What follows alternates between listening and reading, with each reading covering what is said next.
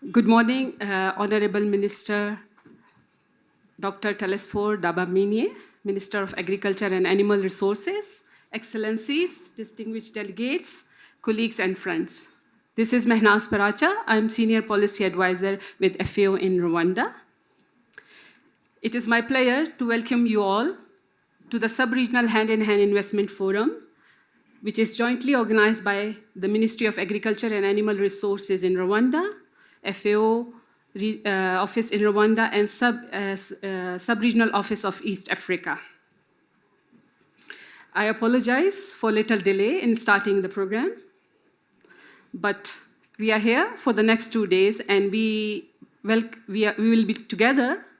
We will be working together, and we will be discussing together as a government, representatives, investors, financial institutions, development partners, private sector leaders, and farmers and producer organizers to chart a bold pathway towards transforming agri-food systems in and across East Africa.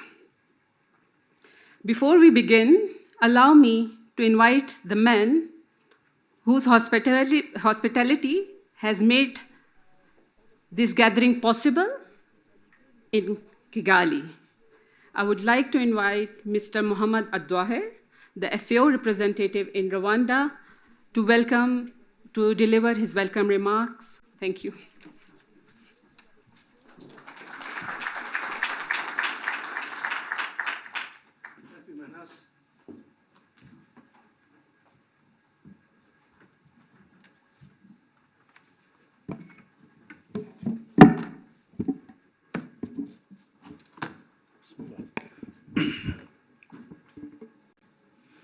Thank you very much, Honorable Minister of Agriculture and Animal Resources, Dr. Telesphore, distinguished delegates from the member states of the Eastern African Community and IGAD,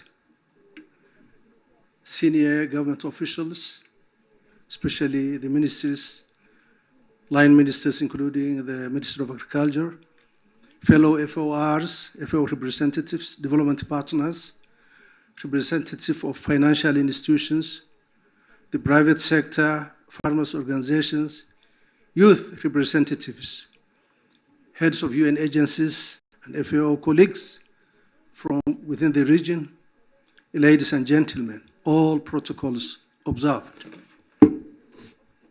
On behalf of FAO, I warmly welcome you to Kigali and express our sincere appreciations to the government and the people of Rwanda, particularly the leadership of Minagri, the Minister of Agriculture, for hosting this important regional hand-in-hand investment forum. Your presence today reflects our shared commitment to accelerating agri-food systems transformation through partnerships, innovation, and investment, recognizing that the agri sector is as a key driver of economic growth, jobs, and sustainable development across our sub-region. This region has huge opportunities, but also challenges. Eastern Africa is blessed with a vast agricultural potential, including over 50% of the livestock population from the sub-Saharan Africa, expanding markets, and a young and dynamic population. At the same time, there's a growing food demand present, significant opportunities for investment, value addition, and regional trade. Yet, climate change, including the possibility of having El Nino, food insecurity, limited financing, infrastructural gaps, and weak value chains continue to constrain progress. Addressing these challenges required a coordinated action, strategic partnership, and investment and scale, and that's why we are all here today. The hand-in-hand is also a tool, a system, a practical example to help transform financing in agri-food systems.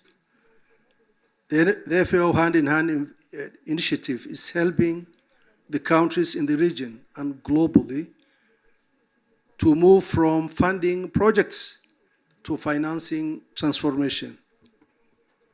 Through data-driven planning, investment prioritization, and multi-stakeholder partnerships, it connects governments, investors, development partners, and private sector around bankable opportunities capable of delivering large-scale and transformative impact. In Rwanda is demonstrating how agriculture can drive broader economic transformation through commercial agriculture, value chain development, agri-processing, digital innovation, climate-smart agriculture, and more importantly, green economic corridors. Particular emphasis is being given on creating opportunities for young people, strengthening market linkages, mobilizing climate financing, and building resilient agri-food systems that attract private sector investment and generate sustainable jobs. We need to move from dialogue to impact. And the success of this forum will be measured not only by the quality of our discussion alone, but our ability to transform ideas into investment and investment into a tangible benefit for the farmers, businesses, and more importantly, rural communities. Let us use this opportunity to strengthen our partnerships, mobilize public and private capitals and thinking, and accelerate investment that advance food systems transformation, resilience, and inclusive economic growth across Eastern Africa. FAO remains fully committed to supporting member countries through evidence-based policies, strategic partnerships, and investment facilities. Better production, better nutrition, a better environment, and a better life, leaving no one behind. Honorable Minister, the FAO Sub-Regional Coordinator, other senior government officials, FAO representatives, UN system, and everybody in the room, including our distinguished colleagues from the member states. Once again, thank you, and I wish you a productive and a successful forum. Thank you.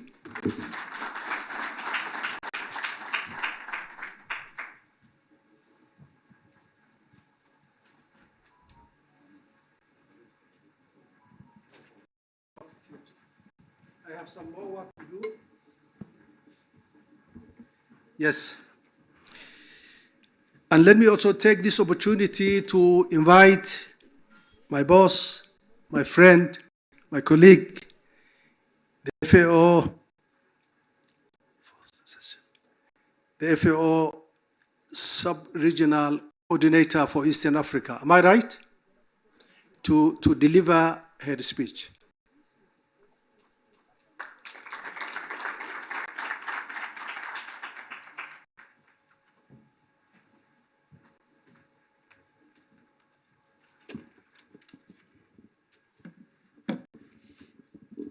Thank you, Mohammed. Good morning, everyone.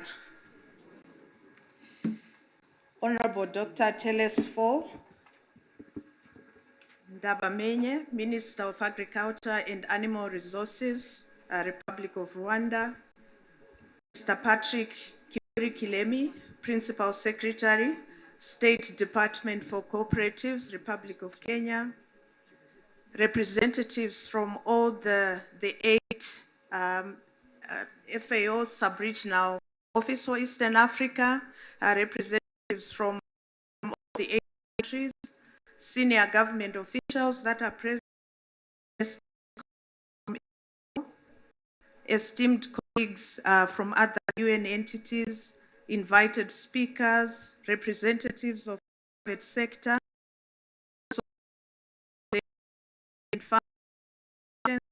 distinguished guests, ladies and gentlemen.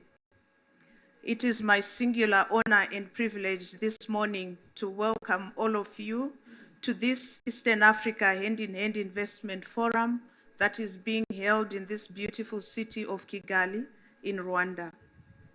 I would like to express our sincere appreciation to the government and the people of the Republic of Rwanda for partnering with us to hold this important event.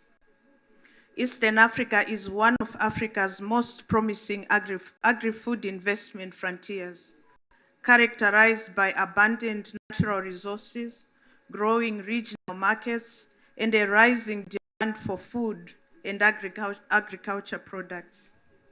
It offers massive potential for food and agriculture investments because of its rich land, water, and fast-growing populations.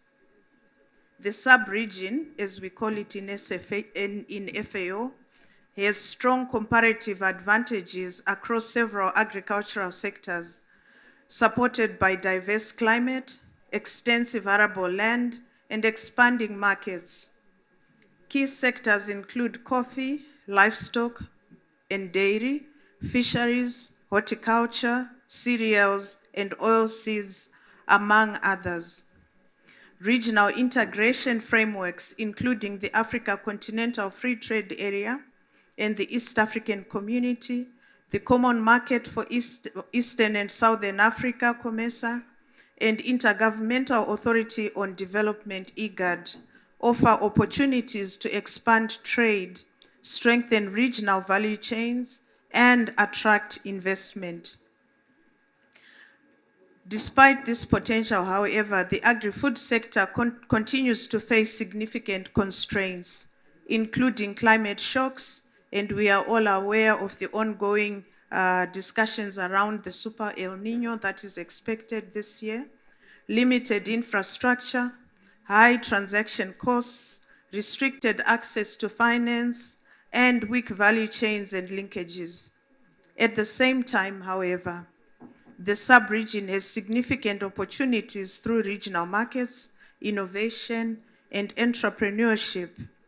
Addressing these challenges requires stronger partnerships among governments, the private sector, financial institutions, development partners, and technology providers.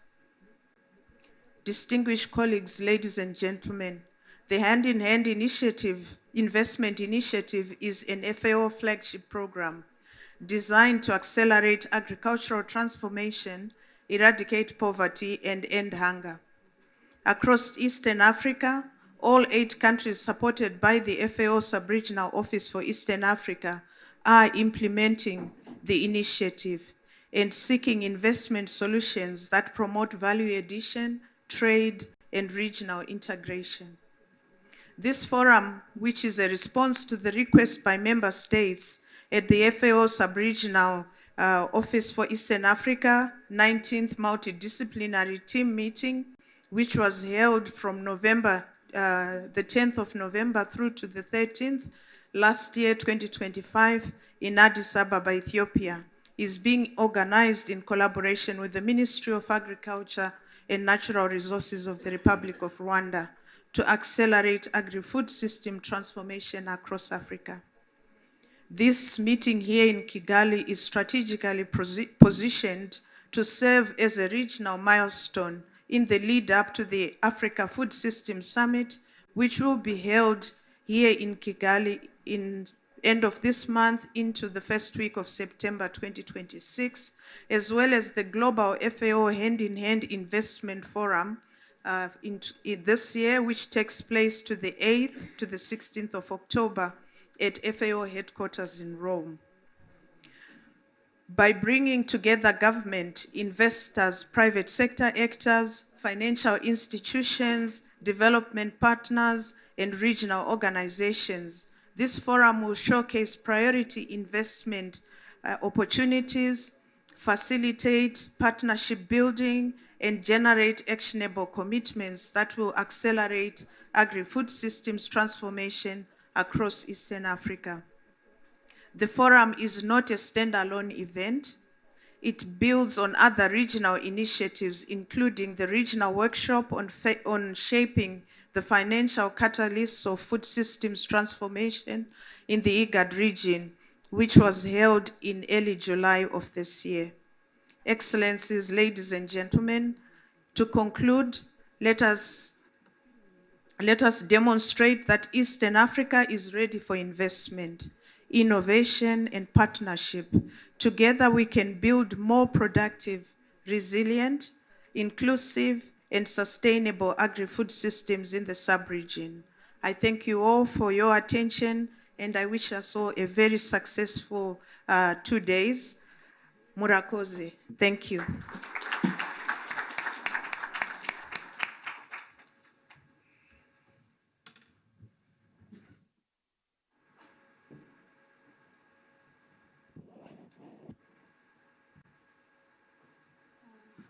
Thank you so much, Mohammed. Thank you so much, Farai.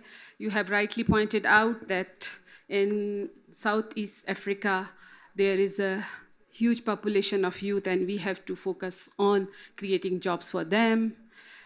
In addition to that, we have to move from funding to financing. And strategic partnership is needed to have more investment in the Southeast African countries. With this, I would also like to invite Ms. Nomathemba Mhlanga, Agri-Business Officer in Sub-Regional Office of Africa, to share the forum objectives and expected outcomes, as well as agenda of the program. Over to you, Noma.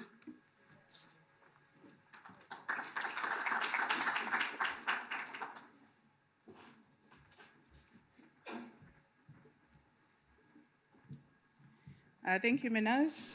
Can I ask the IT to load the presentation, please? Mwaramutse. Good morning. Bonjour. It's so good to be back here. It's my second home. So I really stand on the protocol that has already been established. And my role here is to get us all on the same page. Why are we here? So I'm going to go through the forum objectives. I'm going to go through the expected outcomes so that we can, at the end of tomorrow, evaluate ourselves. Did we get where we wanted to go? And then I'll give an overview of what to expect during these 2 days. So now we will have, it's a very short presentation. I only have 5 minutes. So our principals have already set the stage and explained the context of why we are meeting at this particular moment. But allow me to summarize why we are here. We are here to showcase and promote investment opportunities that already exist in our 8 countries within the East African sub-region. And we are fortunate because all the countries are part of the FAO hand-in-hand initiative. So you'll be seeing more of that from the distinguished government delegates that will represent their investment cases. We would like to facilitate the public-private dialogues. And in so doing, I want to refer to what the FAO representative said earlier, move from dialogue to impact. We want to see these investments being fruitful and yielding results for the betterment of the people we serve.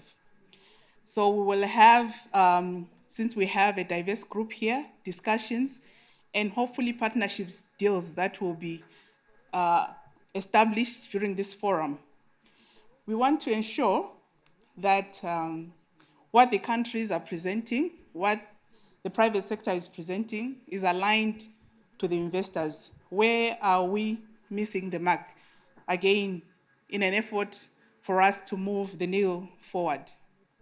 Lastly, we have a region with great potential, but also great need, as we've heard from the speeches before. So we would like to agree on those priority value chains that will help us at least transform our agri-food systems. So we are moving again from talk to action and results that are tangible on the ground. So these are our objectives, and aligned with these objectives, we have expected outcomes. So these opportunities, some remain within our respective communities or countries, and they are not known to our neighbors. So this is a forum that will help us make sure that these are known.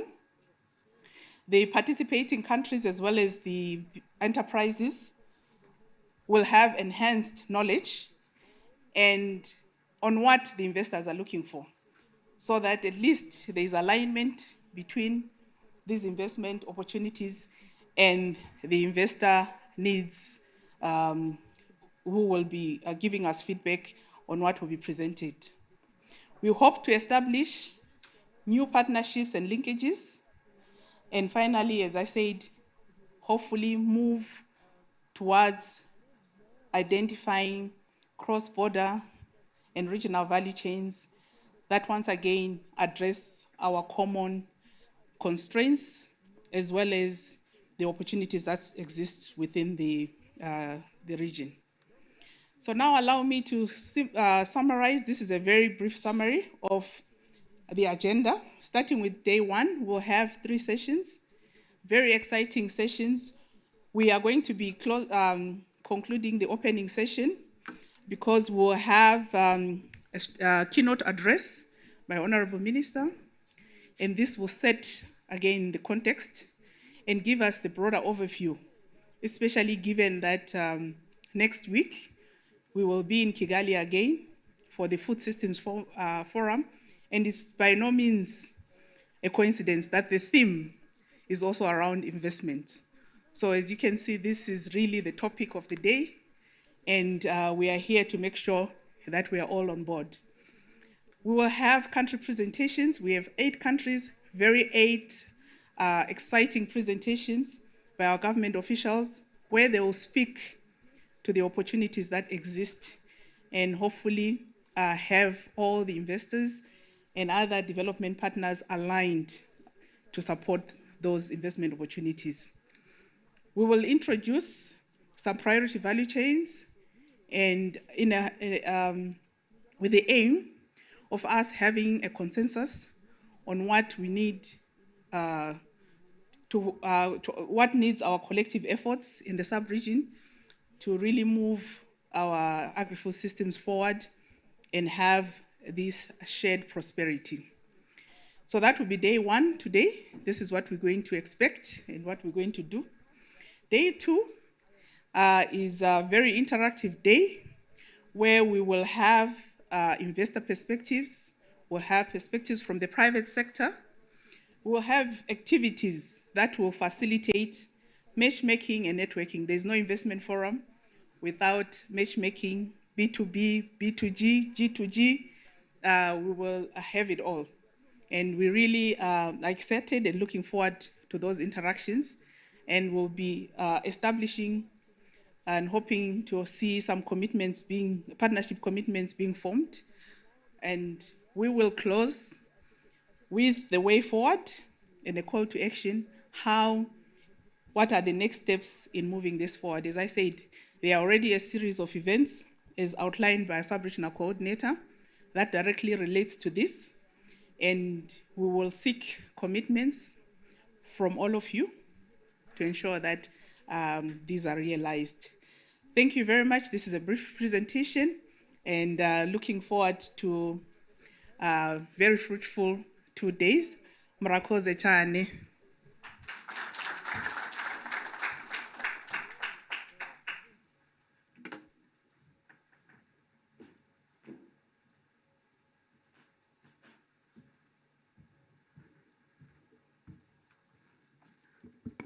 Thank you so much, Noma, for sharing the 2 days program. You have highlighted two things. One, that the East Africa is full of natural resources. We have a lot of natural resources, but that is one of our comparative advantage. And then you have also highlighted one call of the action. Like the next week, we are going to have Africa Food System Forum. So we are discussing the sub-regional investments here, and we are going to discuss the regional investments during the Africa Food System Forum. Before I invite the next speakers, I would like to announce one thing, that the translation facilities are available here. So those who are want to have translation in English and French, it's available there. We have already talked about the sub-regional program, sub-regional East Africa program of the investment for the 2 days. Now we have our guests from our FAO headquarters who are going to talk about the overview of the hand-in-hand initiative, lesson learned, which we have learned from globally and regionally. So with this, I would like to invite Takis to give the presentation. Over to you.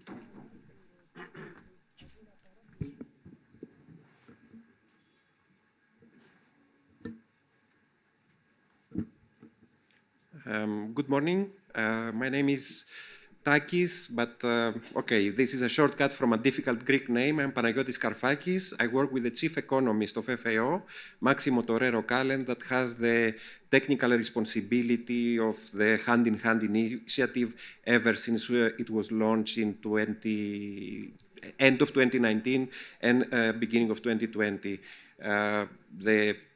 The contribution today from my side, this presentation actually is shared with a colleague from the regional office in Ghana that has the responsibility for Africa, Gerber Dosa, that I think he's linked, he's online in order to present for his part. I wish in the beginning to observe all protocol that has already been indicated. And from my side, I wish to indicate, to convey my happiness to be here and participate in the works of this forum that essentially will launch a regional investment program for the sub-region. How I can change this? So, okay, here we are. So the hand-in-hand initiative was launched by the Director General of FAO back in 2019-2020 in order to contribute to the Sustainable Development Goals 1, 2, and 10. That is to contribute to reduction of poverty, reduction of hunger and malnutrition, and reduction of inequalities. Of course, many of the things that FAO, but also development partners, sister and brother agencies, and regional bodies, they are doing in the world, they contribute to this and other sustainable development goals as well.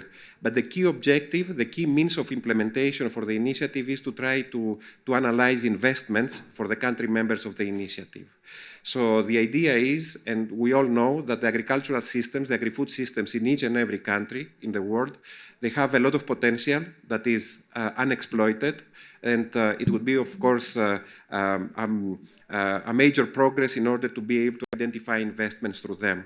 But the idea is not to remain in aspirations. The idea is through hand-in-hand to be able to do analysis on the viability, the economic viability, the financial viability, but also the environmental sustainability of the investment opportunities that they are prioritized by the country members of the programs.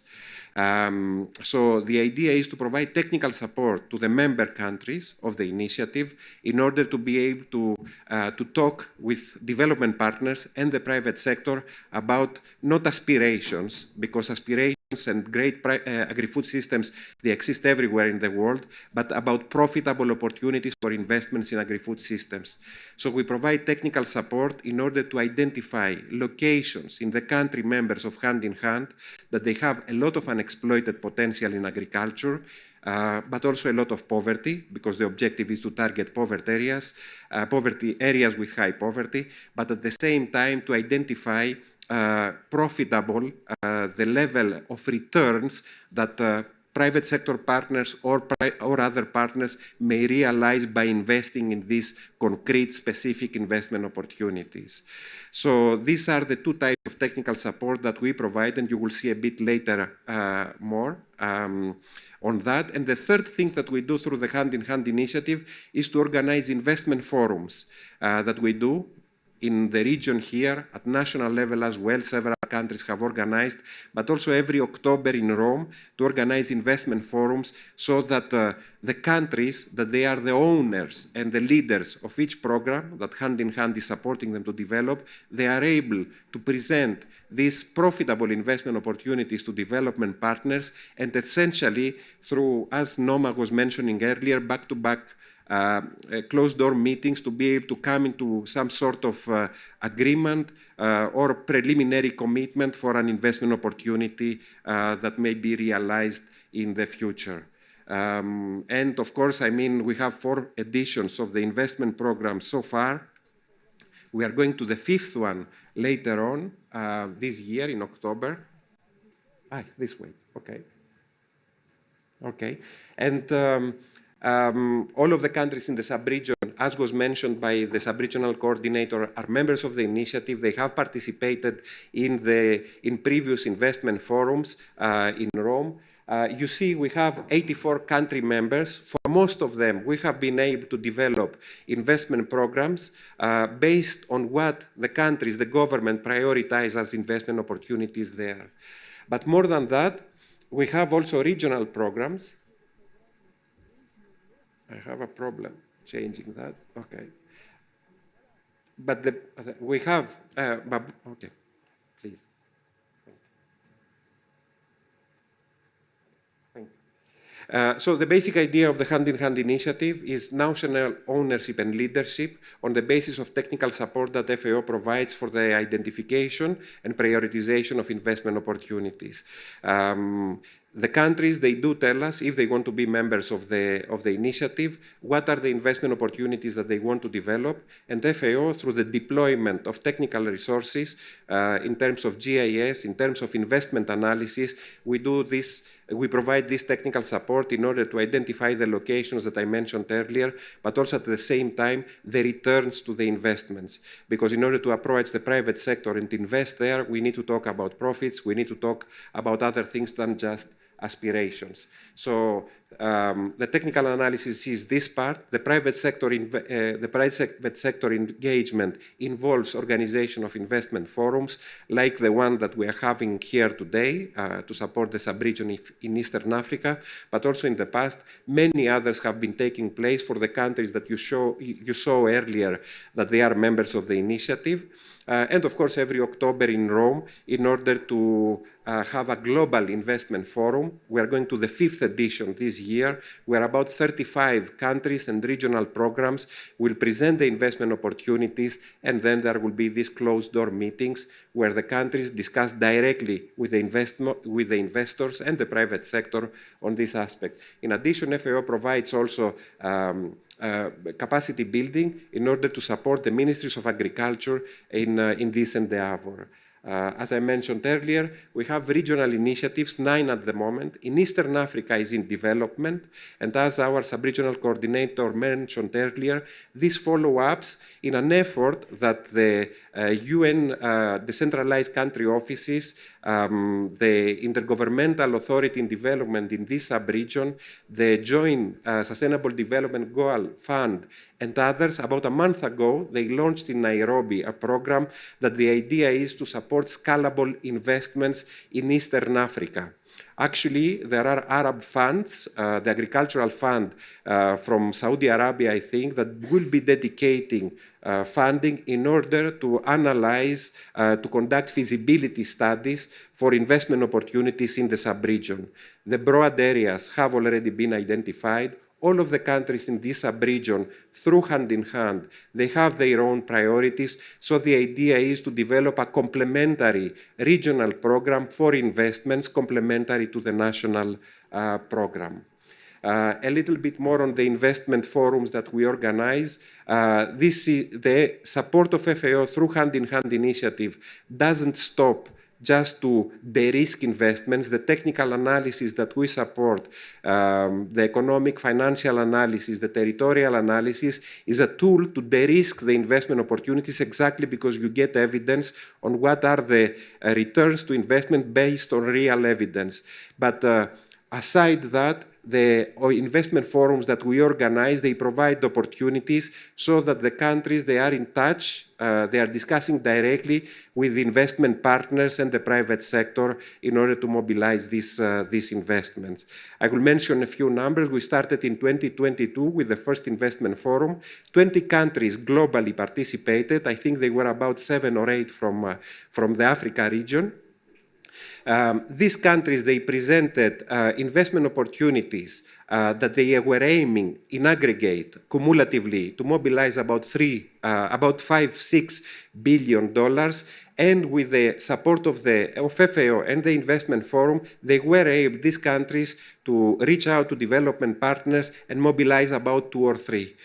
The Investment Forum expanded much more 2023, 2024, 2025, and cumulatively about $50 billion have been put on the table for about 300 to 400 investment cases, concrete specific investment cases globally that have been analyzed with hand in hand.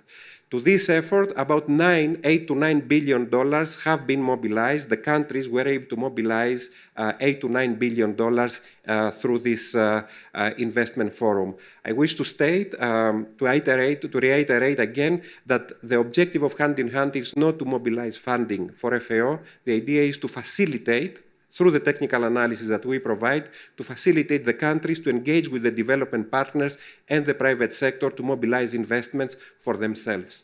So we continue this year. In October 2026, we will have another investment forum. There will be, as I mentioned earlier, about 35 countries participating, 5 countries from here, from the sub-region, and I think actually here, it's the 4 auditions, whatever I was mentioning a little bit earlier. And I wish to pass the floor. I hope my colleague Gerber Dosa is online in order to present the overview of the Hand in Hand initiative for Africa, lessons learned and so on and so forth. Gerbert, are you with us?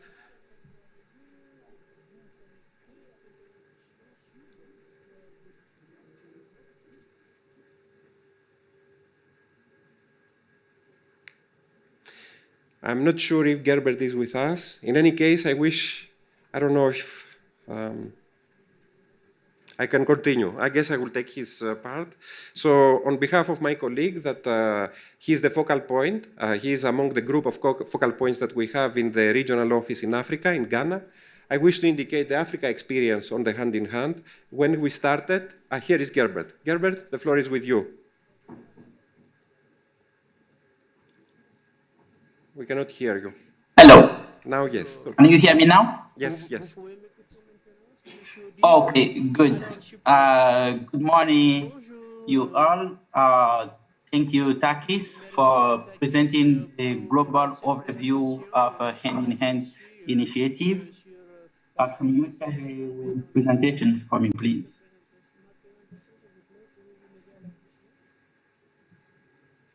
I'm not seeing the presentation.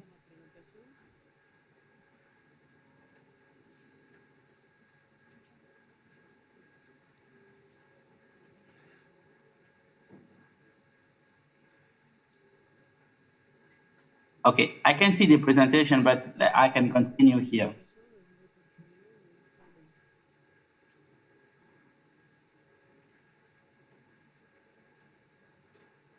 Go to the previous slide, please.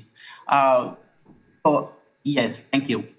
So as I was saying, thank you, Takis, for presenting the global overview of a hand-in-hand initiative. Let's focus now on Africa region. My name is Gabriel Dosa. I am a hand-in-hand investment and the country programming support specialist based in regional office in Accra, Ghana. So what I want to say, since the beginning of this initiative and since the launch of the Hand-in-Hand Global Forum in 2022, we have seen an increase of African countries participating to the forum. There were 7 in 2022, out of 20. This is about a third. This year in 2026, 20 countries from Africa out of 38 participating countries will be attending the hand-in-hand forum in Rome. This is a 53% more than half of all participants and nearly a threefold rise. And 2026, we'll see our largest delegation ever. On top of that, we have also the Africa region will attend the forum with two regional initiatives, one for Southern Africa and African Seed regional initiative, presenting a full regional package. And they will be joined by a special event on Lobito Corridor with Angola, Democratic Republic of Congo, Zambia. Africa is not anymore just attending the hand-in-hand investment forum. They are setting the agenda. Next slide, please. In Africa region, as of today, we have 3 regional initiatives ready. So let me take you through what those regional initiatives actually look like. We have the Sahel Initiative. This is 10 countries organized around the water management, trade, and institution. I can see that in the regional, in 2024, the regional plan is about 1.64 billion US dollar across 4 interventions, 1.1 billion for market integration and trade, 537 million for irrigation, small reservoir, and solar pump. And the solar pump, nearly 50 million beneficiaries. And today, the Sahel Initiative is negotiating $1 billion with World Bank. This is a proof that the regional plan gets more attention with a multilateral bank. We have the Africa Seed, which take the same logic to the Iceland. So each economy is too small for institutional investors. When it's pulled into regional level cases, integrated value chain, blue economy, trade integration, they reach the ticket size and the risk profile investors needs. Next slide, please. The third regional initiative is Southern Africa. 1.4 billion irrigation and trade package. 550 million in irrigation, 827 million in market integration. 3 components, each with a full economics, community small reservoir, private sector solar pump, and market integration, down to income gain per capita and about 475,000 tons of carbon sequestered. And you can see that the phase 1 alone cover Angola, Malawi, Zambia, Mozambique, and Zimbabwe. This is what a regional initiative is worth. And the lesson we learned from the regional initiative is that regional aggregation works. And it's important that we do the same for Eastern Africa sub-region. Next slide, please. As I said earlier, this year we will have also a special event along the regional initiative and the country national cases. The same regional logic is now emerging along the infrastructure corridor, and the flagship is Lobito. 1,300 kilometers of strategic rail from the port of Lobito in Angola to the copper belt of DRC and Zambia, cutting the transport to the Atlantic from 1 month to a week. And this is backed by $2 billion from EU, US, and the African Development Bank. A corridor which is known for copper and cobalt is being now redeveloped as an agriculture corridor with a regional food trade for landlocked Zambia and DRC, agro-processing in Kwambo and Benguela. We have a silo terminal and last mile links for smallholders. And in Rome, there is a dedicated special event financing the future of food market along the Lobito corridor.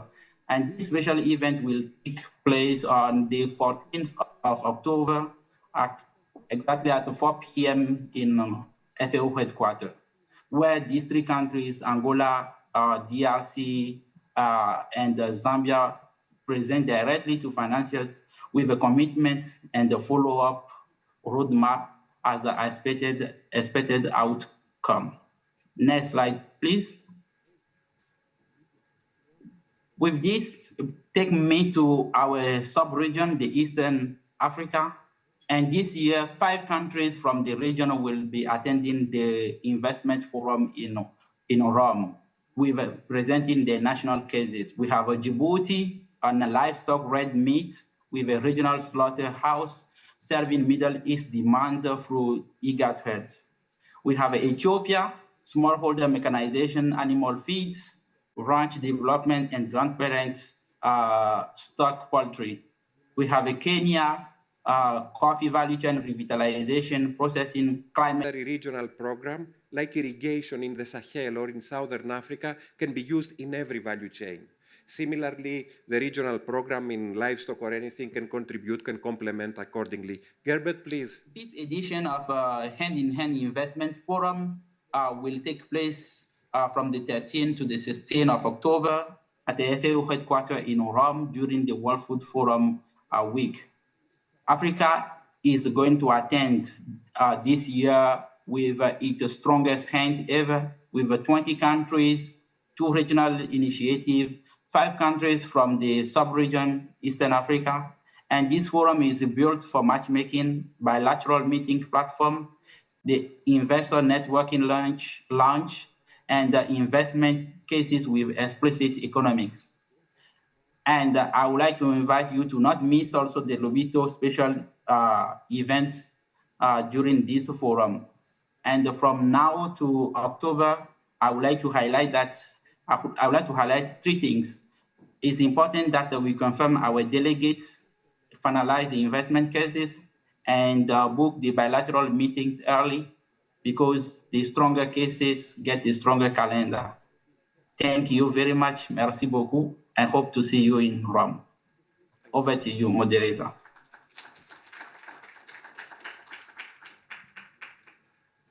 Thank you so much, Taki and Gilbert. You have shared with us the overview of the Hand-in-Hand 9 regional initiative with more than 300 investment cases amounting 8 to 9 billion, and then details of the 4 regional investment cases. So now I hand over, I would like to request Muhammad Adwaher, FAO representative, to invite Honorable Minister of Agriculture and Animal Resources, Dr. Telesphore Diamamini, for Thank you very much, Mehnas. And also let me take this opportunity to thank Takis, Dosa, and Noma for the excellent presentations which reinforce and which give us clarity of where we are going to. In Rwanda, yes, we need investment, but our focus is quality investment. And the country has been pursuing the agenda from funding to financing. But also more importantly, we are moving from fragmented programs into a transformative programs. And more importantly, linking the investment itself into national flagship programs like the Fobasi and the new airport corridor. All of these people are in the heart of the whole discussion. So I will like to invite the Honorable Minister, Dr. Telesphore, to share his perspectives and also address those issues. Most welcome, Honorable Minister.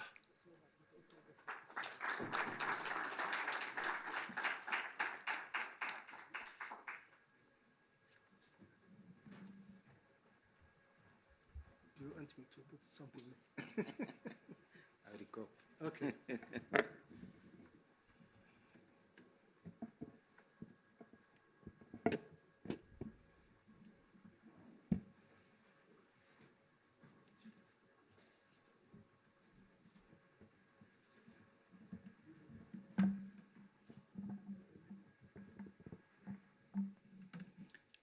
Thank you, Mohammed, for this occasion to speak at this forum.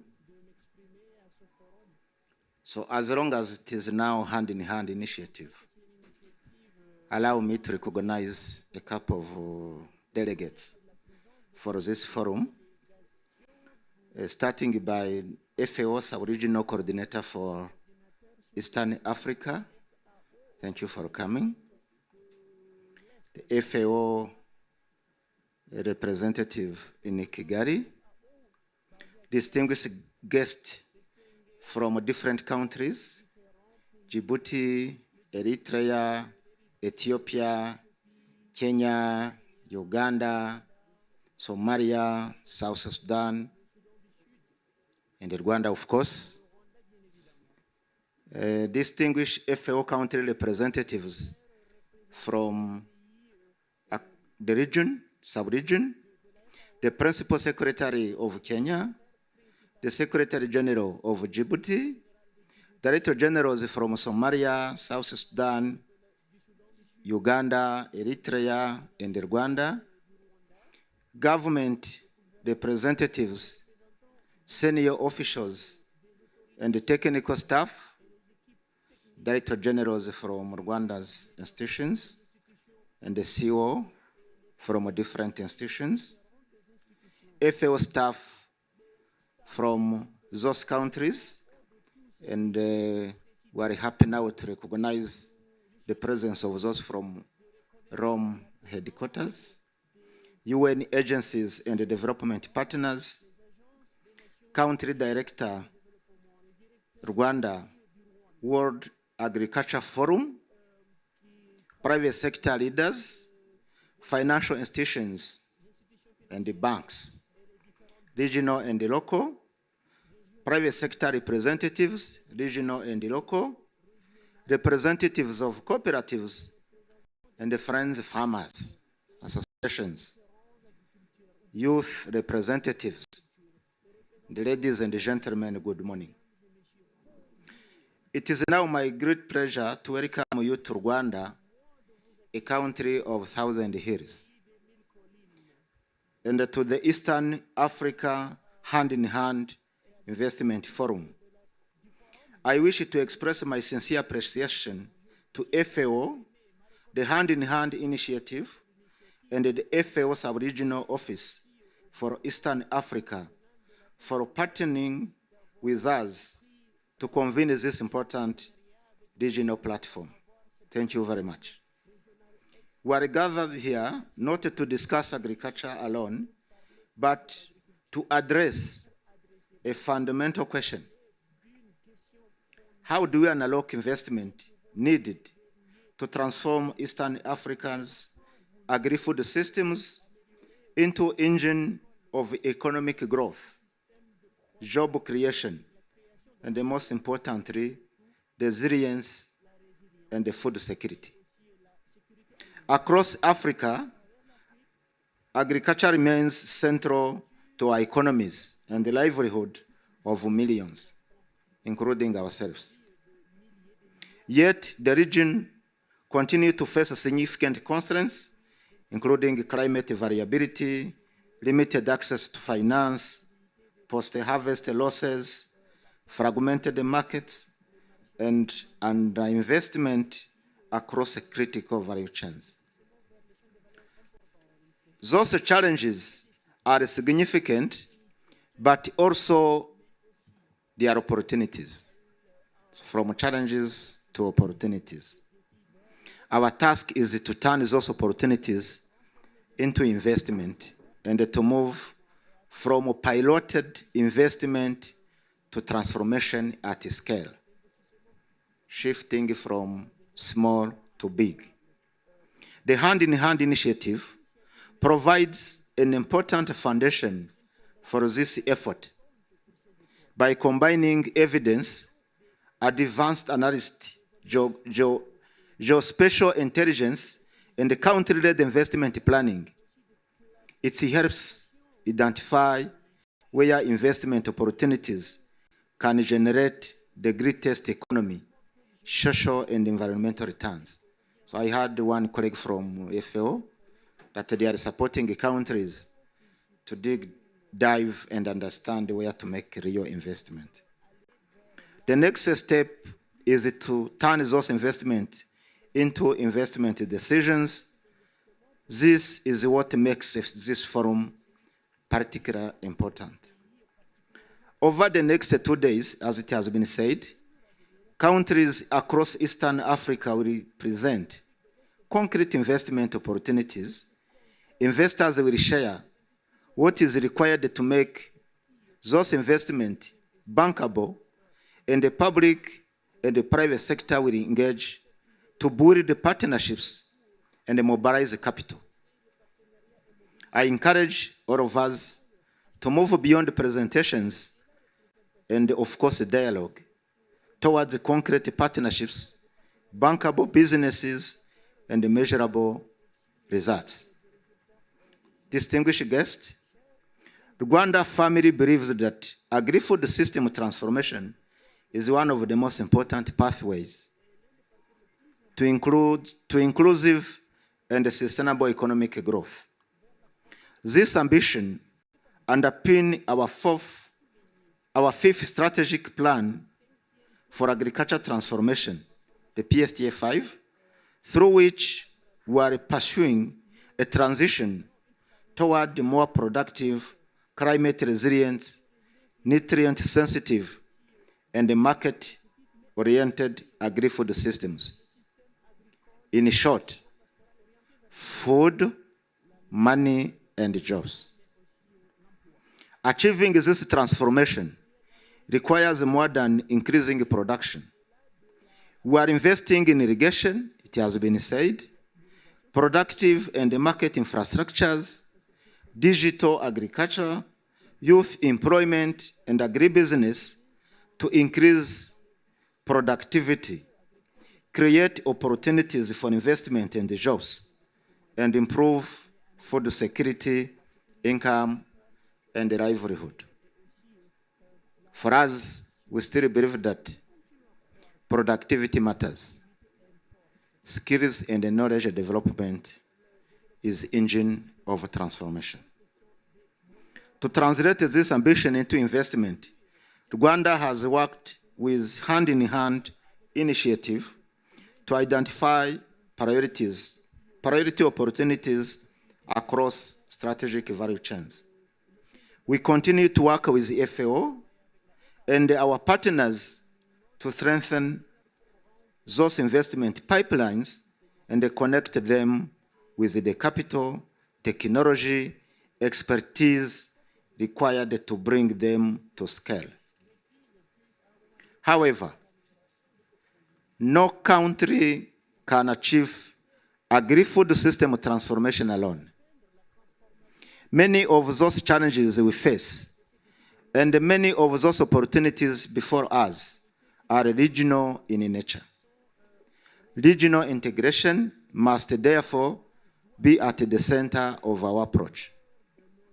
The future of Eastern Africa's food system lies in stronger regional value chains, increased intra-regional trade, coordinated investment, and shared solutions to common challenges. Whether in livestock, in horticulture, in grains, in processing, in logistics, digital agriculture, or climate resilience, many opportunities increasingly transcend national borders. This is why the sub-regional hand-in-hand initiative is particularly important. It's timely now to go with it. It provides us with a platform to work together to develop and mobilize investment that can generate impact at both national and regional levels. To our investors and the financial institutions present today, I wish to emphasize on one message. Our region is open for business, especially for Rwanda. Our region offers growing markets, significant productive potential, an increasingly entrepreneurial youth population, and raising demand for sustainable food systems. The opportunities are real. Our task is to convert those, as I said, into bankable, commercially viable, and scalable investment. Doing so will require more than capital. It's not a matter of having money as we think. That together finance, technology, innovation, expertise, and a long commitment to build a competitive business and a sustainable value chains.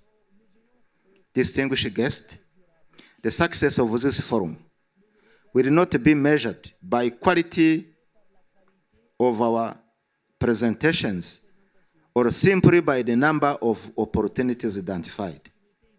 It will be measured by the partnership we build, investment we mobilize, the business we enable to grow, and the jobs we create for the livelihood we improve. Let us therefore use those 2 days to build the trust, strengthen the partnerships, and most importantly, move from those investment opportunities to investment decisions.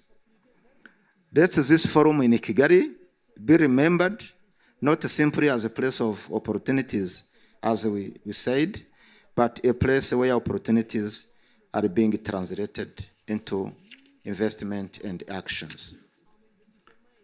This is ultimately because the future of Africa's food system will depend not only on our just thinking, but most importantly on our choice we make. We choose investment and we choose partnerships. So as I conclude, let me emphasize that the transformation of Eastern Africa's food systems will depend on how deliberately we align and deploy both public and private investment. Together we can accelerate this transformation. I'm sure we can create opportunities and a decent job for our young people, and most importantly, strengthen food and nutrition security and build a more prosperous Eastern Africa. I take this opportunity as I conclude.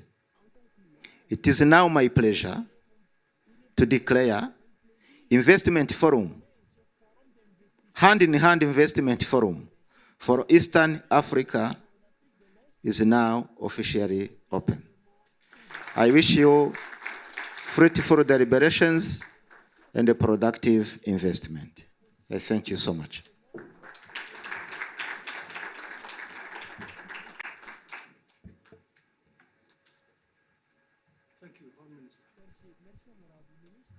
Thank you very much, Hon Minister, for the highlighting the key issues. Yes, I don't think we have a shortage of opportunities in this region, as everybody said, and there should not be a problem to identify a key strategic regional value chains. Livestock, as I said, is one of the most important subsector. We have over 50% of the livestock population of the sub-Saharan Africa found in this region.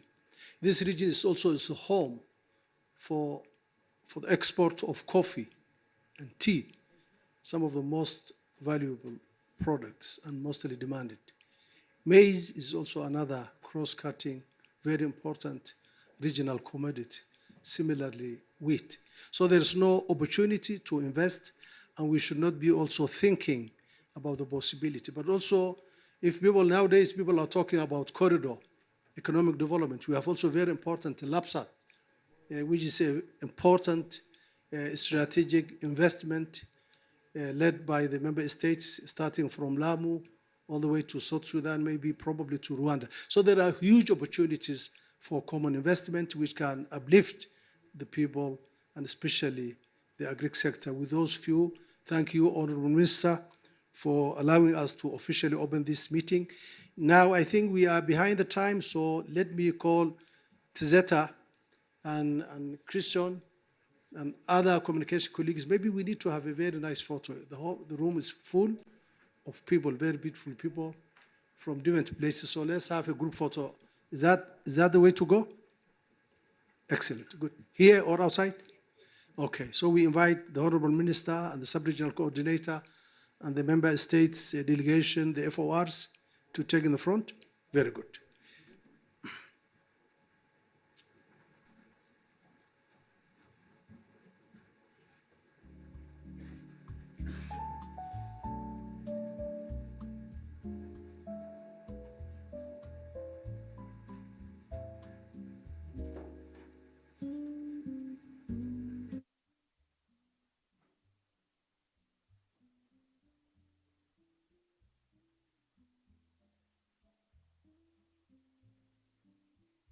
I'm instructed to have two sets of photo. The first, maybe with a group of people on the high table with the minister, and then a full house, okay? Good.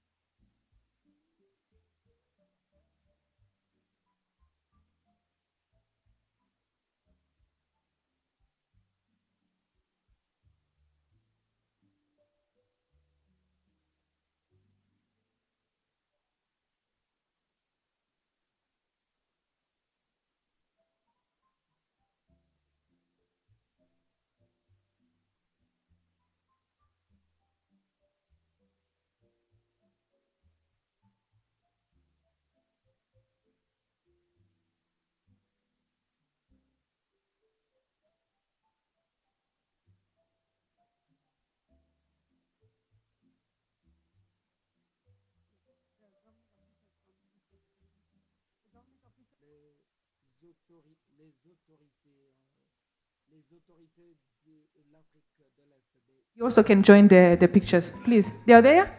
Okay. We're trying to see if we're not missing anyone. Huh? Thank you.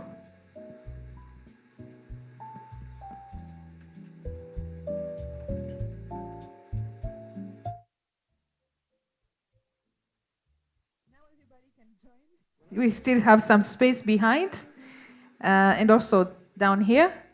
So please join for the group pictures. We have enough space behind, kindly.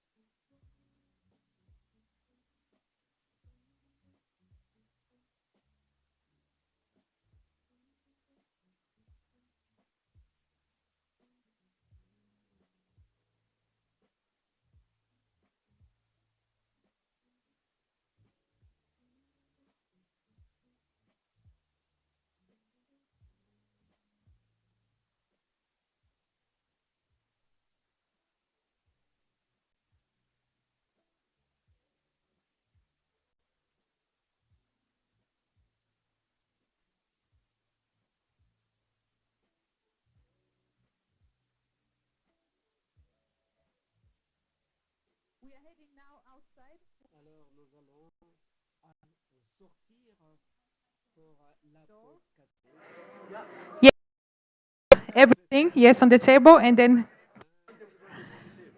yeah, we are safe. We are all safe. Huh?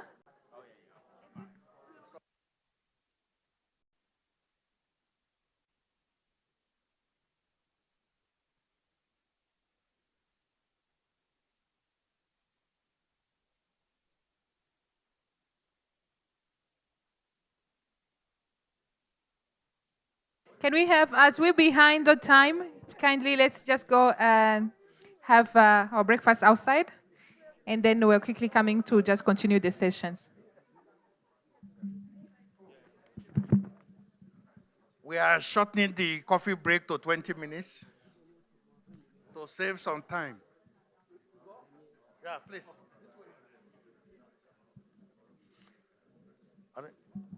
how are you doing? You go with the minister to the front. Yes, exactly. We are waiting.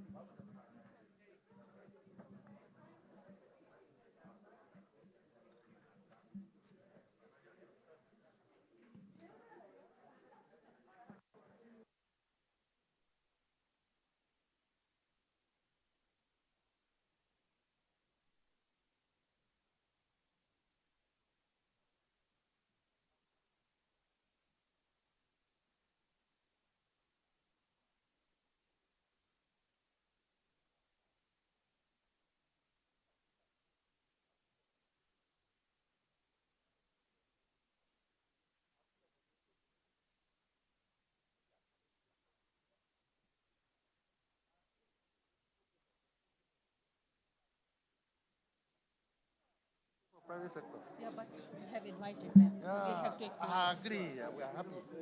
No, these farmers don't like. These farmers don't like spending money. No, you did very well. You are not going yet.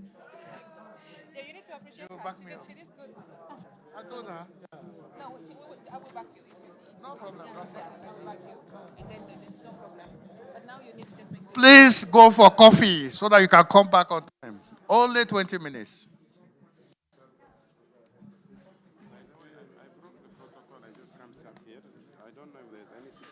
No, there's no, it's fine. It's okay. It's fine, no? You are FAO rep, so. Until your session. Yeah. On my session You'll be carrying a tomorrow. session. Yeah, tomorrow. Okay. Tomorrow, yeah. I'm actually trying to find out who is online, who is in person. Yeah, we'll let you and, know. The Rwandese. Call Bamlak. Yes, But even the questions, it should be free questions, not the straight jacketed.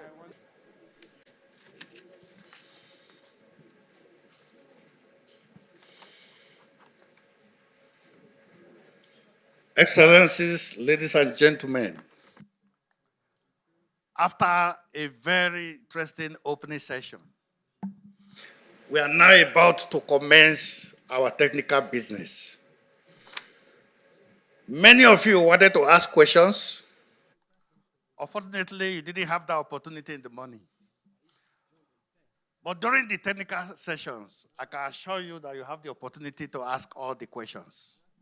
The good thing is that all the 8 countries in our sub-region are members of the Hand-in-Hand Forum. So we want to examine what has been going on among them. What are the good and the bad lessons they've learned along the process? Essentially, there are going to be 2 components. After this national session, we'll go to the sub-regional session, which from the introduction, the presentation from Turkey, we've seen has apparently been the most successful. But without wasting time, I'm going to call on Claire to come and introduce the house rules, as well as the private sector. Very many of them are here. They came on their own volition. They paid to come here. And they are the people doing the actual investment. So we need to give them a round of applause for coming to this occasion. Claire, over to you, please. Yeah. Thank you, Jerome. For the house rules, I'm going quickly. The bathrooms are on the left from this side. And for those who would like to have a translation from English to French or French to English, there are also some sets on the table. you can just use them. And for any query or questions about your presentation or something that you're missing, you can see me. I'm around in the room. Thank you, Jerome. Over to you. What about the private sector? The private sectors, I think Innocent can just come and introduce them. I don't know all of them, but we would like to recognize everyone who is coming from the private sector. They can stand up and then recognize them. Private sector who have been invited by FAO, you can stand up, we recognize you. Youth organizations, PSF, and everyone who have just really responded to our invitation, we thank you very much. Thank you so much for coming. And now, Jerome, I think you can continue. Thank you very much. Without wasting time, the first session, the chair of the first session is Etienne Peter Smith, the FAO rep for Somalia. So please, I'll hand over to you. You have exactly 1 hour to do your business. Thank you very much. 1 hour is short to do my business, as you said. But I'll try my best, especially since we're slightly behind schedule. So I have the pleasure to chair this session. We will be having four countries. There will be 15 minutes for each presentation, and if someone can help me doing the timekeeping, I'll check myself. That will be followed. So the idea is that we will go through all of the 4 presentations, and then there will be a question and answer session. It might be a short one, but hopefully we can allocate about 10 minutes. So the number of slides has been reduced, but also keep in mind that this is a moment where you can do your pitch, but there will be, as we've went through the agenda today, there will be other opportunity for you to defend, argument, provide additional information throughout the next 2 days. So in that, let me just then introduce the 4 speakers. So we will start with Djibouti. We will have Mr. Ibrahim Elmi Mohamed. He's the Secretary General of the Ministry of Agriculture in Djibouti. That will be followed by Mr. Kashay Negash. Apologies for mispronunciation eventually. He's the Acting Director General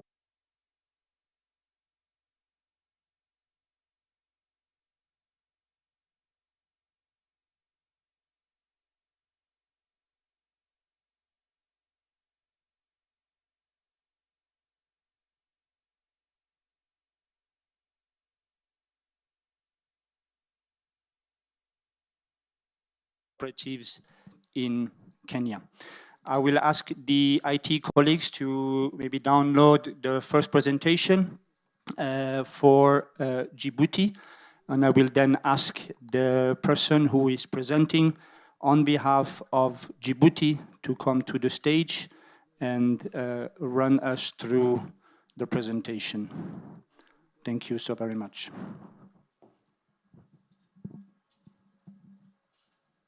Thank you. Thank you. My name is Ibrahim Elmi Mohamed. I'm Francophone. I'm the PS of Minister of Agriculture of Djibouti. Donc, Excellencies, distinguished participants, I'm trying to speak English because my, in order that everyone can understand me. Excellencies, distinguished participants, ladies and gentlemen, allow me the outside, the acknowledge the excellent collaboration between the government of Djibouti and FAO in the preparation of the investment opportunities that will be presented today. FAO technical expertise, including the use of advanced geospatial analysis and investment modeling tools, has helped us identify high potential value chain and translate them into bankable investment proposals aligned with our national development vision, with Vision Djibouti 2035. We therefore wish to convey our appreciation to FAO for its continued commitment to supporting Djibouti's effort towards food security, economic and diversification of job creation, sustainable agricultural transformation. Thank you. Now we can pass to the presentation of the 5 value chain of Djibouti.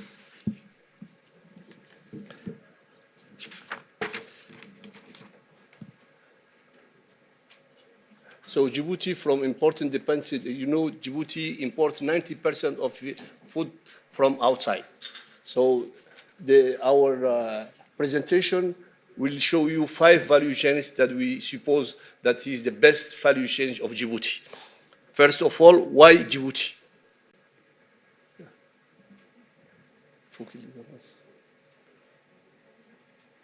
Why Djibouti? Why to invest in Djibouti? So thousands of smaller farmers and parts are not the heart of Djibouti. We have about 5.2 million hectares of arable land, 30,025 kilometers of the coastline, and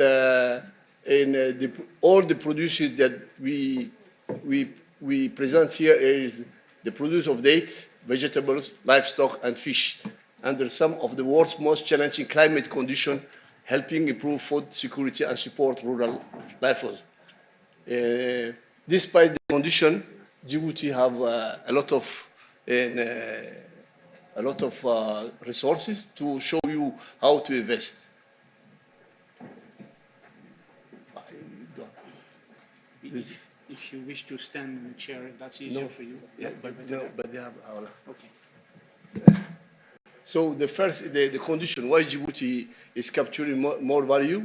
First of all, Djibouti is extreme climate condition constrained, and there are water scarcity, prolonged droughts, poor and salinization soil, limited climates in resilient production system.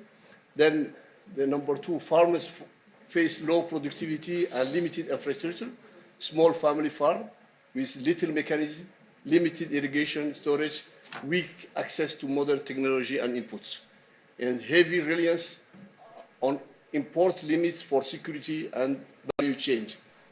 And around 90%, as I say, food is imported from outside, mainly from Ethiopia, limited domestic value addition and commercialization, and opportunities in regional export markets.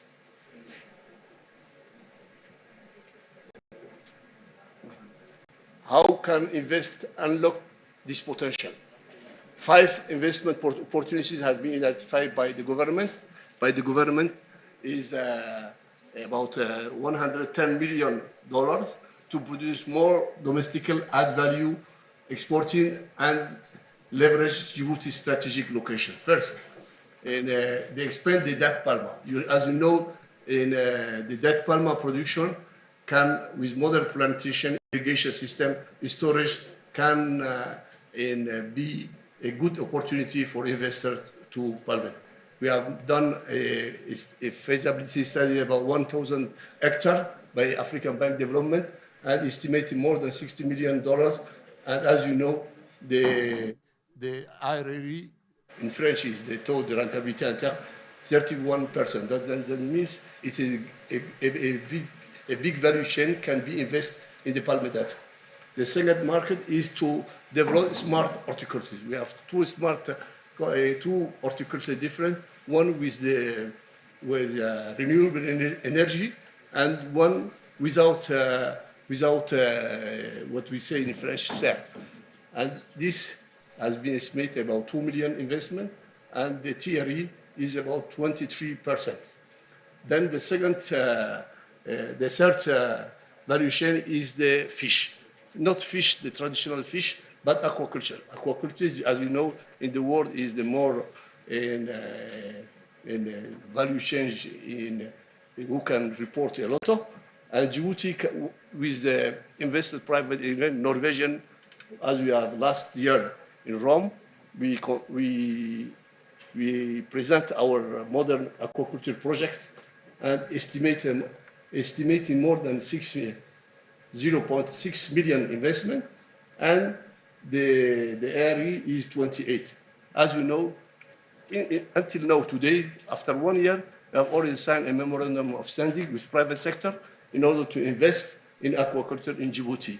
And the World Bank, in about an investment of $20 million, invest in the aquaculture. The second is the livestock. As you know, Djibouti is, all this area is very known for livestock, and we develop and integrate halal meat industry through modern slaughterhouses, process facilities, quality certification, value add, and this is a big value chain can be invested in Djibouti. And the last is expand. If you have a value change in livestock, you have to produce the further production through improved irrigation, drought-tolerant varieties, soil restoration, mechanization, and farmer capacity building. All these five values have the TRE more than 20%. That means that if you are private, you can invest very easily and get the return immediately. Okay. Why invest? What is the advantages to Djibouti? Key advantages supporting a competitive. We have our roadmap for the government, Vision Djibouti 2035, an ambitious roadmap toward food security. We have a global trade hub, gateway to Ethiopia, the Gulf, and international market. And we have a USD-based currency, use fixed, no variety.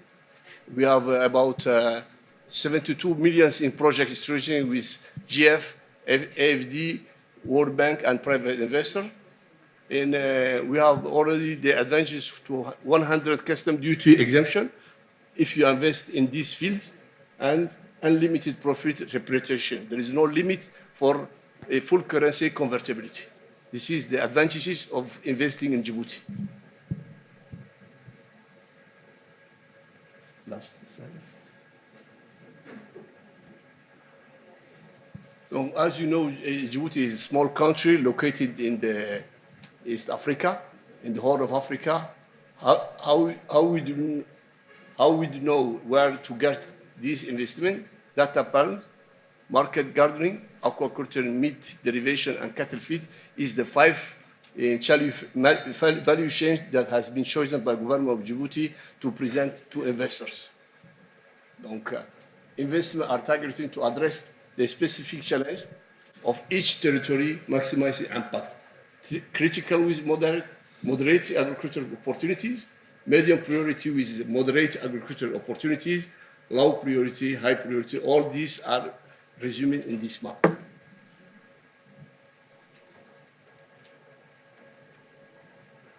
How can this investment transform Djibouti's economy? By reducing imports. As you know, I told you before, 90%.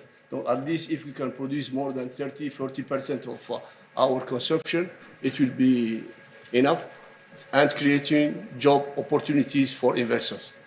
So we identified that the direct benefit is more than 1,800, indirect beneficiaries 3,600, per capita income increase. GFA is there for carbon is less.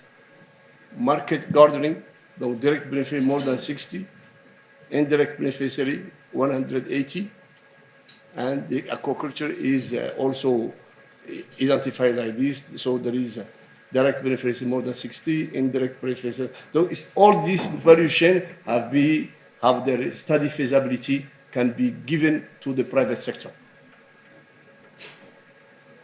And here is the meat, the value chain of livestock. There is different, more than direct 180 beneficiary, indirect beneficiary, and then the capital income increase, the gas carbon is very low. So that means that you can invest in this value chain. How can you be part in the story? Explore we have a note, investment note. Then you can request bilateral meeting for the government and join as investor partners. All these documents are directly disponible for all investors interested to invest in Djibouti.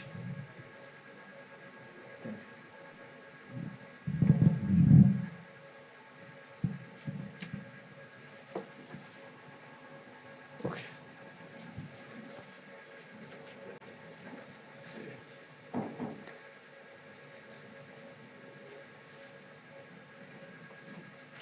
Change. Is the last? Yes, the last slide for my presentation. Thank you very much. Sorry for my English. I'm a francophone. It was better for me to present to you in French, but Sorry.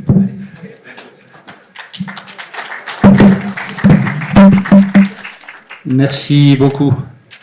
Je pensais que vous alliez faire la présentation en français. So thank you very much for doing this in English. We understood perfectly well. Thank you so much, yes. And thank you for sticking to the time. You would have had 2 more minutes, but that will be more time we have for the questions. So let me then request to the podium the next speaker, and I will ask the IT also to download the presentation already. And just to add that, Djibouti, you will be attending the Hand-in-Hand Forum in Rome. So this is also a very good opportunity to sort of further fine-tune your excellent presentation already. So I will ask Mr. Keisha Negash to come to the podium and proceed with the presentation. And also just to say, this is a moving mic, so the presentation is also on the TV for the next speaker, though I don't see anyone coming. Oh, it's online, sorry. Okay. Can you hear us? Can you hear me? Mr. Cachet, can you hear me?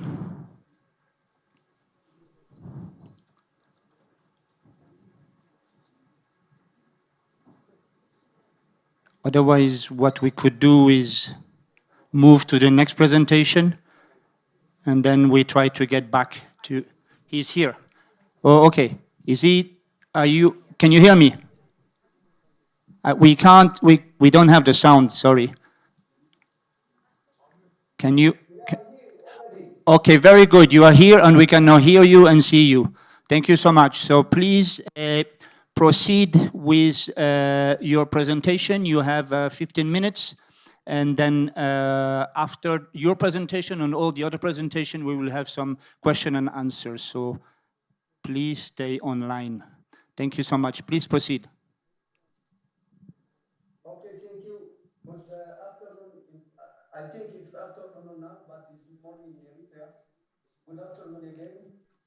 I will start my presentation. We have selected 3 main investment cases, and I will go one by one. But before I start, I will go through the country profile. Eritrea is located in the northeastern part of Africa.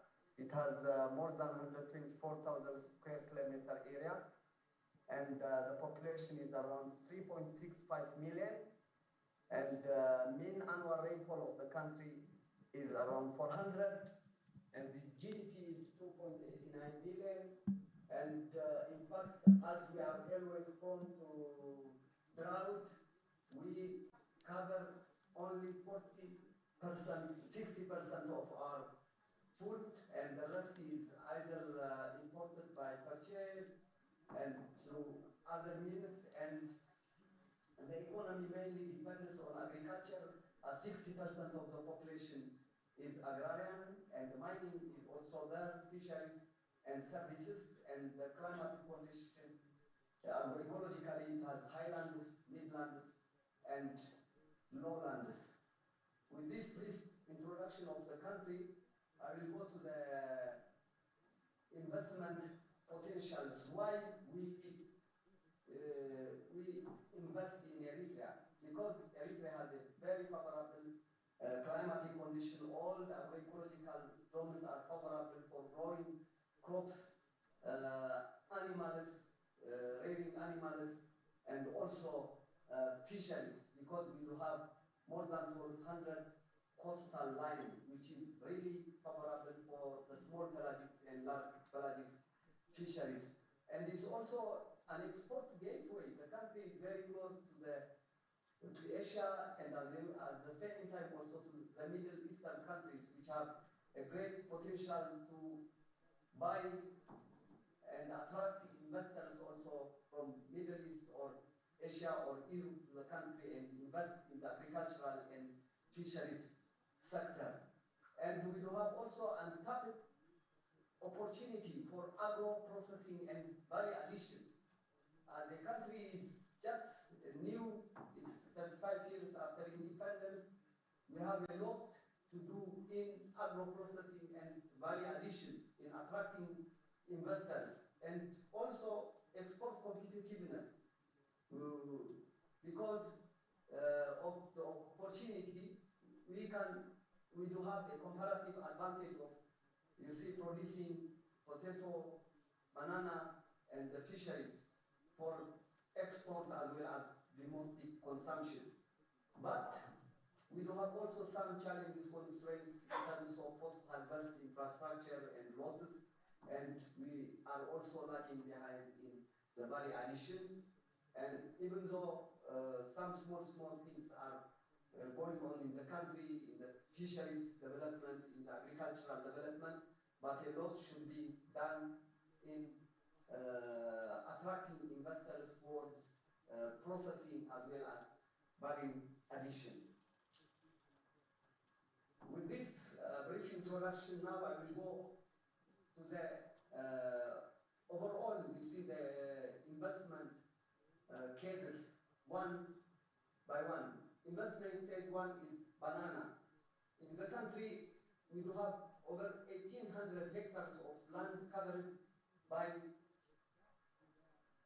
banana, and mostly it is located in the western parts of the country, and it covers about 4 sub-regions. And this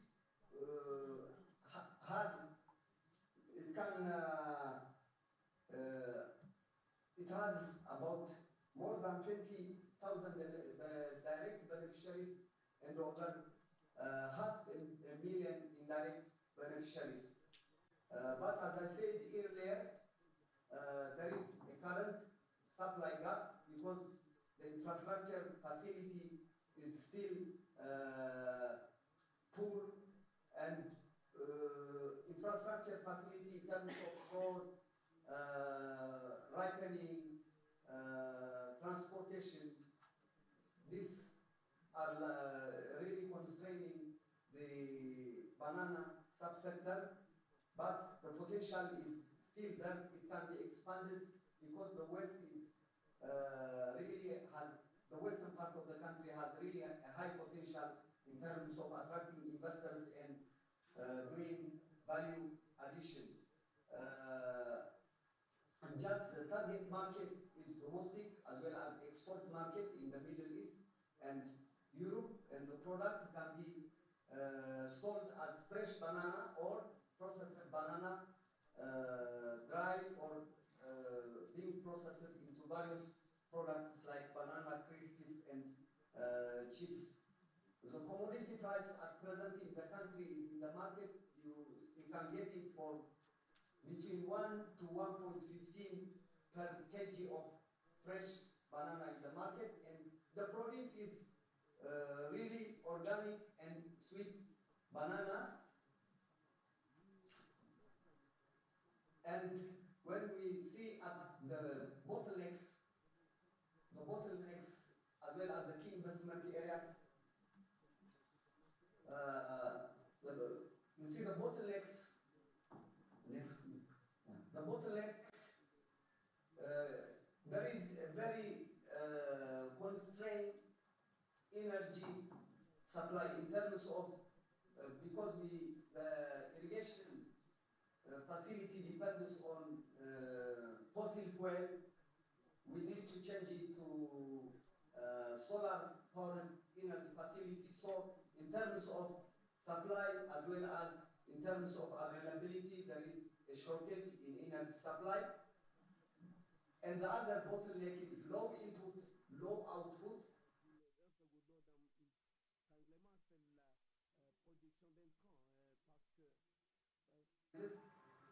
The input that we are making is still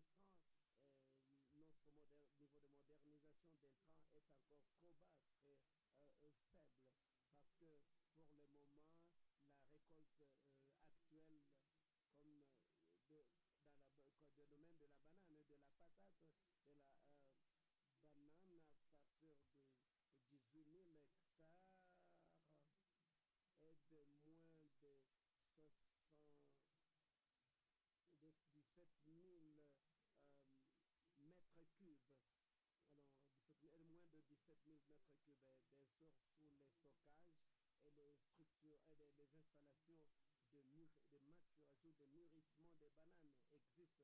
Mais ça, c'est des domaines d'investissement. Et nous avons des stratégies d'atténuation pour, bien sûr, passer à l'énergie solaire. Et là, nous devons construire ou établir un bon réseau d'énergie solaire et bien sûr des installations de stockage d'entrepôts pour les bananes et bien sûr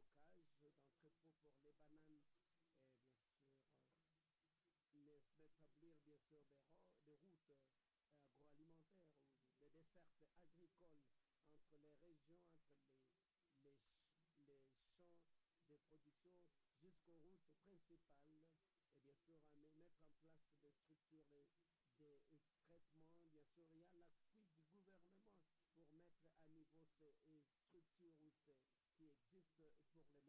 Et c'est là, en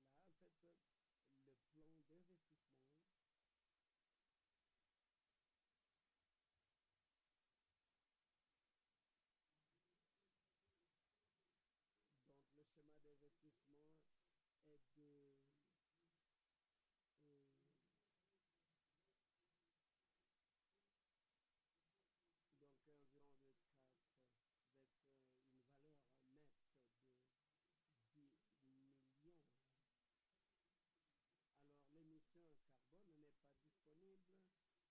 Les indicateurs de performance socio-économique, environ plus de 25% des populations sont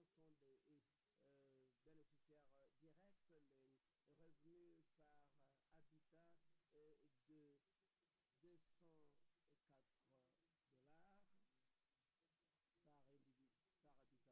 204 dollars par habitant.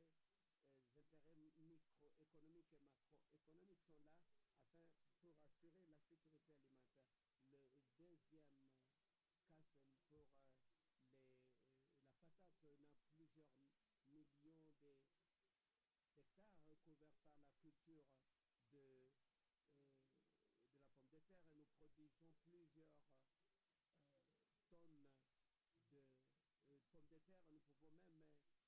pomme de terre et nous produisons plusieurs tonnes de pommes de terre. Nous pouvons même exporter la fourniture actuelle est de 54% d'approvisionnement les bénéficiaires directs sont de plus de 500 000, les bénéficiaires directs sont de plus de 500 000 habitants, mais les bénéficiaires indirects sont de plus de millions. La production de la patate est faite au centre et dans la partie occidentale du pays. Donc, il y a aussi une transformation de la pomme de terre. Donc, donc environ 2-3 dollars par kilo de pommes de terre.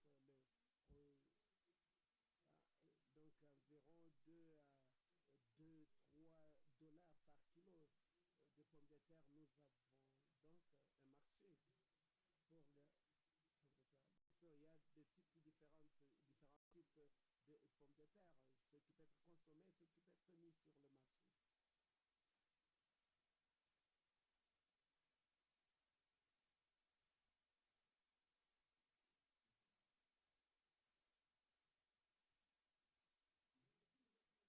Alors, les domaines clés d'investissement, bien sûr,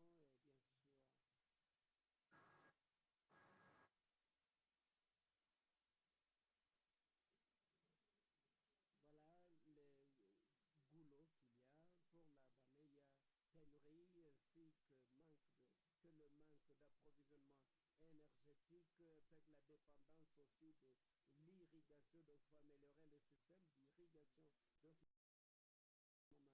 l'irrigation.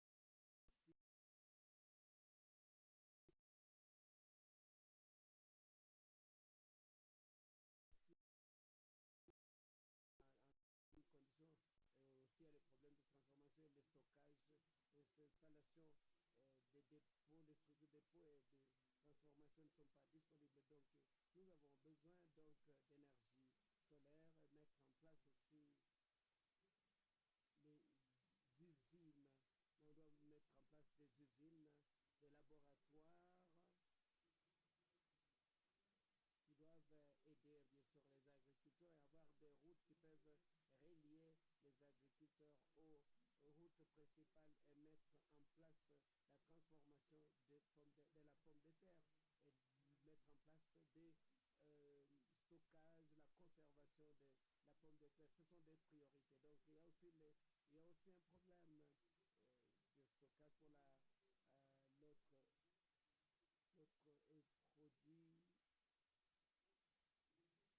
réseaux routiers vers les routes principales et l'atténuation de tous ces problèmes afin de sauver et de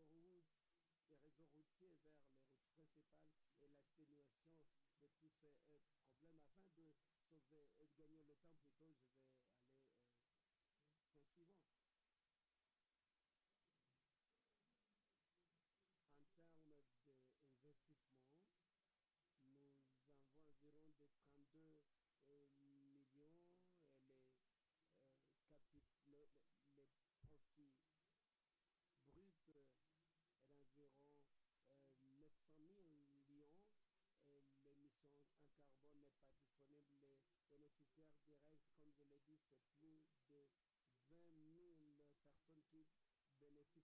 personnes qui bénéficient de cette direct. Les bénéficiaires indirects sont d'environ 1 million et les revenus par habitant est environ 30. Les crédits bancaires viennent de la Banque érythréenne d'investissement. Et bien sûr, il y a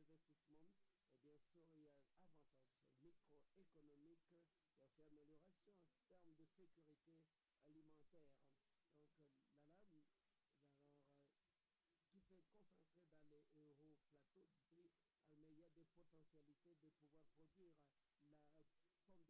partie ouest de l'Érythrée. Il n'y a pas de où il n'y a pas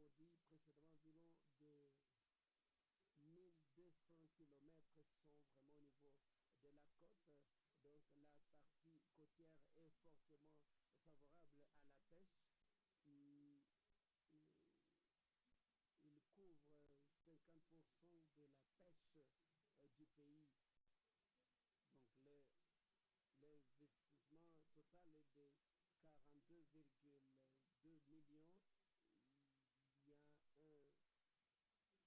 Il y a un partenariat public-privé et les gens qui en bénéficient, les bénéficiaires directs sont d'environ 600 000, plus de 650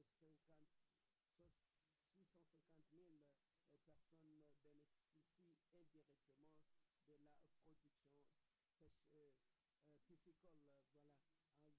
Voilà. Les modalités, c'est que les communautés sont organisées en coopérative dans leur récolte. Ils ont commencé à récolter les petits poissons, les sardines, mais ils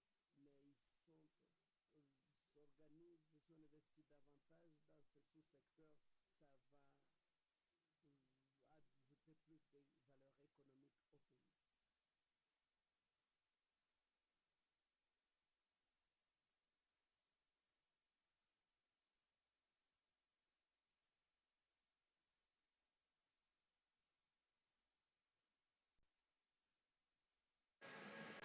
If you can try to wrap up in the next minute, please. Thank you.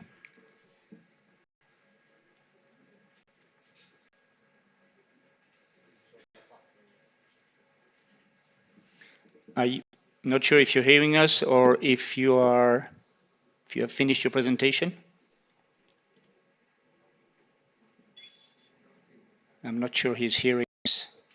Okay, let me then thank you for the presentation. I think there was a slight delay with the slides on what you were reading out. So in any case, those presentations are available.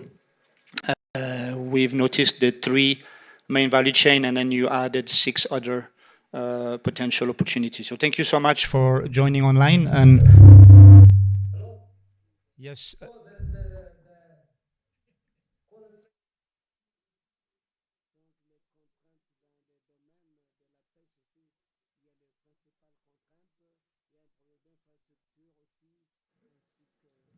as well as the processing facilities. Sorry, if I can, Processing sorry to interrupt because you are slightly over time. So I would ask you to just wrap up as soon as you can. Thank you. Yeah, I will wrap up. I'm going towards. I'm finalizing. Yeah. Thank you. So the total investment outlay of the country is about 62.2 million for the three selected commodities, but we do have also other commodities which can attract investors. The poultry, the honey, the sea cucumber, the organic liquid fertilizer. These are also, the cactus is also there. We do have around 7 additional commodities which can attract investors and bring more investment to the country and uplift the economy of the country. So these are the additional commodities which can attract investors, and when we curb the existing storage as well as processing facilities, the road infrastructure, the ripening facilities in the case of banana, and the irrigation infrastructure in terms of banana and potato production, it can really uplift the economy of the country and lead towards better livelihood and standards of living of the country. Thank you very much. With that, I wind up my presentation.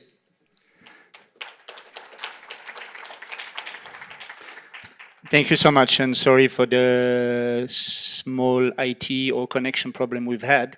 So there was a slight disconnection at times between your presentation and the slides, but the presentation is available online, and as I said, there will be opportunity to discuss further your investment case, but we noted the three main investment case in any case. So thank you so much. Stay online, as I said. We are moving to the next presentation. His Excellency Dr. Sofia Kassa Muhabba, please, the floor is yours. This microphone, if it works, not sure. If you want to sit here, you can also see it from there, or if you want to stand here, whichever works for you. Okay. Thank you very much.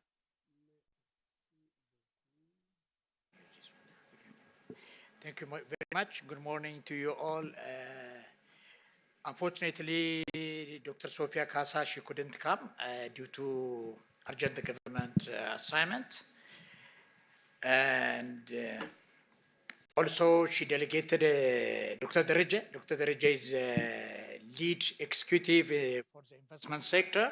He's online, actually, and he was on travel, and he asked me to present the investment cases, but he wanted to come in and provide an introduction, and also for the question answers will be available. So I will invite Dr. Dereje if he's hearing. Dr. Dereje.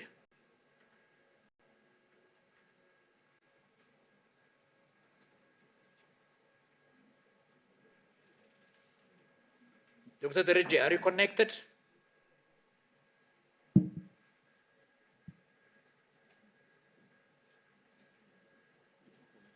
He's connected. He told me he was connected. I was just communicating. Anyone can check whether he's connected? Who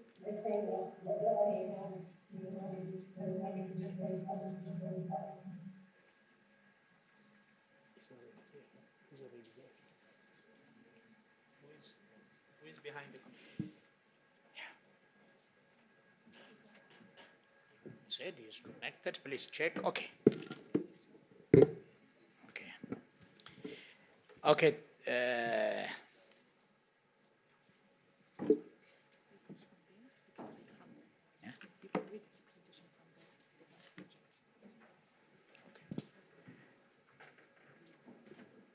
So he's not connected. It's okay. Let me just present on behalf of Dr. Dereje. Ethiopia, as you know, it's a very ambitious country, a big country with 130 million population, and have diverse agroecologies with about 18 different agroecological zones, which has almost, we can say, end-to-end potential commodities for agriculture, especially the crop, the livestock, and you can name even the cash crops, the spices, and all. So yes, these are some of the country profile, and so agriculture is actually a sector with about 12 million smallholder farming households, which accounts for an estimated 95% of agricultural production and 85% of all employment. So it covers actually 80% of the population and 34% of GDP generates. Overall, the national poverty, as you can see, it's about 3.5. Ethiopia has 38.5 million hectares of agricultural land. Now, almost from, it was about 12 to 17 million hectares. Now, almost about 20 hectares is under cultivation. So the policy framework is there. As you can see, the government of Ethiopia adopted a CDG, as it was in 2015. So the 10 years perspective development plan of the 2021 to 2030, where actually the commodities I'm going to present would fall within those 10 in 10, the 10 priority commodities, among which has due emphasis. So these all are actually the national program focusing on, especially raising production and productivity levels. Especially when you say Yelemat Turufat is about livestock, as you know, our sub-region is highly potential with the livestock value chain. So Yelemat Turufat means the bounty of basket, where huge investments are actually underway.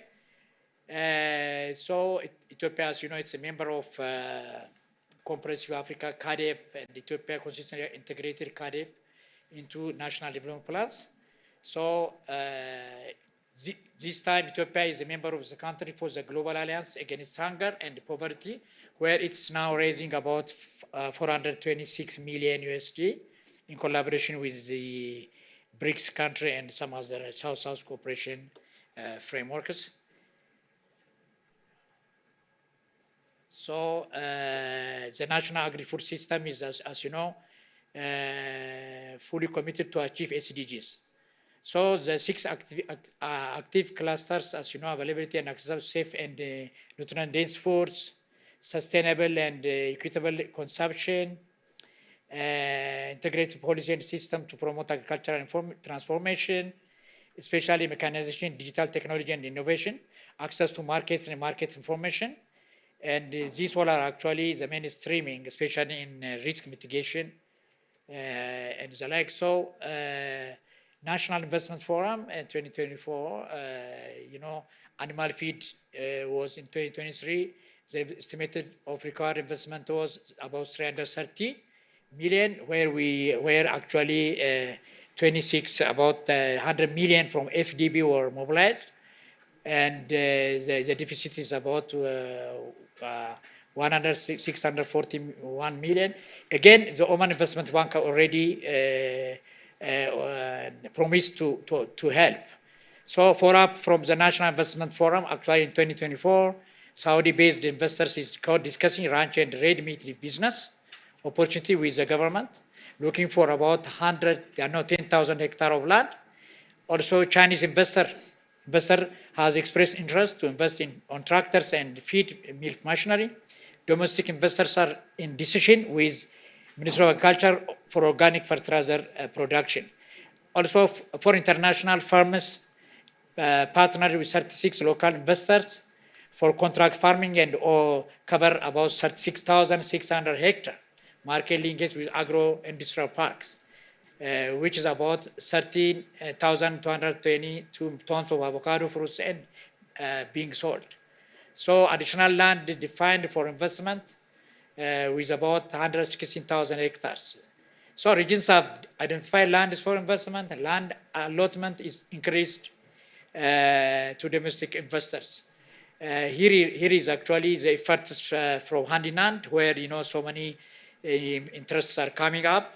And as you see, 100 million, again about 1,640,6 million from Oman. So as you see, the investment environment is, here is the National Agricultural Investment Plan, about 21.6 billion to be invited and invested in the coming 10 years. And they support private investment in agriculture and associated industrial activities. So 30% of the national investment program budget is 6.5 billion is allocated, where 20% is to be contributed by the private sector. So 10% is sourced from public sector to assist the private sector through SIPs. So as you see, the investment incentives are there.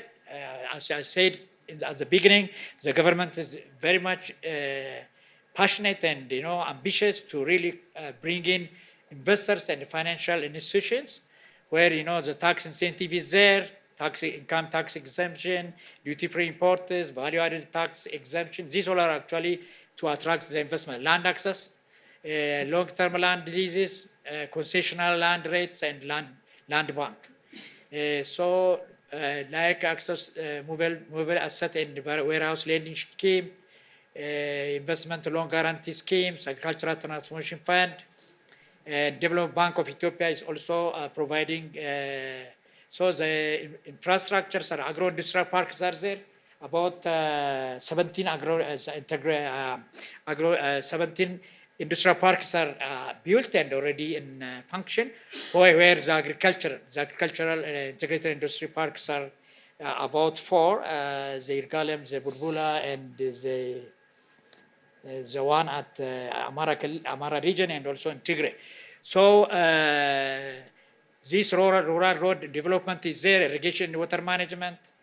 So within that integrated industrial park, there is an institutional arrangement where one-stop service for investment promotion, facilitation, licensing, and retention, also technical assistance, research and extension are there. So the integrated industrial parks are there. These are the incentives.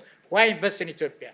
So as you see, these are actually the, some of the the opportunity. Ethiopia business and tourist visa services will be there. And as I said, industrial infrastructure, industrial parks are there, where sometimes even shares, food shares will be given. And for some of them, when they need very extended ones, the land is also there. And with all the facilities, electric, water, and even waste treatment. So the government target is, as you see, food system transformation vision, and land ownership and contract farming legal provision is already there. Illegally binded contract farming document is already there. Investment requirement, as I said, about 21.6 billion overall. So human resource is the countries hosting these all, international hubs. So the financial advantage, the ownership, the repatriation, tax holding, and these all are there. And hand-in-hand typology map, as you can see, Ethiopia, overall it's there, almost throughout the country, where mechanization, the potential sites for investment, as we said, mechanization is almost everywhere, and also animal feed, and also ranching. So these all are actually where the potential of the investment typology is indicated almost throughout the country. The potential is there. As I told you, the land size is about 100 million, 0.1 square kilometer diameter. So investment case is for mechanization. Especially the rationale for mechanization is there.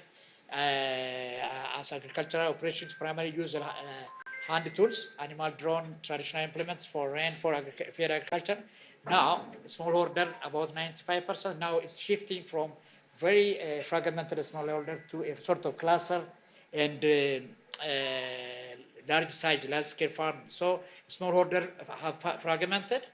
That do not justify large mechanization, such as, so the mechanization area will be smallholder, smallholding mechanizations. This leads to the suggestion of mechanization at small scale, such as working tractors, compact tractors, household irrigation equipment accessible to smallholders. These are as we said, with for about 12 million smallholder households, the investors can come okay. The investment plans are, the bottlenecks, the key investments for the manufacturing are also there because they're low risk due to maybe low adoption as of now, lack of funds to buy. So these are the key bottlenecks, investment needed, like low manufacturing, compatible accessories, and spare parts will ease the situation. So the local manufacturing of working tractors and compact tractors, state of irrigation equipment, these all are, the potentials. When we come to the mechanization, the total investment need is about under 2 million, and with IRR 21%, which is very attractive. I can assure you, really, it's done with high level, NPV 16.3 million, and direct beneficiaries about 2,000, and direct beneficiaries maybe 9 million small orders, per capita income increase USD. These all are done very critically. So the investment case, the livestock feed, as the second one, and the demand for livestock products in Ethiopia is rapidly increasing. Ethiopia is maybe the first in Africa with a high number of cattle population where the feed is the problem. So the existing production capacity of feed processing plants in Ethiopia is this much, about 292,000 metric tons. So the option for manufacturing feed include compound feed mixtures, densified complete feed block production for cattle, compound feed mixtures for poultry, in addition, commercial forage seed production for cattle is a viable options. So the livestock feed production bottlenecks, as you can see, foreign currency constraints to pilot livestock feed, it becomes expensive due to importers, and negative feed balance about 21.5 in Ethiopia, the highest gap of compound feed between supply and demand. So the investment for local feed production is needed. The mitigation could be local manufacturing, investment promotion, to ensure suitable supply of raw materials, propose to produce raw materials locally, seed production, and all these. So the investment analysis for livestock feed is, as we see, IRR is about 20%, which is very attractive, and NPV 9.2 million, direct beneficiaries with about 7,000, and direct 2.6 million. Per capita income would be 3,735 direct beneficiaries. So the investment case ranching, yes, very extensive one. In Ethiopia, agro, pastoral, and mixed farming practice have numerous challenges related to water scarcity, feed availability, and traditional practice. So modernizing this system requires a holistic approach that balances traditional with more than 1.1 million hectares. At least 3 ranches are required to meet the national demand for red meat and surplus for export. At least 34,000 initial cattle are required. So these are the so the livestock ranching is, as we said, current traditional method of ranching, where lacks commercial orientation, lack of enough support to initiate a ranching business and to link with foreign and local markets. So investment is needed to promote modern ranching with investment of USD 45.5 million with about 34 cattle. So which attract foreign direct investment for ranching, more than 1 million hectare of land. These all are there. I'm just a bit rushing to use at the time, so the presentation actually could be found on the website online. So investment analysis, as you see, IRR is 25, which is by far better than the previous two, and also NPV, and also the beneficiaries, and all the like. So the 4-1 is coffee. I presented 3 investment case for the livestock value chain. Now the coffee rejuvenation, where all the rationale for rejuvenation is 65% of the coffee plants are old, more than 21 years. Ethiopia is maybe the highest producing coffee producing country and also the highest consuming country, but it needs, this coffee rejuvenation. With 65% of the coffee plants with age of over 21 years. Yield of all the trees declines with age of greater than 15 years. So 70% of owners of these old trees would like to rejuvenate them, replace them. So the method of rejuvenation, replacement of old and the low productivity trees with new and improved high yielding varieties. So stamping, rejuvenation means stamping old and low productivity trees by cutting the trees, the stump to initiate new growth and increased yields. So this is the coffee rejuvenation.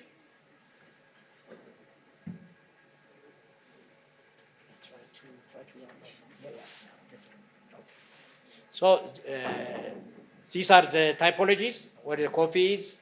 So dry processing and the wet processing sites are there, and so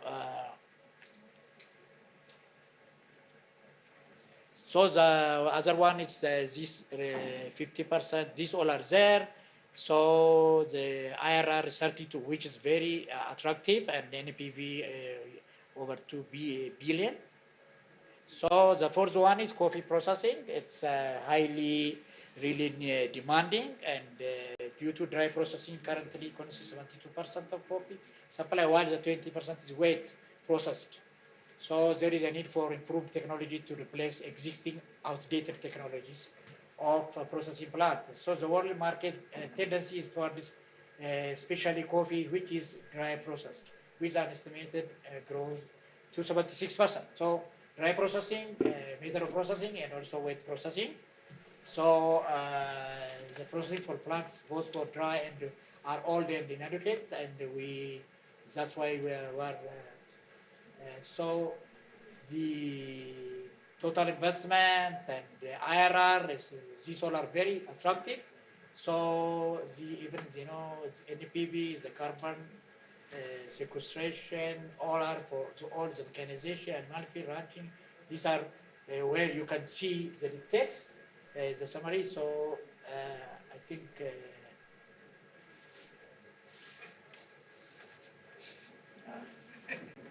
That's it. The machine is telling you to stop. Yeah, okay, thank you. Thank you. You don't?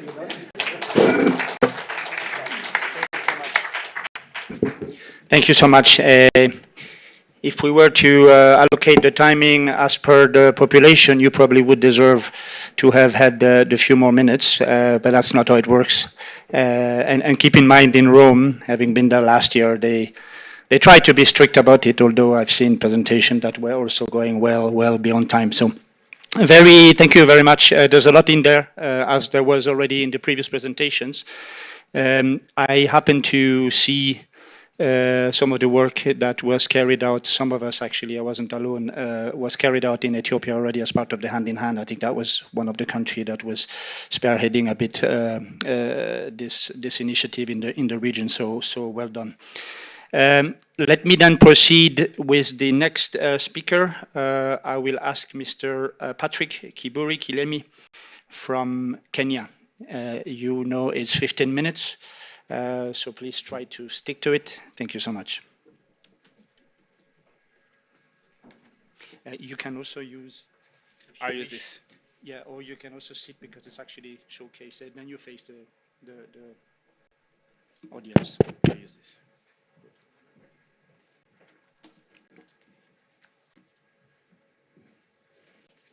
Let me start by the protocols already stated, but good morning.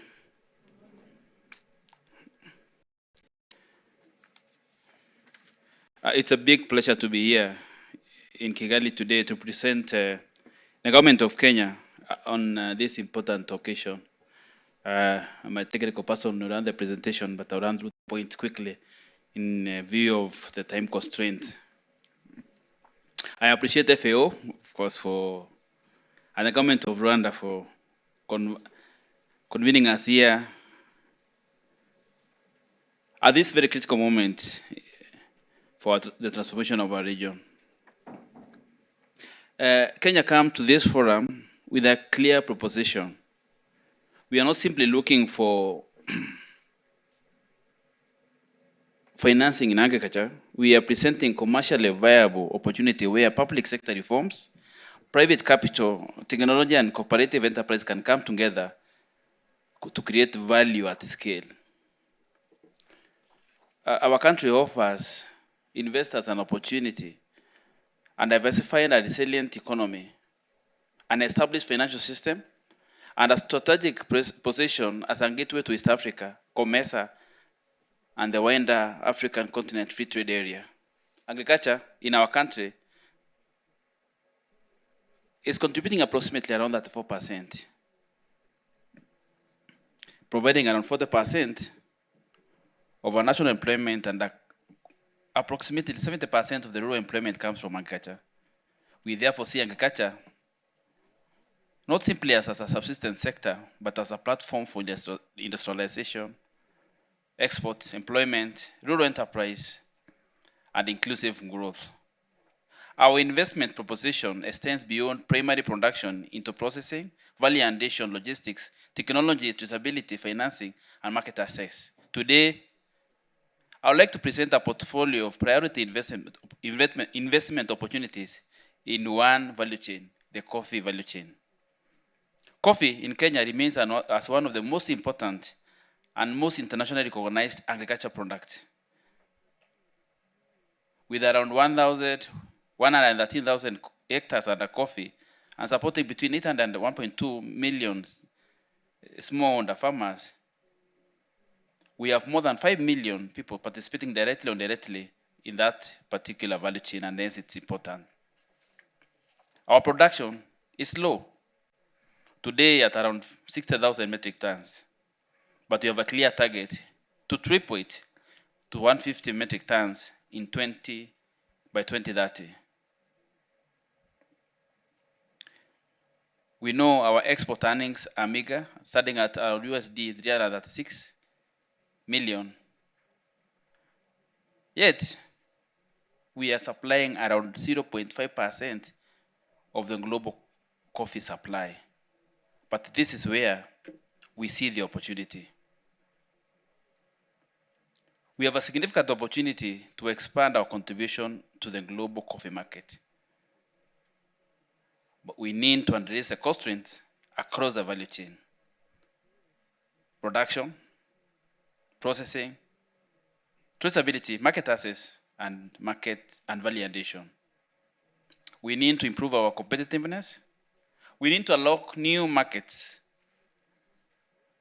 And we need to enable our farmers capture more and greater value from their efforts. The government of Kenya is creating an enabling environment. These investment opportunities are emerging within a significant reform and public investment, which is being supported and driven by the government of the Republic of Kenya. We have policy reforms, including a new coffee law of this great year of 2026. The government has actually invested directly approximately around $3 million in providing coffee seedlings to our farmers. We have already partnerships with FAO, UNINDO, supporting with around $1.2 million in a joint program on sustainable coffee production. In addition, we are looking at an additional 91.35 euros climate resilience coffee project under consideration. And again, we got this discussion started in our engagement last year in Rome, where the Italian Climate Fund, in partnership with UNINDO, are supporting the Kenyan government in mapping out how we can develop this particular value chain, more so in compliance with the EDR. We are therefore ready for investment, and we want to invite investors to partner with us. We are, as I said, putting up an enabling environment where private sector can invest, where commercially viable assets and services are built on a foundation of viable and feasible returns. Today, I present to you a portfolio comprising of around 26.62 million in priority private investment opportunities across 5 complementary areas within this value chain, namely modernization of our coffee wet mills, establishment of regional drying mills, more so in the Western Kenya, climate smart coffee and honey production, and refining our digital coffee trading, collateral management, and warehouse receipting, and commercial production of our cascara from coffee pulp.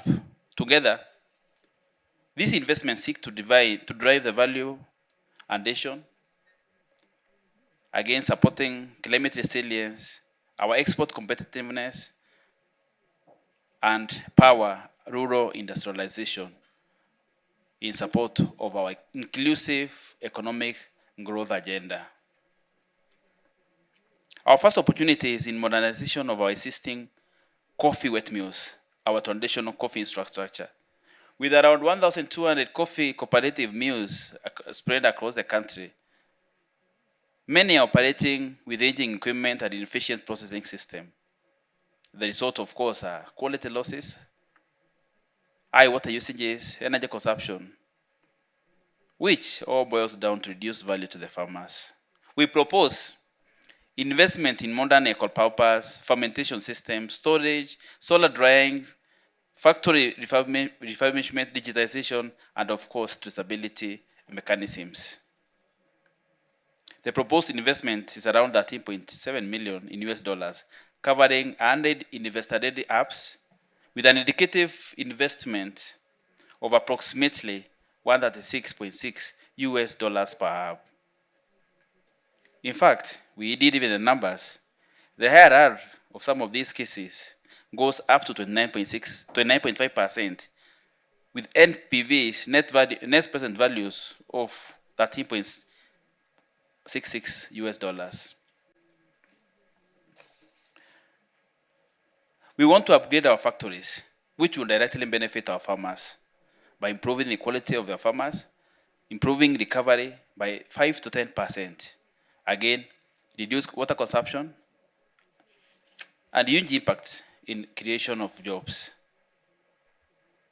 The government of Kenya will support these investments through the cooperatives, productivity support, and reforms we are having where we are supporting our farmers' payment through the direct payment systems and knowledge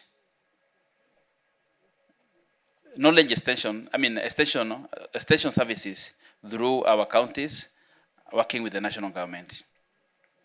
Our second opportunity we see is in our coffee dry milling and logistics app, mostly in Western Kenya. We are opening new frontiers. Coffee in Kenya has traditionally been grown in around the Mount Kenya region, but we are opening up new frontiers in Western Kenya, in North Rift, where we see ecological systems that support coffee production. Again, we are looking at an proposing investment of around 3.2 million in joint ventures, where we can establish, for example, a 10-ton per hour facility to cater for the new production we anticipate from these new areas. Moving quickly, we want these investments to leverage on network and aggregation capacity because we have a national machinery, the Kenya Planters Cooperative Union, that has been processing Kenyan coffee since independent. We want to present opportunities for investors to participate in the industrialization of these emerging coffee producing areas, as I've stated, in the new frontiers. Our third opportunity is to integrate coffee and apiculture, providing farmers with additional income streams from supporting pollination, productivity, and biodiversity. You may know, Kenya today, our domestic honey demand is estimated to be around 45 to 50,000 tons annually, with an estimated unmet demand of up to 30,000 tons per year. We propose modern honey production, aggregation centers, linked to coffee cooperatives, together with refining and bottling facilities for this new value chain. Again, the numbers, we are looking at 4.64 million US dollars in modular hubs. And again, the IRRs, the NPVs really support this particular value chain. The model will directly integrate around 3,000 coffee farmers, farming households, supporting our job creation agenda, processing, logistics, and provide a strong platform for women and youth in MSMEs. Our fourth opportunity is in digital transformation of coffee trading. We are proposing a fully digital coffee trading ecosystem, incorporating transparent price discovery, direct market access, farm-to-cup traceability, warehouse receipting, and embedded finance, logistics, and market analytics. Maybe we are looking at investment of around 2.2 million US dollars, and again, the IRRs, the NPVs are given the presentation.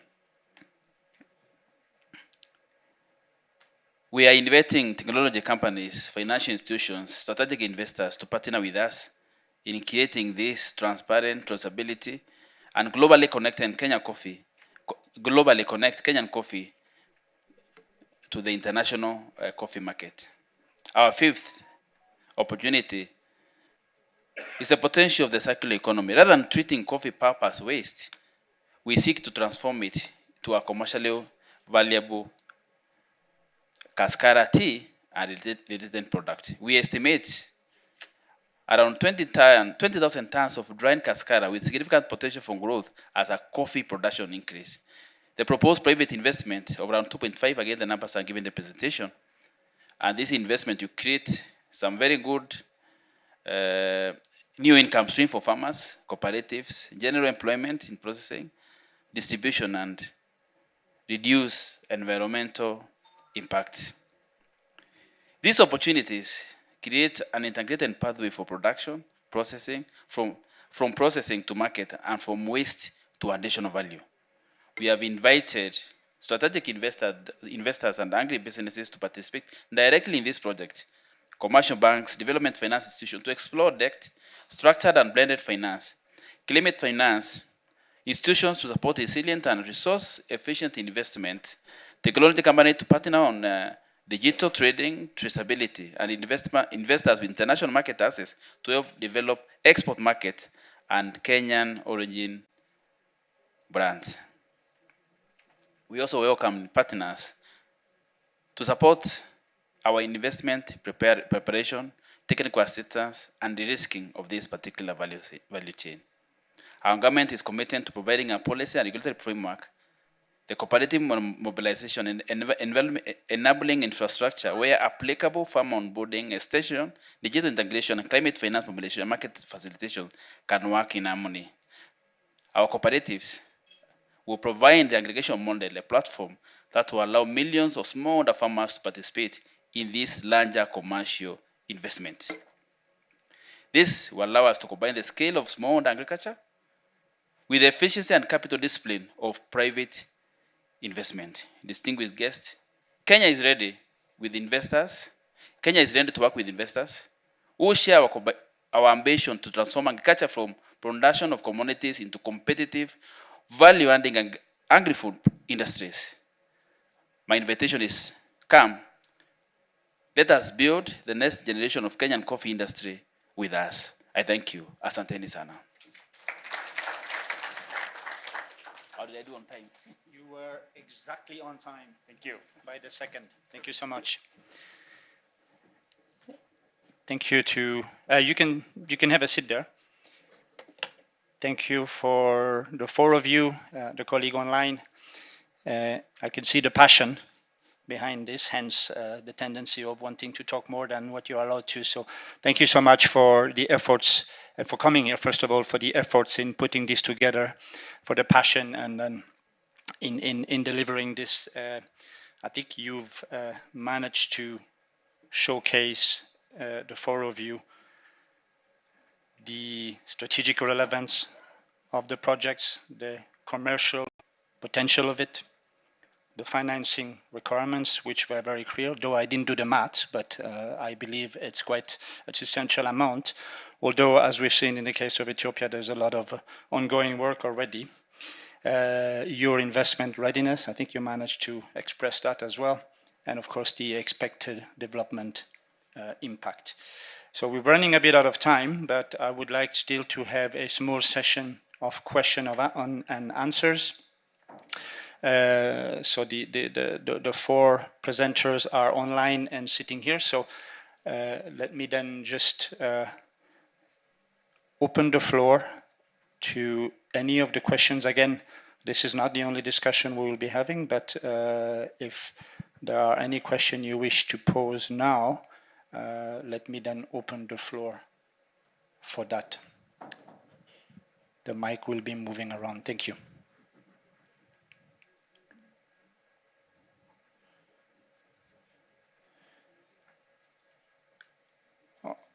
Otherwise, while people get ready with the questions, I do have maybe one question, and any of you can volunteer to maybe provide more inputs. But for me, of course, what you've presented is what is part of the hand-in-hand, but what makes you believe that this is different from what is already existing outside of the hand-in-hand initiative? We've seen there is a lot of private sector people here. They're obviously coming here, but they're doing other business with different partners on different value chains. So what would differentiate this approach to what you know is already existing? I don't know, maybe Djibouti or Ethiopia, since you were cut short a bit. Any thoughts of it? I think your mic is working. Try. I was anticipating maybe Dr. Dereje, if he's still online. If not, I can. Yeah, thank you, by the way, for stepping in. You did a good job. Yeah, so, okay. Thank you very much. This is really an opportunity really to see alternative, alternative opportunities, I can say, so that you will present what's really there, locally. People may hear from different medias or different communication channels, and the real picture is there. I can assure you. So I was telling, I don't know whether you guys know, Ethiopia has about 17 agro-industrial parks. We were, this was the story of the Far East in Korea, India, and China. But now, in Ethiopia, within less than 10 years, we have built about 17 industrial parks, and among which even specialized agricultural industrial parks. And with all the facilities, I'm telling you that the waste treatment facilities, which really demands billions, so, and all those 100 and 200 million hectares capacity, and with all one-shop center where the services are there, revenue, whatever, you don't need to go to elsewhere to, process your what you want. So this is a platform where you may show up. The cases for the countries, it's an opportunity really to bring in, especially the key stakeholders, especially the financial institutions, and also some other actually, investors, so that, as it was kept saying, instead of program-based, making a bit large-scale, investments. So this is an opportunity. Really, I'm happy to see that, even as it's the first time, we used to actually participate, at the international level, Rome, maybe 23, 24 in Ethiopia, even at national level, and 25, even now 26. So this is really one of the marvelous, where we identified our key commodities, and we're showing up. We do have the potential, we do have the commodity, we do have the population, there's the labor. So if you take the Ethiopian 12 million smallholder farmers, 70%, 70% of the labor force are youth, where you can create, even the job. So you can say, you can sell, you can tell really what's on ground. So it's an opportunity. Thank you. Thank you so much. And without putting you on the spot, but maybe the colleague from Kenya, I did like the approach of having everything articulated around. It's a bit of a different approach from other countries. So maybe the same question. Coffee is maybe dealt with or through other partners, but what made you push that forward? Thank you.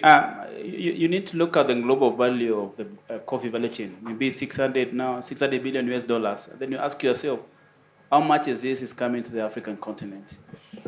The African continent was struggling with unemployment, we are struggling with youth and women. And then we look at the spin-offs from the coffee value chain, the impacts both backward and forward leakages are so huge. So in Kenya, we said we have been there. Our peak production was around 150,000 metric tons.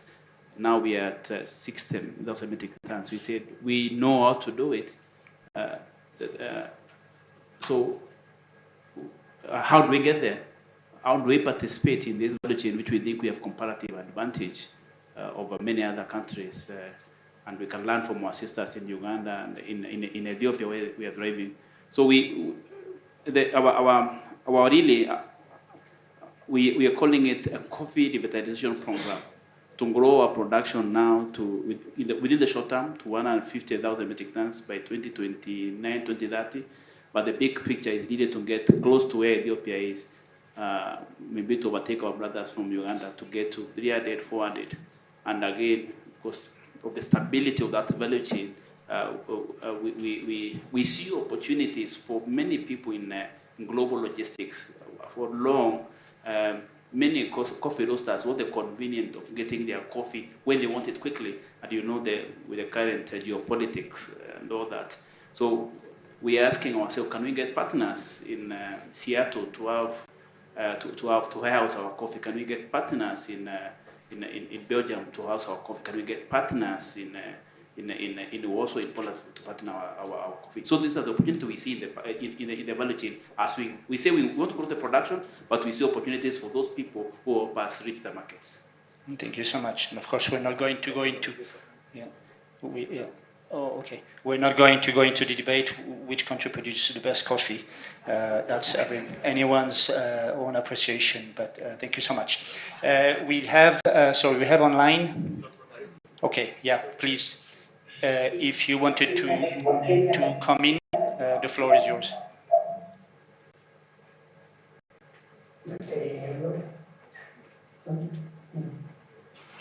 Can you hear us?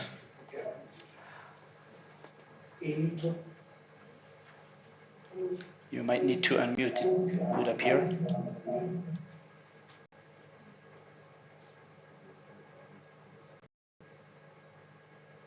You are muted. We can't hear. Huh? Okay, maybe yes, please. The floor is yours. As long as you can unmute.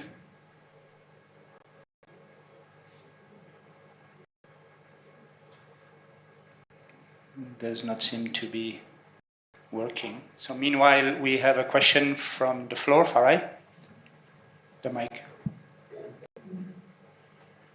Thank you. Thank you, Etienne, and thank you to the 4 countries that you've presented. It's not a question so much as a reflection.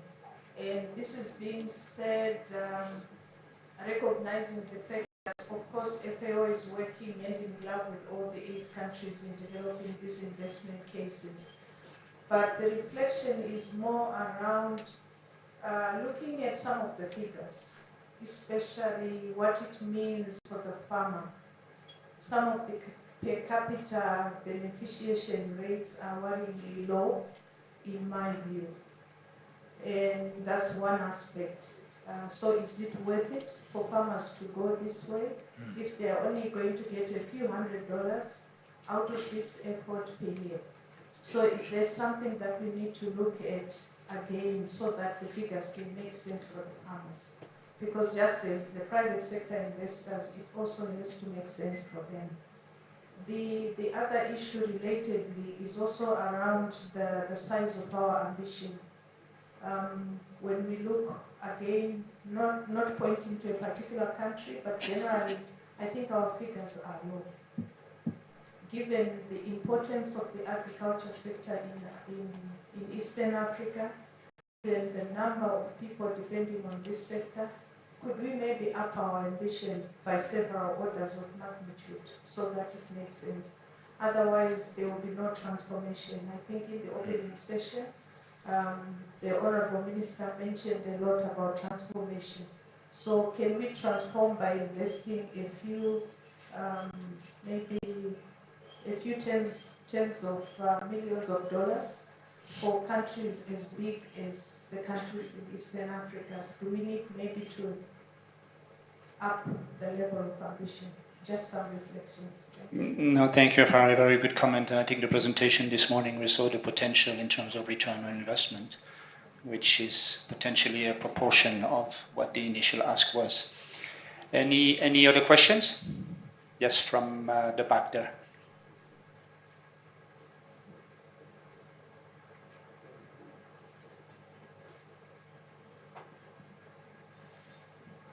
Thank you very much. My name is Emmanuel Tashine. I'm ready to speak to one stop shop. First of all, I'm in the private sector as it's one stop shop. So, as one business focusing on providing quality food, hospitality, and community-based service. And so I have a question about our business. So we're looking to expand our company to one-stop shop here in Uganda. What opportunities and partnerships exist in your other countries as they present? So what opportunities and partnerships exist in your country for one company food, hospitality, and retail to enter your market?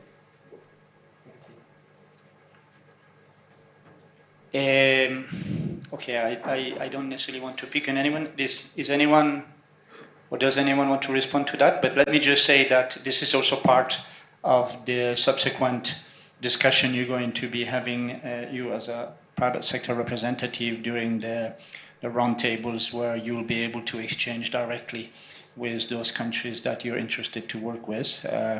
But I don't know if there's anyone of you who wants to take the floor. Kenya? Yeah. I was looking at him. You see, in Kenya, when you see young people talking about coffee, you get excited. Because the average age of a coffee farmer is going to 165. But in Kenya, the biggest challenge we have is consumption, domestic consumption. Our consumption is around 4%. I think Ethiopia is way up there. And we see opportunities for young people as we push domestic local consumption. We see opportunities in our universities, in our technical colleges, to introduce them to coffee consumption. And that as we see, we are moving towards digital trading again. We see a space for our young people to play in the global market we want to create for our coffee. So there are many opportunities for young people to play in the coffee value chain, and there are many from across the continent. Given the way it is, e-commerce and all that, these are opportunities for the young people to play within the coffee value chain. Very right. Thank you so much for emphasizing again, as it has already been mentioned before, the important role of youth moving forward in terms of the value chain and really making what people produce in rural areas attractive. We see it in Somalia, but we see it in other countries also. Rural mobility, people moving to cities by lack of profitable investment opportunities. So, and the youth is the future of those value chains we're talking about. We have a question from the MC himself. Yes, thank you very much. Since Ethiopia and Kenya are both on the stage, there is a burning issue of coffee. It's one of the primary value chain in this summit. We actually wanted to get Ayako to come and address it, but they cannot make it.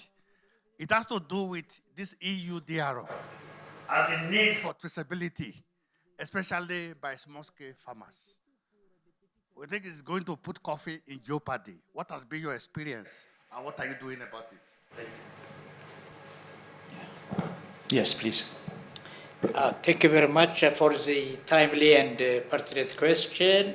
Yes, Ethiopia has given actually due emphasis on the coffee sector, where it's a separate authority, coffee and tea authority, a separate entity, and really given due emphasis. And the EUDR is already started, where about 5.2 million smallholder farmers are actually part of it. And fortunately, I was talking with Nadia this morning, my HQ colleagues. If you brought in so many trainings, even with the Kenyans, we brought here in Nairobi. A lot of things are already undergoing. So in short, we are across the need of and the interest of the EUDR. Yeah. Maybe I can comment about the Kenyan experience with EUDR. In Kenya, we had already started the farmer registration process, a project we call the KEMIS, where we are mapping out each and every household, what they keep in the farm. We digitally register them and map which value chain they do. That has come in very handy in our EUDR effort to comply. In fact, I can say we have already flagged off containers of coffee to Warsaw, Poland, Italy, which are EUDR compliant because of that initial work which were done on matters farmer registration. So yes, our approach has been multi-agency. We bring together our own government agencies to look at how we map the farmers, how we those requirements. But again, Kenya is a foresting country. We lead in climate change. We have a national agenda to plant 15 billion trees. So we find our agenda as a country and a EUDR requirement to complementing each other. Thank you so much. I realize we're eating up on our eating time.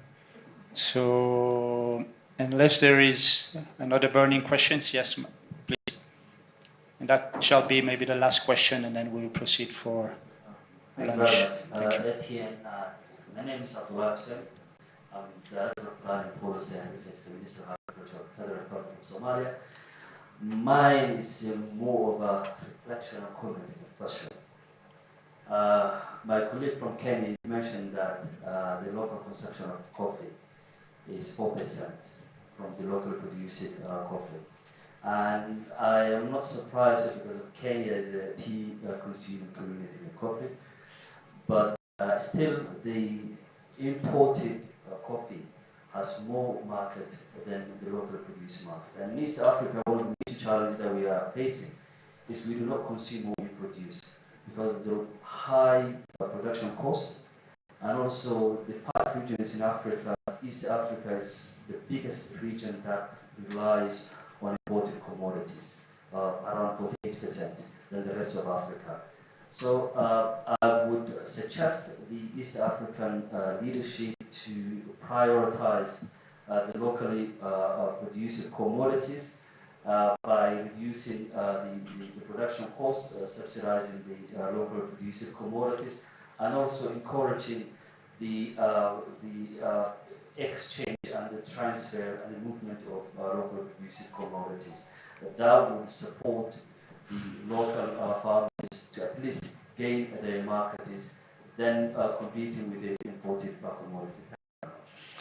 Thank you. That's a very valid point. Not a new issue. We've been talking about this for long. I mean, if you take the example of Somalia, with the longest mainland Africa coastline for fisheries, and still it's eventually cheaper sometimes to buy imported canned fish than it is actually to buy fresh fish, and the same exists with a number of value chains across Africa and even to Europe, where I'm from to some extent.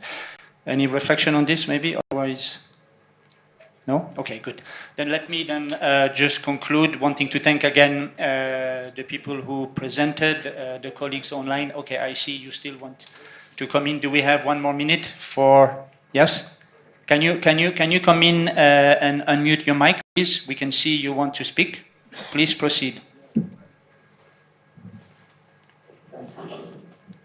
Yeah, first of all, I would like to thank the organizer for this important meeting regarding hand-in-hand initiative for peripheral.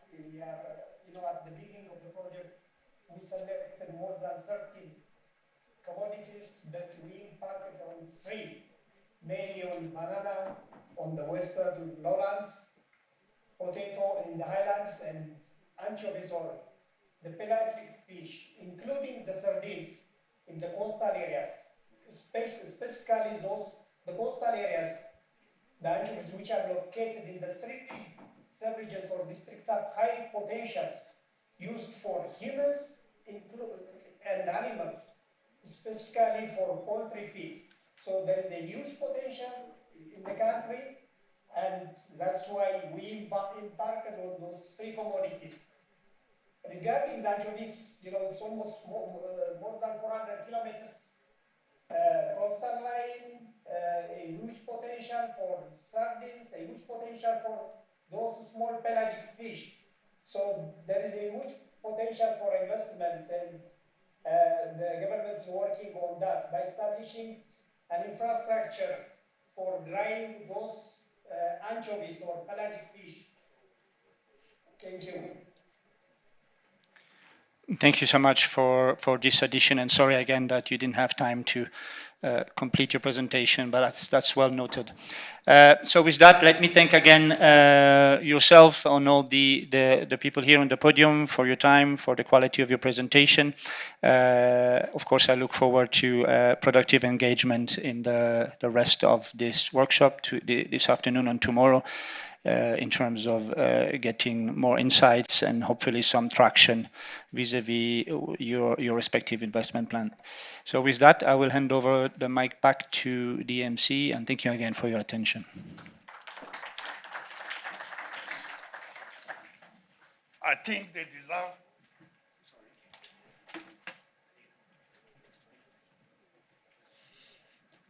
Why did you give me a mic that is not working? Another round of applause for them, for the 4 countries, as well as the FAO rep for Somalia. We will now break for lunch now. We'll give you 45 minutes. So when we come back, we'll listen to the 4 remaining countries to look at the diverse experience. We hope you'll be prompt. So important so far, very interesting. So, bon appetit. Please come back on time. Thank you. Who will guide us for lunch? Where is lunch taking place? The restaurant. Okay. So we'll all go there together and come back together. Thank you. Good.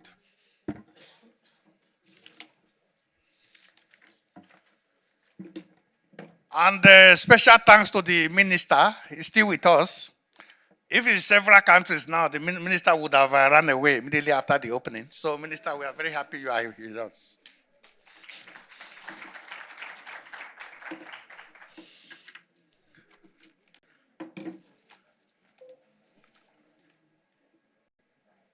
Okay, we'll move together to the right.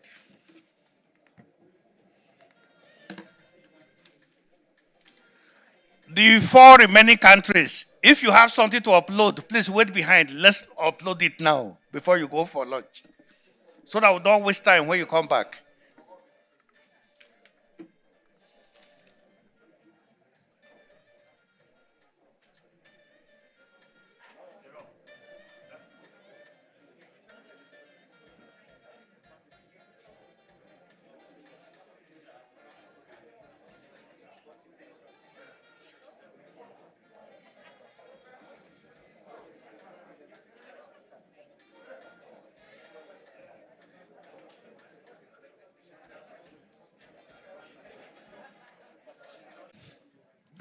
The time is 2 o'clock, and we are ready to start. At FAO, we try to keep to time. I hope the 4 remaining countries are all here. Although I learned the DG of Rwanda is on his way. If the other 3 countries are here, we can start. Then he will join as soon as he comes. Well, it's my pleasure to call on the chair for this afternoon session, Mrs. Ariola of FAO Eritrea, FAO Rep Eritrea. Thank you very much. Good afternoon to all. As we are heading to the second session, I'll just take a second to make sure that all the next group of countries that will be presenting are ready in the room. What I may suggest, for the sake of time and also to have sufficient time for important and interesting discussions to follow, the second group of countries is composed of Rwanda, who is hosting us for this important workshop, Somalia, South Sudan, and Uganda. I may suggest to start the session already moving to the, first would be Rwanda, but to allow sufficient time for the representative to join us in the room, I would suggest to start with the presentations by Somalia, so that we can, and then allow time as soon as the representative of Rwanda will join us to come on stage. So just to also to recap, we had already a very rich session this morning. The format will be the same. It will last about 1 hour. About 15 minutes are allocated for each country to deliver its presentation and any remarks, to allow time for question and answers. And we could already hear the diversity, the high potential, and commonalities across all presentations. And with this, I would like to invite to the stage from the Federal Government of Somalia, Dr. Abdullahi Mohamed Hussein, Director of Planning, Coordination, and Statistics. Please join us on the stage for the presentation. I'm also noting that after his presentation, there will be additional remarks by a country and government representative from the Somalia's delegation, and we will introduce him when we pass on the floor to him. Dr. Abdullahi, the floor is yours. Thank you very much. This is the circulating one. I'll use this one.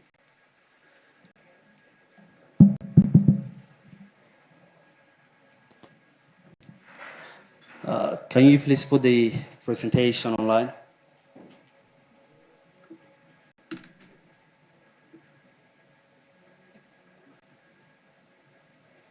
Can I go ahead? Yes, thank you very much. Chairperson, distinguished investors, development partners, ladies and gentlemen, all protocols observed. It's a privilege for me to represent Somalia and present Somalia's hand-in-hand investment cases. Somalia have a huge potential when it comes for agriculture. Agriculture contributes 65% of our GDP. It contributes 85% of the country's export revenue, and also it employs 80% of the country's employment opportunities. But the sector is still untapped, has untapped potential, and this potential is unexploited. You can understand Somalia possesses 8.9 million hectares of arable land, but out of that number, 260,000 hectares is underutilization today. Also, the country possesses 57 million heads of livestock, and most of our locally consumption product is imported from abroad. In the next few slides, I will present the Somalia's 4 investment cases that we have identified based on their net present value and also based on their investment, return on investment, and the potential that it has to fill the gap that Somalia is having. The country, as you all know, located in the eastern part of Africa, the Horn of Africa. We are the north of Africa, and we have 300,000 kilometers of sea line, coastline, which is the biggest in mainland Africa. We have also the other potentials that I've already talked about. Why invest in Somalia? When it comes for investment, when you want to attract the investor, you have to have the supporting areas that could support the investor. Do you have the resources? Do you have the local market? Do you have the labor capital? And is there a demand, local demand for the production that you want to attract investment. All of those are there in Somalia. We spend over 2 billion USD annually for food imports. And the potential which is untapped, the market demand that we have will show you how ripe we are for investment. Also, the country put in place all the supporting platforms that could support and protect investors from regulations and rules, from the institutions that could support your investment, from the government willingness and commitment, all of those things. So our first investment case is Sesame. The opportunity lies that most of the country can have the potential to produce sesame. Somalia is one of the biggest exporters of sesame, and our locally produced sesame has a huge market in the Middle East, Turkey, China, and in Europe as well, because of its quality, because of its taste, and also because of its nutritional value as well. Our main investment case of today is to double our production in the next 5 years, from 50,000 to 75,000 tons of production. Also, that investment case will be benefited by over 100,000 producers. The investment that we are seeking for this value chain is $82 million. An internal rate with an internal rate of return of 26 to 28%. Payback in under 4 years and a return on investment of 3.4%. This one case touches over 1 million beneficiaries and it is carbon negative, removing more than 155 tons of carbon dioxide equivalently, which will show you how it will sequester the carbon emission in Somalia, although Somalia is one of the least emitters when it comes for greenhouse gases.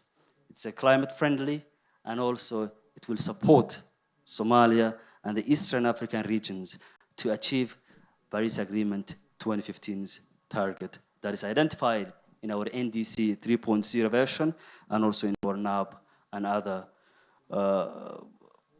programs that we have invested. The next investment case is maize. We have a local demand when it comes for maize. Although we have a huge local production, but still our local market relies on maize importation. Again, our target is to double the production 50% from 80,000 to 120,000 tons and build a maize flour factory that will fill the gap of importing flour from other countries, majorly in the Asian countries. We do not have any problem if our production, if our local consumption flour would come from neighboring countries, but because of the challenges that I've already mentioned, we are still relying on Asian markets. The investment for this case that we are seeking is $81 million with an internal rate of return of 21 to 28%, and a farmer's income rise as much as $1,200 a year. It delivers for over 700,000 beneficiaries locally. We are not creating a demand from scratch here. We as well are planning to replace imports with a local production on a market that's already existed. Our third investment case for today is a dairy. Although we possess 57 million of livestock, we still import our local dairy consumption from abroad. Not only in liquid form, but also in powder form, and process 10,000 liters per day and secures a market of 8,000 dairy farmers from the outskirts of a major cities, specifically Mogadishu, the capital city of Somalia. The entry ticket of this investment case is around $5 million, but the return are the strongest in the portfolio. An internal rate of return of 38% and a return on investment of 4.2 as well, and a payback in 3.5 years. For an investor looking for a smaller, fast-moving, proven demand way into Somalia, this is where I would start. And also, this investment case specifically, investors have shown an interest when we presented in Rome at the World Food Forum, where we have already identified some resources from AFDB and also from private investors as well. Last but not least, our fourth investment case is FODA. In order to have a reliable livestock market, you have to have the capacity to own your animal feed. And without proper animal feed, you can and for export quarantines. Of investment, it will deliver 23% IRR and reaches over 1.7 million beneficiaries. Finally, overall, these investment cases across the 4 cases, we are presenting a total portfolio of $183 million. Of that, the government and its partners commit $137 million in public investment upfront that has already been outlaid in the irrigation and the other areas that would not have immediate return on investment. And we are seeking private investors into the remaining money in our inflow. Thank you very much. And before I proceed. Yes, thank you very much for this presentation, Dr. Abdullahi Mohamed Hussein. I know you would like to, we are seeking complimentary remarks from Engineer Mohamed, Director General of the Ministry of Agriculture and Irrigation of the Federal Government of Somalia. And you're invited for a few complimentary remarks before we then move to the next presentation. Thank you.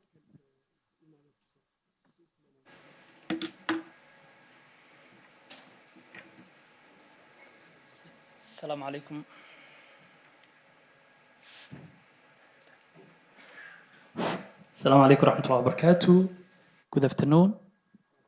Excellencies, development partners, investors, ladies and gentlemen, once again, good afternoon. First, I would like to thank FAO Sub-Regional Officer for East Africa and FAO Rwanda Officer for organizing this important forum, for bringing government, partners, and investors together. Also, I would like to thank the government and the people of Rwanda for their welcome and hospitality. Just to use 4 strong investment opportunity for Somalia, like sesame, maize, dairy, and fodder. This investment you saw is not just an idea, it's a real verified investment opportunity developed with FAO through hand-in-hand initiative, through real data and a real market demand. The government of Somalia and its partner investing around $137 million in irrigations, in infrastructure, and skills. This will help reduce risks for private investors. The market is already here. Somalia is still, as Dr. Abdullahi said, imports many products that we can produce locally, including cooking oil, maize flour, and dairy productions. And we also have an access to the market of East Africa, Gulf, and Turkey, and China. These investments will connect agriculture and livestock, create jobs, and improve incomes, especially for women and young peoples. Our message is to investors is simple. We are looking at capital, technology, market partnership. In return, the government is ready to support and work closely with you. Somalia is open for investment. Somalia is ready for partnership. Let us build this value chain together. Thank you. Thank you very much for this complimentary remarks. I am aware there are other complementary information. I think as soon as we finish the main presentations by all countries of this session, we will open later when we have finished the presentation to make sure all had the opportunity, and we will then listen to other complementary information and highlights. With this, I would like to ask if Dr. Ingabire has joined the room. If not, for the presentation of Rwanda. If not, we follow order. I would like to invite to the stage Honorable Evans Kenyi, technical from South Sudan. Please, you are invited to the stage. Thank you very much.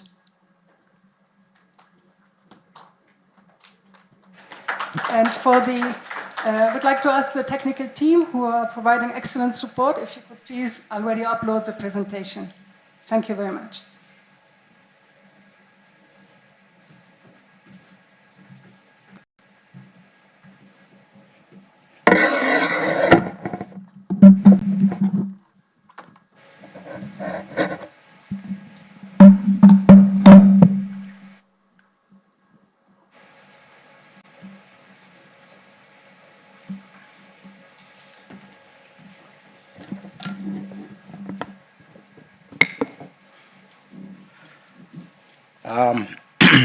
I would like to put all the protocol in place. I know we have important people in the room. I don't have the time to call them one by one. Please allow me to proceed because I have very little time. The 15 minutes is not enough, but I will always try my best to do it according to the time schedule. I'm standing here in the place of my friend who has not come, Honorable Agustino Attilio.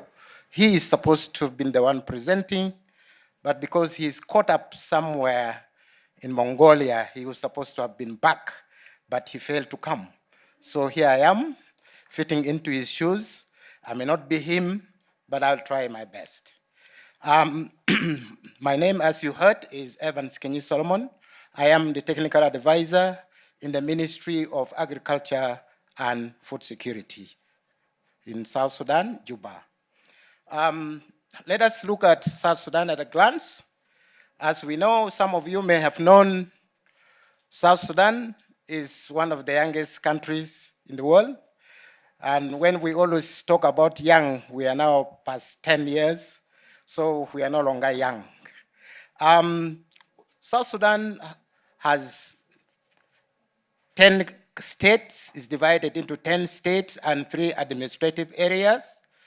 And it has an area of 644,330 kilometers square. And only from this land, only 4% is currently cultivated, a very small fraction. But South Sudan has abundant water resources from the White Nile. And also we have a very big river, which we call Sobat River, which could support in agricultural irrigation. We have inland fisheries and then with these rivers, we could have renewable power generation from these rivers. Our population is 12.4 million, and 74 of these are youth. 74% of these are youth. And unfortunately, our population growth is 1.5. It is more than that of the world, which is 0.9. 78% of the population is employed in agriculture. And 78% depends on farm crops. And also 70% depend on livestock for their livelihood. So South Sudan is a livestock country. We have big number of livestock. I think we are close to Somalia. Investment momentum is already building. At least we have 46.2 million mobilized from the African Development Bank for rice, sorghum, and fisheries. And also we have a 25-year program or comprehensive agricultural master plan, which runs from 2015 to 2040. This is where we extract our priorities for the country. Also, we have the compact, which prioritizes sorghum, rice, fisheries, and livestock. So we are going to talk about these 4 as our priority areas.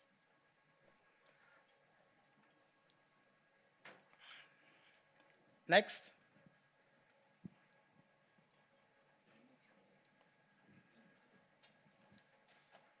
Next slide, please. Can the technical team please? Okay, I'll move forward. Why invest in South Sudan? This has been all the questions that have been raised here by my presenters, those who presented before me. We have 3 important reasons why we believe that investors should come and invest in South Sudan. 1, we have comparative advantage. 2, the market opportunity is good. Number 3, there's enabling environment. I'll talk one by one very quickly. Over 80% of the land is suitable for agriculture, but only 4% is cultivated. I said that.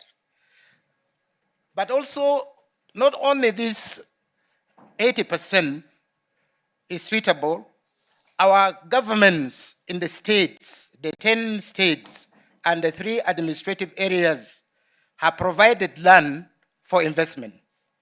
When you go to any of the states, there is a ready-made land for you once you're interested in any of the compacts that we have. We have great rainfall.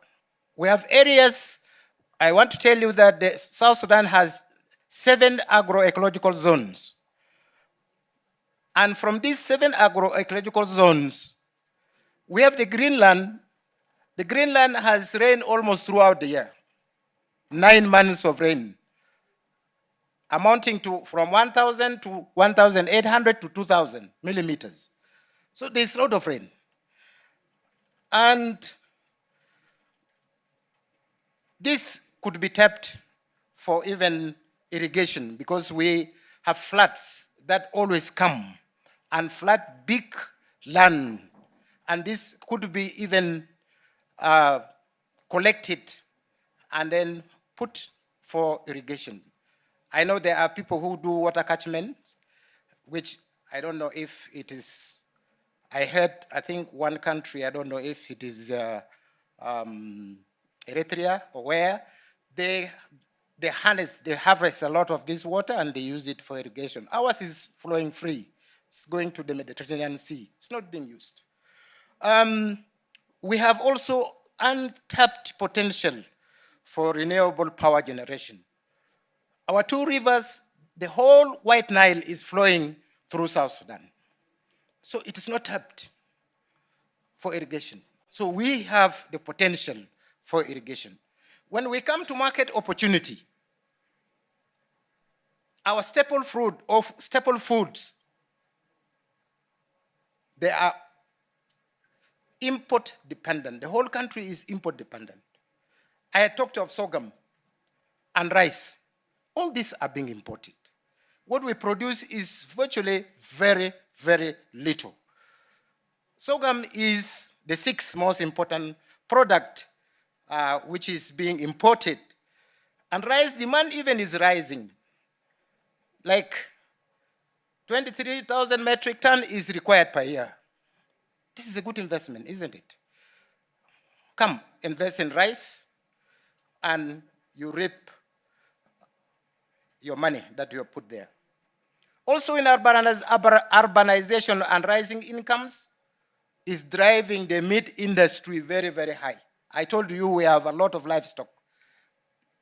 But there is very high demand for meat. But to tell you, we don't have even one abattoir. We don't have one abattoir where we can slaughter and then sell outside the country. None. Zero. But all this animal is for what? Prestige. Nothing else. As I said also, the young population, which is 74%, is fast growing. And this underpins the long-term consumption growth. So it's important that the market is available. How about the enabling environment for the opportunities of coming to South Sudan to invest? I know South Sudan is heard all over the world that it's a country which is full of insecurity. You can't do any investment in South Sudan. But this is not true. I know there are some pockets, but it's not that the whole of South Sudan, you can't invest in South Sudan. I want to tell you a short story. One of our ministers or our governors, we have one state which is called Lake State. The governor was good. The guy really collected all the youth who are the problem. Our problem is the youth. And you know they are 74%. And they're idle. What do? When the youth are idle, they cause problems. So what did this governor do? He made sure that these youth are tasked. He collected all the guns that they were carrying. And then he gave them ox plows. What happened?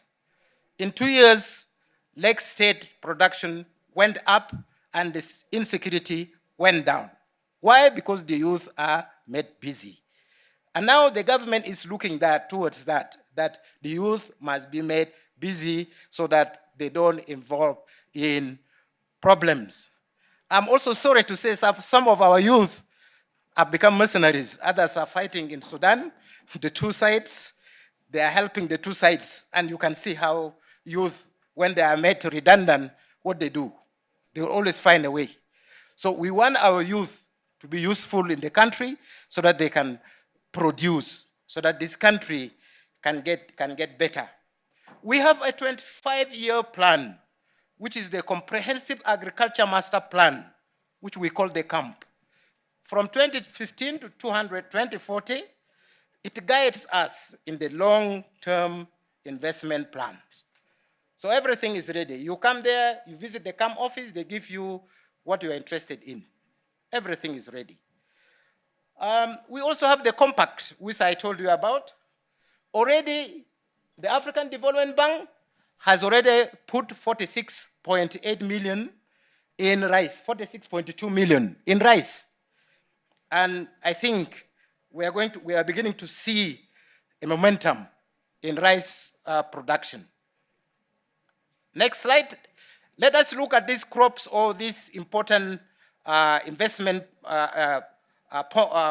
programs that were put, where I said sorghum, I said rice, I said livestock, and I said fisheries. I'll walk through them very, very fast. Yes. Okay. Let us look at sorghum. Sorghum is our staple food in South Sudan. It's our staple food, and it is grown by 80% of the households. Yet, the country is having problems because we're importing a lot of sorghum amounting to 26 million every year. We are spending money, 26 million. We're importing sorghum. But we could grow. This money could go to growing and no imports. So we need people to come there and do something. Investment opportunities for this sorghum, and we have the risk and the mitigation. I'll walk through very, very fast. The investment opportunities are certified seed production and propagation. We need 2,385 hectares with storage, drying, and lab facilities. That's number one. Number two, we need storage and handling infrastructure, at least 10 facilities supporting 8,335 hectares of outgrowers. This is very important for us. Mechanization, feeder roads, and tailored microfinance for smallholder producers. These are the opportunities. I know we have risks. The risks are there, but also there is mitigation, which can become opportunities. There is climate exposure to yields and water. What do? We can do resilient, locally adopted varieties that are commonly multiplied by our researchers. We have insecurity in some target areas, and I already said the government is working hard to bring down the insecurity. We have a fragmented smallholder supply as a risk, but we can anchor storage hubs, aggregate outputs from 8,335 hectares of outgrowers. This can help us to mitigate the risk. Coming to rice, I'm talking very fast. We have the investment opportunities for rice. At the moment, the domestic demand is 23,000 metric tons, and we are using $4 million to import rice. $4 million to import rice. But with the new African Development Bank program that has started, we believe this will come down. The 4 million will come down because the rice production will rise, and definitely the import will go down. We have a scheme which is called Awi Rice Scheme. It's one of the best and one of the biggest in the area. At least at the moment, 1,000 hectares is being done by the African Development Bank, but we are targeting 4,600 hectares, which we think it's going to go through after some years. We want to scale up, we want to scale improved seeds, mechanization, credit input schemes across upland and lowland rice. The scheme in Awil produces lowland rice, but we have the Greenbelt area which produces upland rice. So rice is coming from the irrigated and from the rain-fed areas of the country. What are our risks? We had war. This scheme, actually, before South Sudan became independent, this scheme was importing rice because it was one of the schemes in Sudan. But because of the war, all the infrastructure was destroyed. Now, even the African Development Bank is now working on rehabilitating the canals for the irrigation to function. There is also, we have limited climate smart know-how, which the African Development Bank, through FAO, is also working the training of the people, or those doing the work in the field, or the beneficiaries in technologies, demonstration technology and dissemination programs is being done. And then the climate impact on yield and water use is also a risk, but we think we can do climate resilient, water efficient varieties, which the research is already doing. And I believe in the short run, in the long run, we shall have varieties that are suitable for that locality. We go to livestock quickly. Livestock is the largest agricultural subsector in South Sudan. 35% of GDP, and has zero commercial meat processing, as I said, zero, nothing. All the animal is kept for prestige. You are happy, you see thousands of your flock moving around, and that's it, nothing else. The meat, very little. Milk, very little. So we have a big problem. There is a demand, as I said, more than 3% every year for meat. The investment opportunities, meat processing and marketing infrastructure. That's what we need. If we can have 3 auction yards and 3 modern slaughterhouses, that's for beginning. That would be good for us. And then breed improvement and productivity also is good. We can have artificial insemination, and already 75,000 semen straws are happening. Water and rangeland investment, we need 50,000 hectares of cultivated fodder. Our animals are moving freely, so we need to tame them. And that means we need to have fodder, we need to produce. So What are the risks? Quickly, cultural asset holding limit offtake. That's what I say. We are looking at the animals for prestige. And then no slaughter, processing infrastructure, poor hygiene, new facility directly close this gap. If we can have new facilities, it can close this gap. And then herder-farmer-land conflict. This has been a big problem in South Sudan where many people also die. But already there is a program ongoing of conflict resolution between the farmers and the pastoralists. And I believe in the short run, things will change. Fisheries, this is the last one. Yes, may you complete so that we allow also time for the other. Yes, let me complete. I can't leave this one. This is the last. Okay. Fish, we have abundant fish in South Sudan. And people are saying that our fish is inland, and they say that our fish is dying because of old age, because they are not being harvested. Nobody catches them. They are there. In the third region, we have one of the biggest third region in Africa. If not, I'm not talking about the world, but in Africa. So that's where the fish is. So they are dying there. Nobody is harvesting them. So rest, because we are thinking our investors will come and begin addressing these risks that we can do when we invest, targeted at priority river corridors, Sobat, White Nile. We have these areas.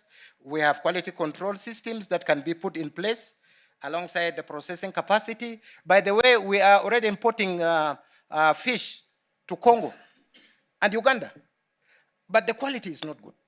I think some of the Ugandans are not happy because of the quality. But we have fish, we are 10 million.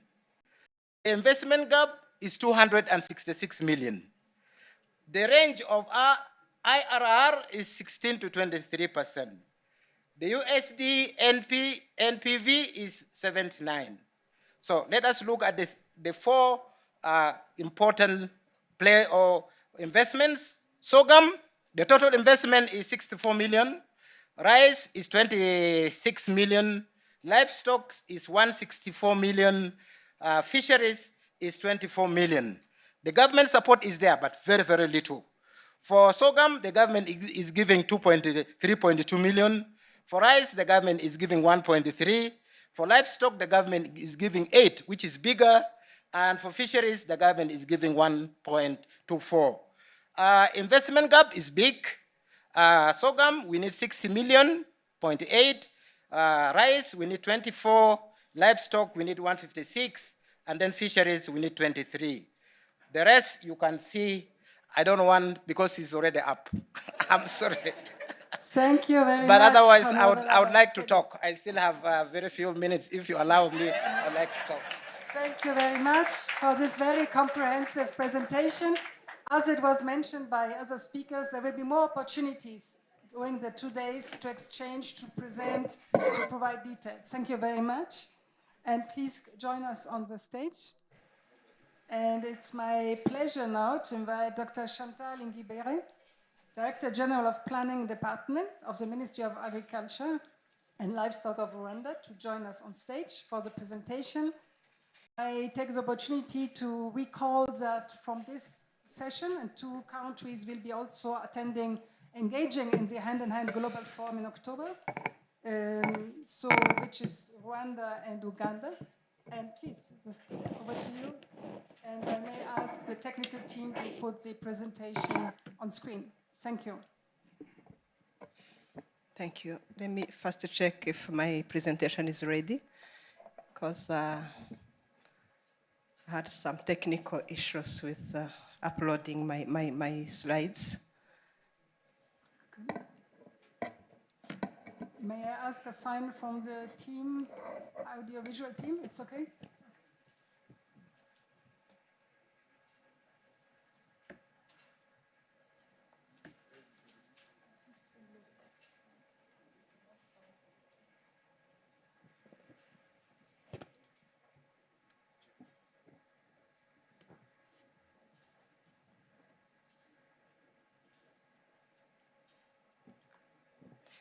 May I ask?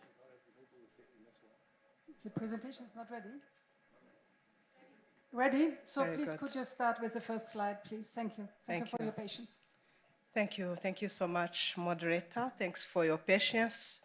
Good afternoon, distinguished guests, partners, colleagues, all protocols observed.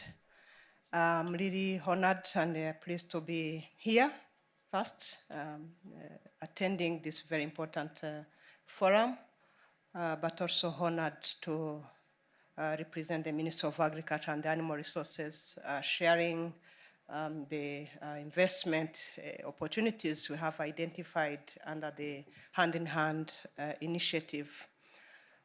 Maybe before talking about the individual opportunities identified, I will first highlight a number of statistics that are relevant to this discussion. And you will see on this slide, that's why I wanted to just put together a number of statistics that are very useful to the discussion first, but also to the investment opportunities we are to talk about today. You will see that Rwanda is really small in terms of size. We are 26,000, around 26,000 square kilometers. And the population is around 14 million now, because the reference year is 2023, and the population growth is around 2.3%. So we have a significant population growth, yes. We have a small country, yes, but we have a growing economy. And I think it's what matters in the discussion we are about to have today. We are targeting to become an upper middle income country by 2035. And our vision is to become a high income country by 2050, as per the vision 2050 of this country. And this requires intentional investment, and agriculture is a very important sector in the economy of the country. We are contributing 20% of the GDP as per 2025. And export, in terms of export, agriculture contributes up to 37% of the Rwanda's export. So the sector itself is expected to play a role in the vision of the country. And we have invested significantly in human capital. Our human capital index plus, the HCI plus, is 157, and it's above the average in sub-Saharan Africa. Again, this is an indicator that Rwanda is intentional in terms of building the capacity of human capital, and this makes a very interesting asset to the investment you are talking about here. Agriculture, as I just said, is a very important sector. Actually, I always remind the audience that we are the only sector that is mentioned in the Rwanda's vision as a pillar. Our vision has 5 pillars, and agriculture is the third pillar, expected to create wealth for both women and men. But now talking about agriculture and investment, again, allow me to highlight that we are no longer talking about production only. We have shifted to agri-food systems, and the investment we are going to share, next please, are going to cover the different segment of the agri-food systems, not only talking about the production. But before I talk about these different components of the agri-food systems, I want to, just as my colleagues have put it previously, we have to first ask why we need to invest in our countries. Rwanda has put in place a number of mechanisms supporting investment. We are renowned for attractive fiscal and non-fiscal incentives. We are a government that is effective. We are now, as per 2022, actually Now with the updated figures, I expect that we are becoming the first country in Africa with government effectiveness. It's not boasting, but looking at the investment of the government, I'm sure this rank has even improved. We are also experiencing a sustained high economic growth, and we are ranked among the safest countries in Africa and globally. Rwanda is also an opportunity for a bigger market. We talked about, on the previous slide, we talked about around 14 million of population, but that's not the only market we are targeting with these investment opportunities. We have already COMESA, the Common Market for Eastern and Southern Africa, more than 640 million people. We are part of the East African community, more than 300 million people, and this make a potential market for agriculture produce. Next, please. And talking about the enabling environment, as introduced briefly on the slide, we have laws supporting financial and non-financial incentives to investors. We have a one-stop center service where we can register, where we can access financial services. We can have some access to export promotion material and marketing linkages facilities. We have a number of services in this particular one-stop center. But we also have other different mechanisms to finance the risk investment in agriculture. Next, please. Now to investment opportunities under hand in hand. Next. We have selected a number of value chains based on specific criteria.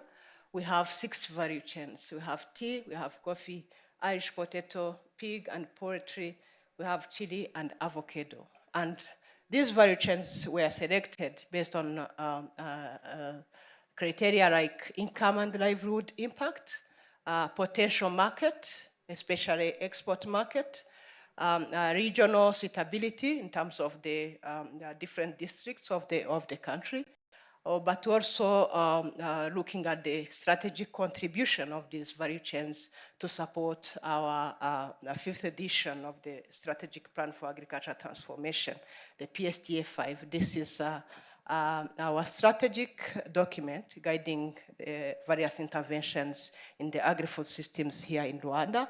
And if you can read this in this table, you'll see that these value chains are expected to contribute a lot, looking at in terms of volume and also in terms of values by 2029. Actually, PSTA 5 is ending with PSTA with 2029 because it's aligned with the National Strategy for Transformation, which is a 5 years government program.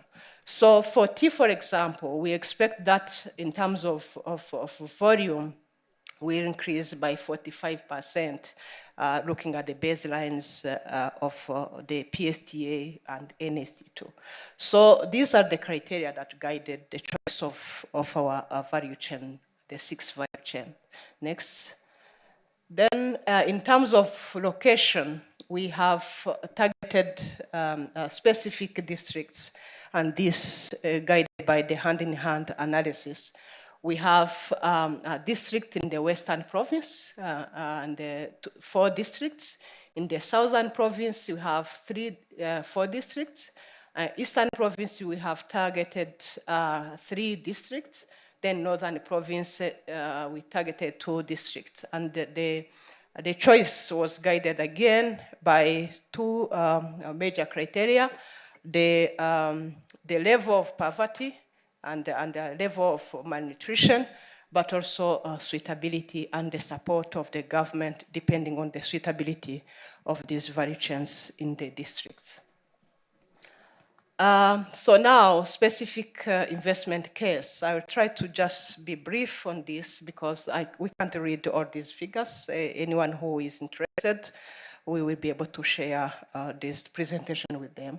But on tea production and processing, as I previously mentioned, we are not only focusing on production, but also considering the segment of the value chain. Then for tea, we already know that we have potential in expanding and increasing the volumes. We have a specific market. We have, for example, Pakistan is the major destination of our tea.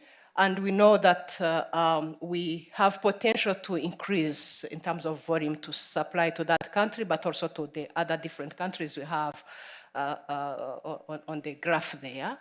But key strategic areas for growth for tea are branding Rwanda tea for more profitable direct sales, because majority of our sales are now through Mombasa auction, but we are targeting to increase the sales via direct sales. You see that we are still at 27.8%.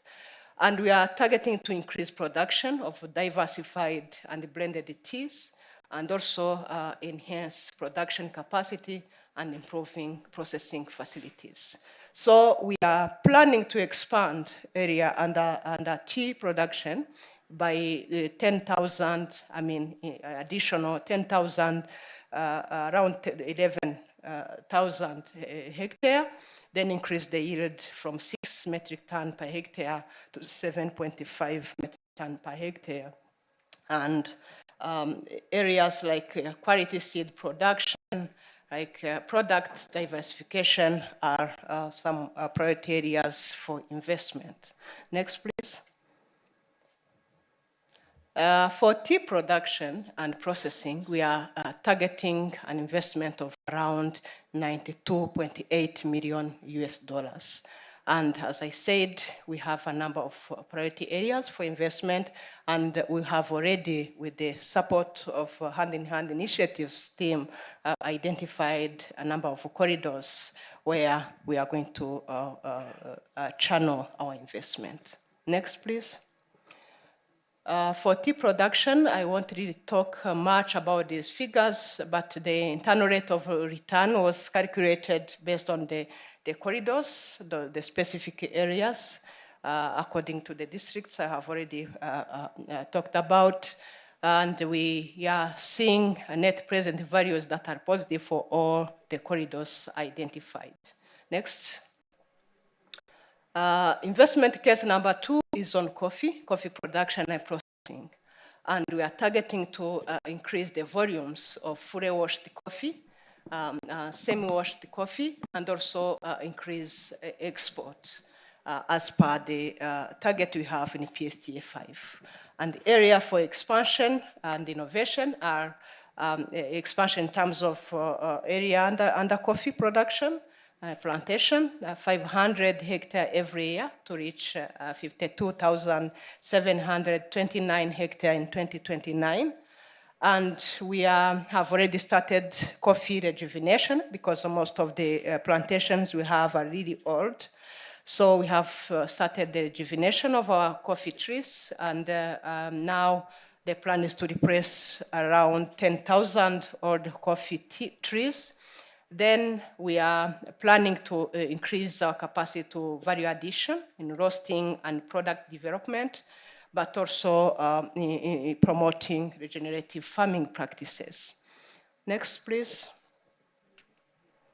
And proposed private investment for coffee production and processing is around $46 million US to be invested in the expansion of coffee area, to invest also in value addition facility to produce new products, and to establish a Rwanda branded coffee digital market platform, including the GIS certification. Next, please. Coffee production again and processing. These are just a number of metrics that we looked at, but in general, this is a very profitable industry. I would recommend everyone to think about when investing. Next, please. Case number 3 is Irish potato. We have potential in terms of the regional market, And especially the northern province is very suitable for Irish potato production, but also there are emerging areas in the southern and the eastern provinces where we think investment in potato can be very profitable. And the expansion and innovation areas are improved varieties and products, especially targeting high yield, disease-resistant potatoes and new market products. But we are also requesting or looking for investment in expansion in mid-tubers production to meet local and regional demand, potato storage technologies to reduce storage losses, but also produce new potato products to respond to the market demand being domestically, but also on the region. Next. With the Irish potato investment, we need around 34 million US dollars to invest in one tissue culture plantlet laboratory, and also to establish 8 improved potato storage facilities, and construct a potato processing plant with a capacity of 10 metric ton per day, producing chips and the potato powder for domestic and export market. Next. So for potato, the internal rate of return is around 29%, with a net present value of 15.9 million US dollars, total investment being around 34 million US dollars. Next, please. Case number 4 is on small livestock production. Here we have poultry and piggeries. And for poultry, we are targeting to respond to the current demand of the domestic market, but also the region on meat and eggs. And for piggery, we want also to respond to the market currently. The demand for piggery, for pork is really growing, being in the country and in the region. Area for investment are on new hatcheries, on new breeds, in pigs and poultry, but also in feed technologies, especially thinking of hydroponic fodder and insect protein. Next, please. We are targeting an investment of 169.8 million for both poultry and piggery. And particularly, we want to invest in establishing commercial layer chicken hatchery, establish poultry and pig model farm with low emission practices, and provide animal health services, including vaccines and capacity support.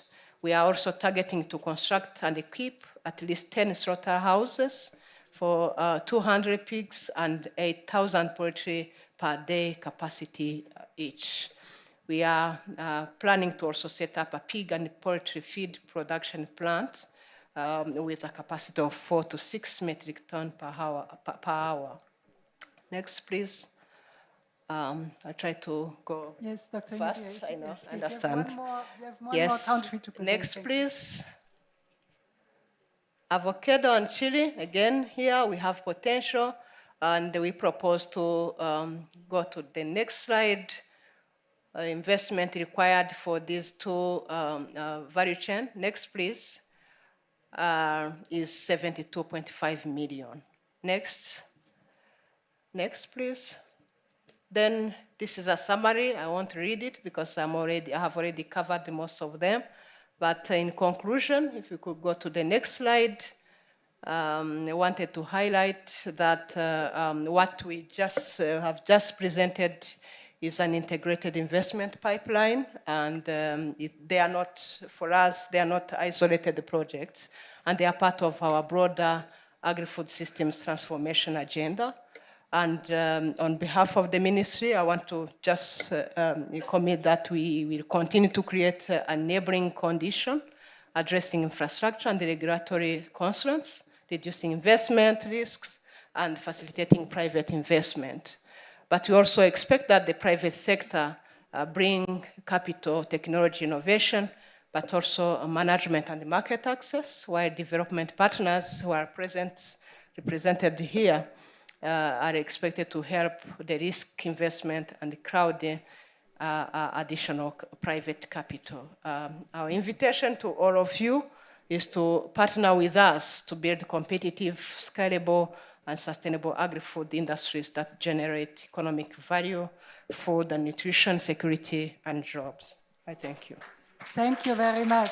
An applause. Thank you, Dr. Ingabire, to you and the Ministry of Agriculture and Livestock. I would like to please join us on the stage. I would like to ask the Master of Ceremony if we can get additional 15 minutes, because we have one more important presentation. And with this, I would like to invite Mr. Akankisa Samson Mpira, the Commissioner of Dairy Development from Uganda. Please join us on the podium. And I would like to ask the audiovisual team to confirm that everything is ready to start for the presentation of Uganda. Please. You may use this. Can you just give a sign that everything is ready to start? Ready. Okay, excellent.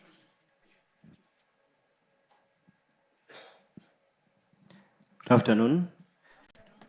Yes, Samson Akanchiza, Commissioner of Development and Production, representing the Ministry of Agriculture, Animal and Fisheries. And protocol observed, I'm here to give the presentation on the 6 key commodity value chains that we seek partnership to engage in terms of investment. But I would first take you through the overview of the country.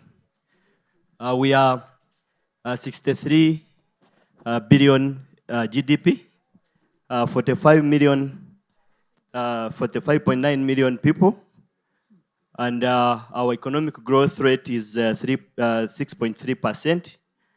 But we have an important sector, which is agriculture, that contributes 26.2% to the GDP. Now, all these investment opportunities that we are presenting contribute to the National Development Plan 4, of which we aim to achieve a tenfold growth to $500 billion US dollars within 15 years, but also raise household incomes and living standards of our people, but also looking at expanding employment opportunities, but importantly is promote sustainable industrialization for inclusive growth. Once we do this, then we look at reducing the poverty rates from 16 to 15%, and also increase GDP per capita from 1,000 to 2,000.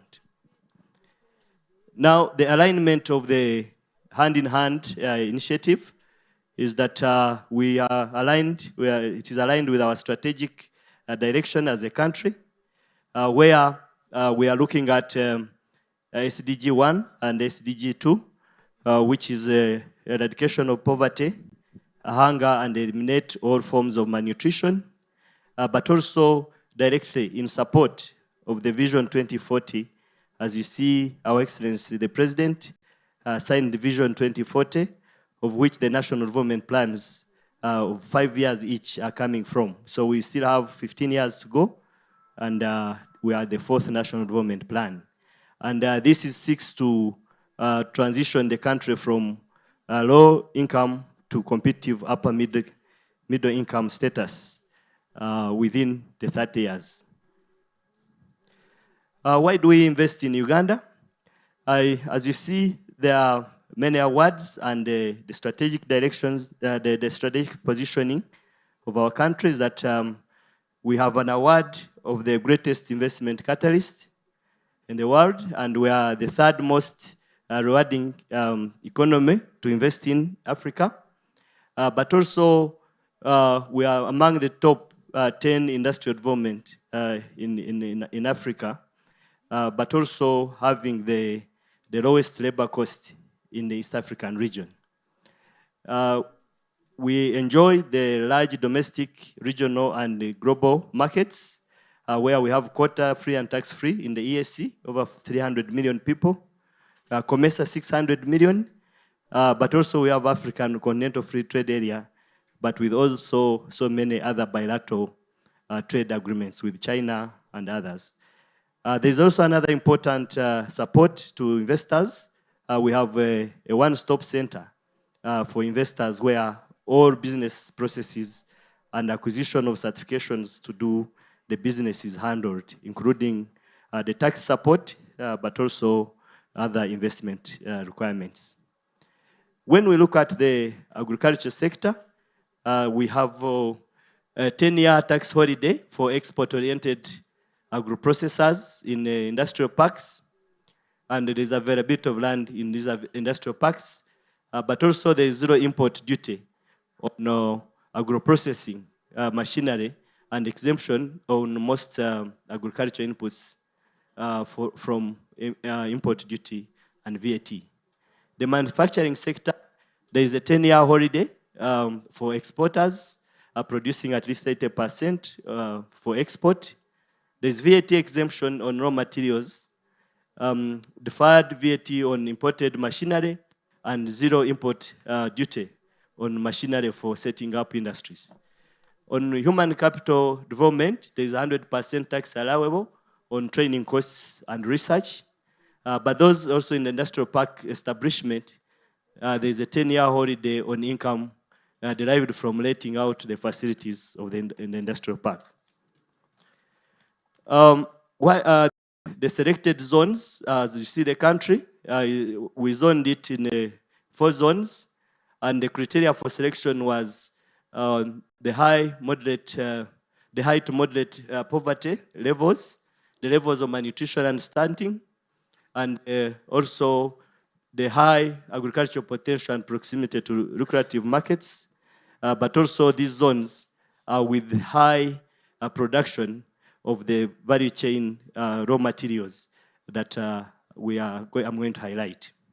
So it's zoned in the Midwest, Central Corridor, North and Eastern, North Rango and Acholi in the upper side, and the Southwestern grassland, which is the Ankole. The key investment opportunities, we looked at the dairy processing, the animal feed manufacture, the maize processing, the hides, leather, and skins processing, the banana processing, and the one-stop input or mechanization centers. Here, the public sector will provide infrastructure like land, roads, electricity, internet, and water across these all the opportunities mentioned, and the support will be by the catalyst investments and government together with development partners. The first case is which is the dairy processing. The opportunity there is that we have already 16.4 million heads of cattle. We have an annual production of 5.4 billion liters. The domestic demand is 1.85 billion, and the export is 2 billion, which is because we export only processed products. And this already has a deficit, it has a surplus of when we put up this infrastructure, we already have the milk to process. And what we are looking at is the target of 139.8 million liters annually in the 4 facilities across the zones. And this will directly benefit 500 people in terms of jobs, 1.2 million direct beneficiaries who will be involved in farming, but also milk collection. But another 1.5 million will be indirectly benefiting. So the bottlenecks, we are looking at the low value addition currently, the poor transportation, the inadequate bulking, and therefore the investment needs are the 4 processing facilities, 1 in each zone, but also we need more investment in the transportation and cooling facilities.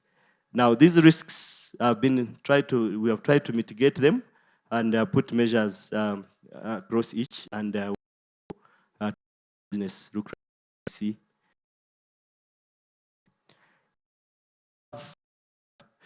We are seeking for the investment in UHT milk, pasteurized yogurt, and powdered milk. Especially these are long shelf life products that can go across the country and beyond the region. So our annual production targets is 130 million liters of UHT, the 50 million liters of yogurt, 34 million liters of milk powder, and also 70 million pasteurized. And the total investment required is 425 million, with a net present value per facility at 43.7 million. The internal rate of return is good at 25.83, and the payback period is 4 years. So this is a very important facility to invest in, with a lot of government support and all other supporting services. The second one is the animal feeds and pastures. We have an annual demand for the cattle feed of 1.07 million tons. As you see, the deficit is 0.64. When you go to the poultry, the chicken and poultry feeds, we have 5.47 million tons required annually, and we have a deficit of 3.28. Piggery feeds 6.4 million tons.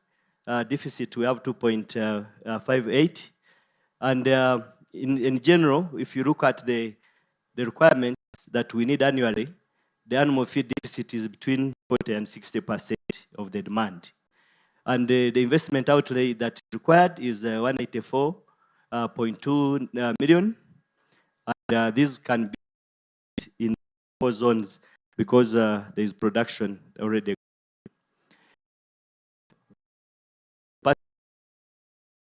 Conditions during seasons, we want to maintain production and productivity, and we also have inadequate feed processing plants already. When you look at the livestock production, we have 122 million poultry, 1.7 million goats, 17.4 million goats, 16.4 million cattle, 4.4 million sheep, and 7.4 million pigs. So the objective is to reduce the feed burden and the deficits by manufacturing these specific tonnages to be able to meet the demand. So our annual targets, we are looking at 400 tons of dairy meal, 204,000 tons of hay and silage, and looking at 1 million tons of poultry feed, and 500,000 tons of pig feed. And in the 4 facilities, we're looking at 184.29 in the facility, and each facility looking at around 46 million US dollars. NPV is good, and internal rate of return is 26.7. The payback period is 6 years and 4 months. The third case is the maize processing. So the maize processing, well, we look at the average demand already at 4.5 million, and we have a domestic demand of 700 tons of cornflakes, 3,000 tons of maize starch, and 18.4 million of maize oil. Looking at the annual target for the facilities, once these are done, to mitigate the demand, we look at the internal rate of return at 29.4. The fourth one is hides and skin and leather processing. Currently, our skin production is in a total with sheep, goat, and cattle hides. We have 41,750 tons annually. And what we are looking at is to establish 2 central tanneries to serve the 4 zones, but also invite the private investment for shoe and leather factory. As you see, the IRR is good, and the payback period is only 4 years. The 5th case, we have the one-stop input and mechanization center. And conclude, thank you. Yes, you may walk through there. So the mechanization center is looking at addressing the tractor hire services, but also have a farm input at the 10. So we have 10 tractors at each mechanization center, where the sales will be 25% from the seed, farm input at 35%, and fertilizer at 40%. And this will be accessed by the farmers. The final case is the banana processing. And banana is very key because it's across the western part to the central, with an annual average banana production of 13.4 million tons. But also, we are looking at deficit of ethanol, but also the plantain has a surplus because there's a lot of production. So we're calling for private investment into the banana processing and the fiber for making other products and ethanol processing. So in the 4 facilities, we are looking at 1.15 million liters of ethanol, the fiber 179,000 banana, of course, the juices.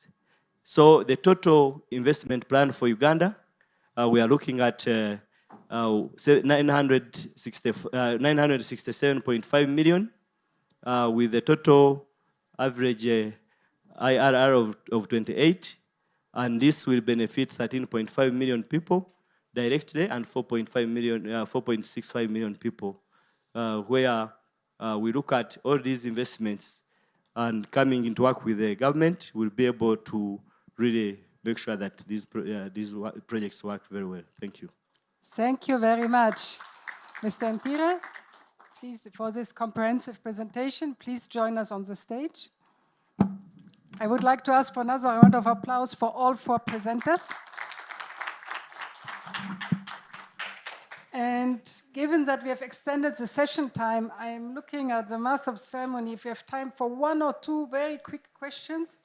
Yes, so we may open the floor. I'm asking for questions to the presenters, noting that there are opportunities throughout the forum to ask for questions. I don't see any hand. Can someone help me? Yes, sorry, please. The floor is yours. Hello?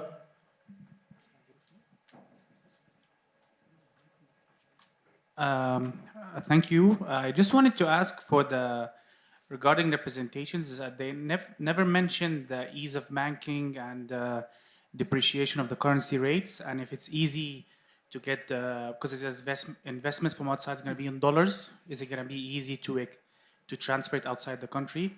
I guess it doesn't apply to all countries, but some countries do have 2 different rates, official bank rate and parallel rate. And sometimes the costing is always done in the parallel rate, and it's hard to get the official rate for the banks. And sorry, another question also in Kigali, in Rwanda in general, or Uganda, we do face high transport costs. So to get 1 container outside costs around $5,000 or $6,000. Is there any way that something can be done to reduce the cost of transport, which does increase our cost and makes us not very competitive to outside markets unless it's very exclusive luxury goods? Thank you. Thank you for this question. I think it's addressed to all representatives and one more specifically to Rwanda. So I'm turning to the presenters if one would like to take up 1 or 2 points of this question, which is applicable across all investment proposals. Please. You have a microphone just next to you. Thank you.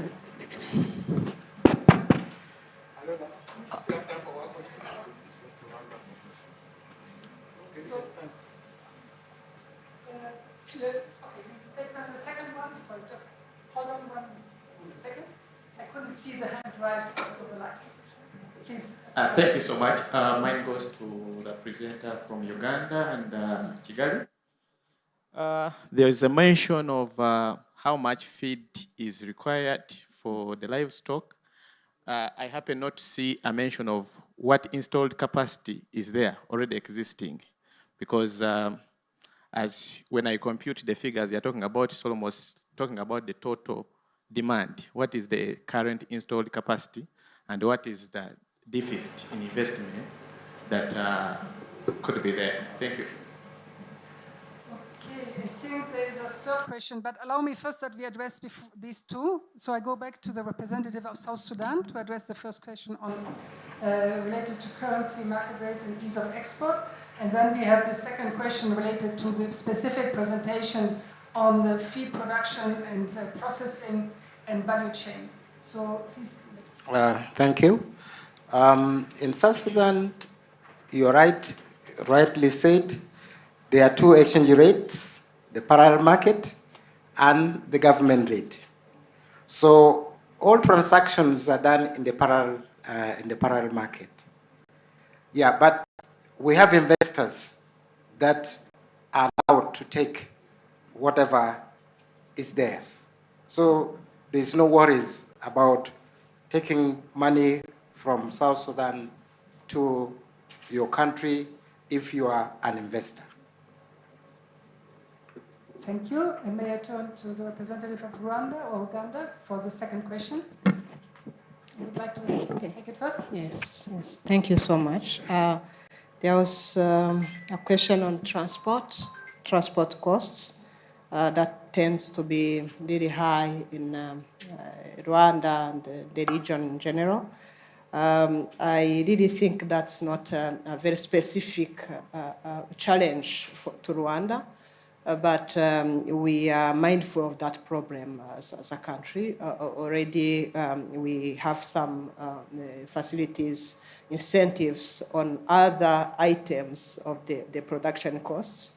Some were presented, but we also have some, for example, we have exemption on a number of equipment being used. But on transport specifically, there is subsidy, if I'm not mistaken, on air transport. We have cargo, if you are informed, and that has been, in specific cases, has been subsidized to support exporters. So yes, we know it's a challenge, but there are some incentives across the value chains. And also, where possible, some subsidies to support the export. And on feeds, knowing the capacity, of course, we know the capacity we have, but already the gap is really huge, considering what is existing. And with the stakeholders consultations we have conducted in alignment with this initiative, we noted that one of the gaps we have is on locally produced feeds, and most of the actually the raw material being used is imported. So there is a high potential, big potentials to make sure we develop this particular sector, and animal feeds among the areas that needs investment. So I won't be able to give the figure right now, but in the major document on the hand-in-hand program, we have all the figures necessary. Thank you. Thank you very much. I'm looking if any of the other distinguished panel members wishes to complement. Yes, yeah, thank you very much.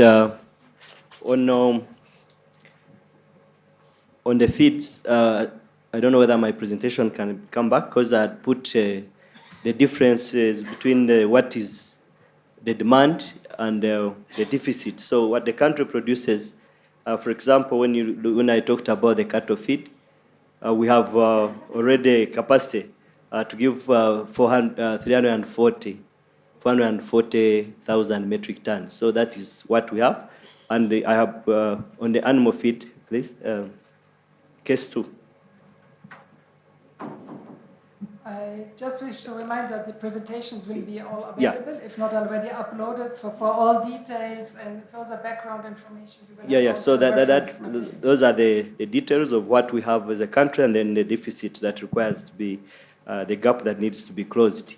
And these are the 4 we are proposing to ensure that we close that gap. So it's more detailed in the document, but those are the current established capacities and annually. So we're also on the high transport costs. Of course, the country we are aware, we are trying to invest more in the standard gauge rail, but also to have the transportation over the Lake Victoria for us to be able to reduce the cost of transportation to the sea. Thank you very much. I will turn to the third and last question for this session because we need to move forward. Yes, thank you, Arela. Invariably, given that we are ending country presentation, there's something I wanted to hear, which I have not heard from you. Some of you have been on this journey for about 4 years now. How much have you mobilized? What is the gap? I've not heard it from any of the presenters. It would be nice to know. How about I'm hearing millions? But how much of this millions do you have already? Thank you. So we have someone who would like to take first go to this question because I think this is a broader one, which will maybe be also raised in subsequent sessions. But please. Thank you very much. That is a good question because in order to move forward, you have to mobilize some from the investment opportunities that you have raised. We know that agriculture is a very risky sector, prone to climate change, prone to conflict, and prone to other many risks. And also in Somalia, we have identified also since our local consumption depends on imports from the other side of the world, it's also prone to the conflict that does not happen in our region. Like, for example, the conflicts that happen in Ukraine, the current Middle East conflict has threatened, similar to many other African countries, our locals. So if I come back to the question, our private sector and the government have put a lot of resources to de-risk the sector. We have put in place de-risking mechanisms. We have mobilized resources that would help to support the potential investors who are eager to invest. Our financial institutions, they have mobilized over 400 million, specifically Somali Development and Reconstruction Bank, to help and de-risk the sector. Specifically, the 4 investment cases that we have identified, I would like to ask my colleague from the Ministry of Livestock to complement. We have raised some resources specifically for the dairy and the fodder. If he be able to champion, I would request him to champion. There were 2 resources that has been identified from AFDB when we were in Rome, and also a private company who were ready to invest into the dairy. So Dr. Dero, I would request him to, if he can mention the exact figures and where the process is and how much they have mobilized.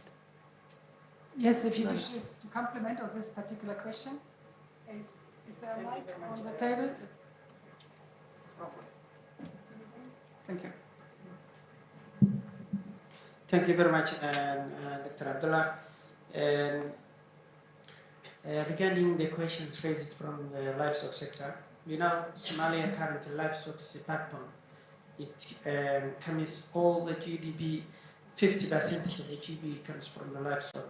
If I give you just a brief second of the milestone, for the last year we have exported 7 million of the livestock to the Gulf countries due to the civil war of the Sudan. The number of the livestock that exported to the Sudan shifted to Somalia. That enhanced the GDP, which brings 2.68 billion to the local community. This also again parallel with the meat export, which is 1.1 million ton of the meat to the Gulf countries. This also, again, brings 13% of the GDP increase. Somalia, by this question, there are two main components that has been already got in investment from the African Development Bank, especially for the dairy milk or dairy farms and feed and fodder. Why Somalia make these two complement activities priority? There are several reasons. One is due to of the our indigenous breed. Most of our animals are indigenous breed. They need genetic improvement. So there are ongoing complement of projects that currently start to build out the breeding center.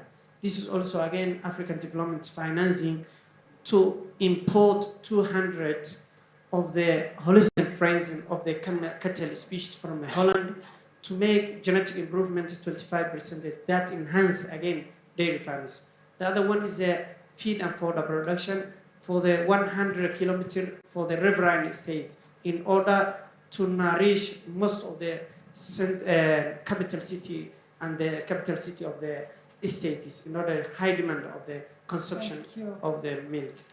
Due to the time, I have a lot of the. Let me just give just a minute. May I suggest, because that all this very important information is shared directly, we will have opportunities for exchange. So thank you very much. It's a very important compliment. And I think we have to come to a close for I see that the discussions may go on. Very, very quick last contribution, and really we have to close. Thank you. I think I'm just responding to him. In my last slide, I had mentioned that in the 4 investment areas, there was money earmarked by the government. Like I said, it's small, but it makes a difference. Like in Sogam, we have 64,008 million, and the government has given 3.2 million. The government gave something. I think he is listening. He is not listening to us. It was his question. I wish he listens. We will make sure we convey your message. I want you to listen, please. You asked that question. In South Sudan, in the 4 areas of investment, we have Sogam. The total investment is 64 million and 8. The government gave 3.2 million. There was something very small, but it's there. In rice, the total investment is 25 million, which is almost 26 million. The government gave 1.3 million. Very small, but still it's there. In livestock, the investment is huge.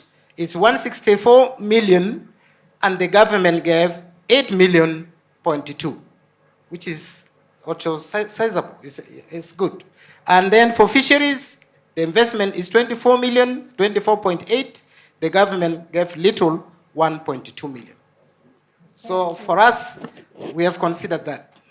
Okay? Thank you for all the compliments. And again, to underline that beyond the presentations we have seen on selected value chains, prioritized across crops, livestock, fisheries, and related subsectors, there's a wealth of analysis, studies, work done to prepare these investment proposals, and all details for further discussion and exploring partnerships are available with all the presenters and the delegations. With this, I would like to close this session.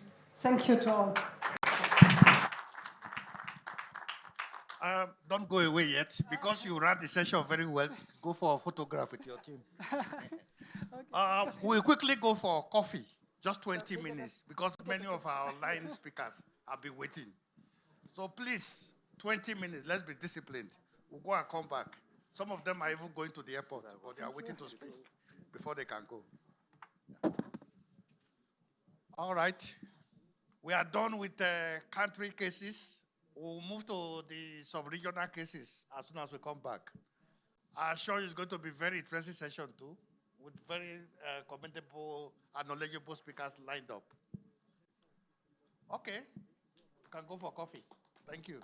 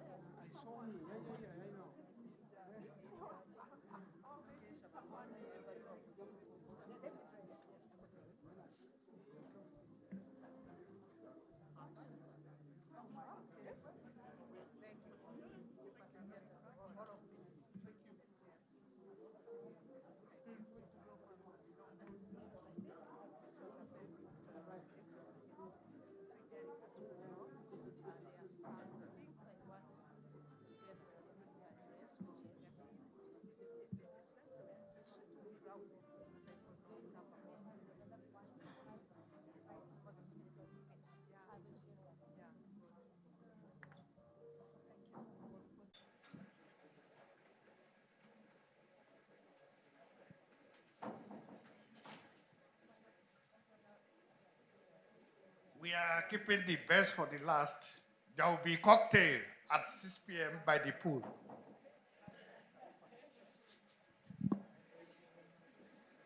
So make sure you are present.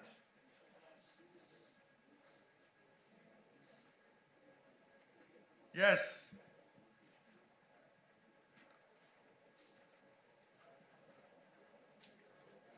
Please come in, everyone. We're about to start. Why is it that it's only men that are still outside?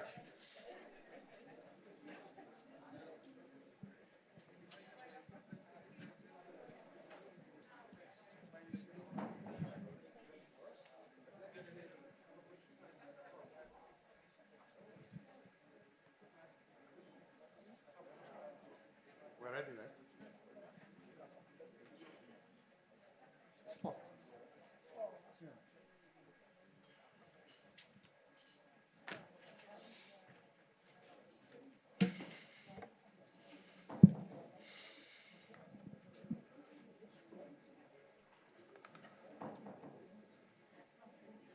All right.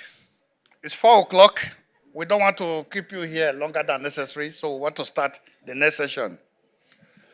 We are now advancing to the sub-regional cases. I've listened to the 8 countries in the sub-region. And to lead us in this endeavor is Carla Mukave, Senior Advisor, SFE. So without wasting time, Madam, please. A round of applause for her. A round of applause. Good. Thank you. Thank you very much, Yes. MC. I'll use this one. So good afternoon and welcome back after the break. Let me also recognize, I know the minister is no longer with us, but he was with us the whole day, which we really appreciate.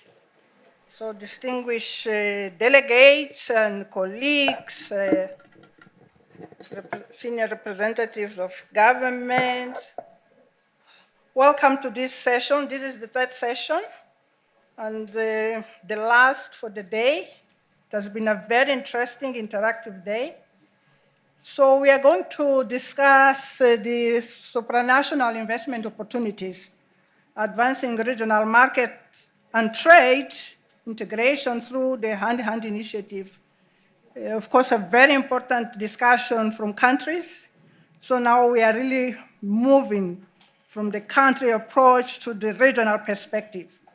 This session, maybe to just provide a little bit of background, will really focus on investment opportunities. Actually, the focus is on investment that go beyond borders and can strengthen regional market integration, deepen cross-border value chains, and mobilize public and private investment for agri-food systems transformation in Eastern Africa. And to set the stage, we will begin with 2 presentations. Actually, this is the session that we want to make it more interactive, but let's start by 2 presentations. that introduced the sub-regional initiative and the regional trade and market integration dimensions of the hand-in-hand initiative. And for that, I will invite again our dearest colleague, Norma Mlanga. She is the agribusiness officer at the FAO sub-regional office for Eastern Africa, and she will present the sub-regional initiative and prioritize also regional value chains. And Norma will be followed by Nadia Puerta, Nadia is an economist at the FAO office of the chief economist, and she will speak to the evidence, investment logic, and regional market integration opportunities. So I will invite Norma and Nadia to come to the stage and take the seat. So please, over to you. It's good that we have a round of applause for our two speakers.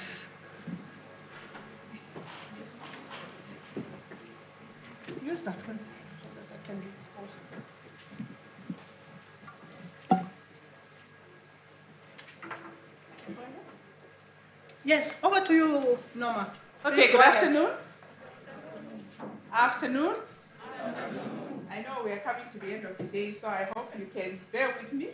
I'll try to do this as brief as possible because the countries have actually made my job easier. They've actually highlighted some of the things that I was going to talk about.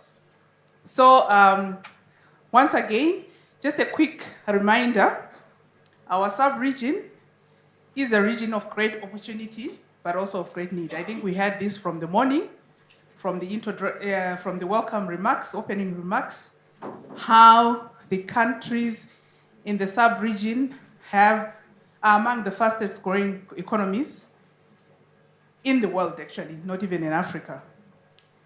And so what does that mean? There are growth opportunities, and the investments can yield returns. We have a dynamic young population and a very vibrant and emerging private sector. So these are the opportunities. And then the countries have also spoken about the markets beyond their own national markets. So for instance, we had a number of presentations highlighting the 300 million in the sub-region. So again, this is a huge market potential, which really makes the case for regional value chains. But at the same time, last month, we released the State of Food Security. And our continent, and sadly our sub-region, has the highest number of hungry people. So again, that's a challenge. We cannot transform the sub-region without making sure that we have inclusive growth. And that's where the hand-in-hand initiative offers opportunity, because it's very inclusive and makes sure it identifies areas with potential. So we know that countries here, the 8 countries in the sub-region, are either members of the IGAD, REC, East African Community, or COMESA. And you can imagine what that means in terms of regional opportunities that presents. So what we did, looking at country opportunities, we looked at common areas of interest. And this was done, in a very consultative manner, where our country offices highlighted the areas, whether from the national policies, strategies, or from the country programming frameworks, and identified priority value chains. And as we've tried to illustrate in this slide, we can see livestock is there in red. It's in many countries, almost all. We have fisheries and aquaculture. We have coffee, and then we have rice. And so that led us to look at the opportunities in these value chains that seem to have shared constraints as well as shared opportunities in the sub-region. Let me start with the livestock value chain. I don't repeat the numbers because the countries have done a wonderful job actually outlining the potential. We've had millions of heads of cattle, of small ruminants, and also the importance of the sector to livelihoods. For instance, when I looked at the RACIP for IGAD, they say 373 million ruminants are in the IGAD region, which really makes it the most endowed livestock region on the continent.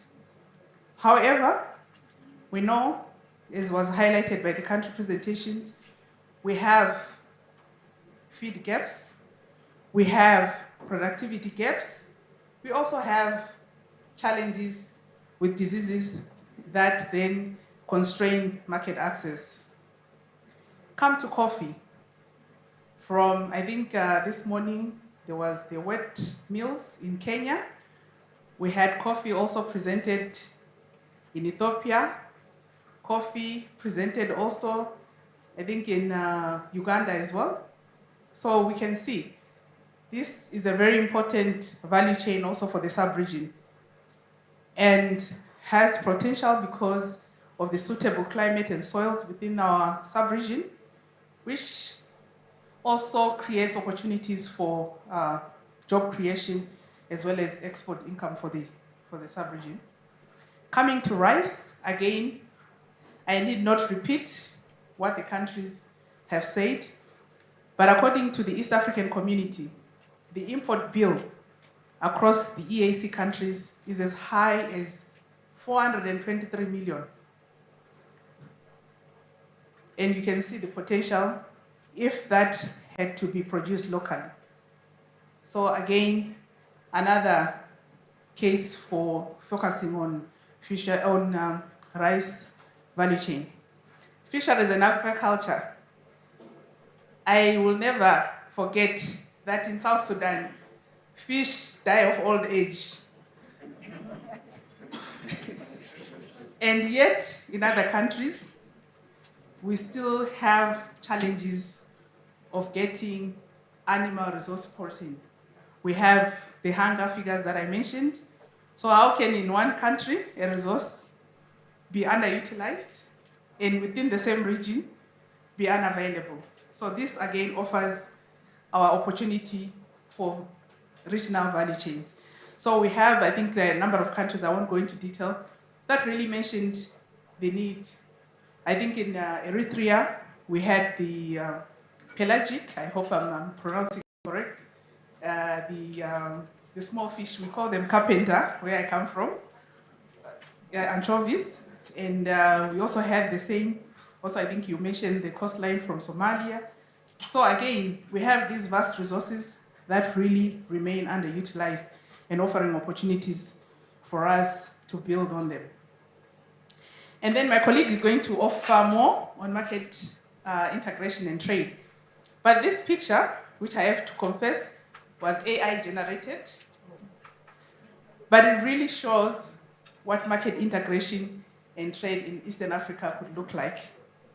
Stronger markets, seamless trade, shared prosperity. And this would directly relate to the Africa Continental Free Trade Agreement.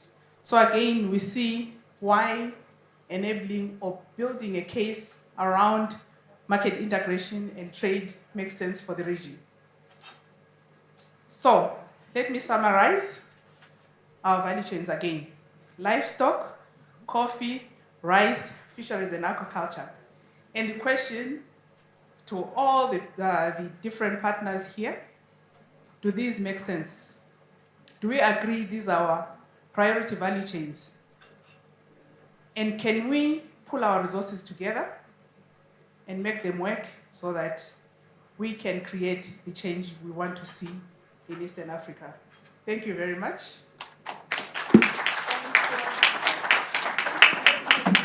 For really highlighting already the value chains that can really be endorsed, adopted by the region for the transformation of agri-food systems.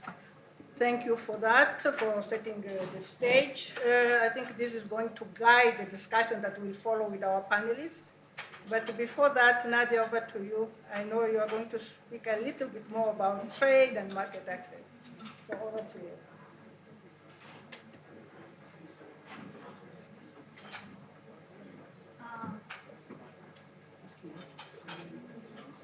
Yes, first the presentation.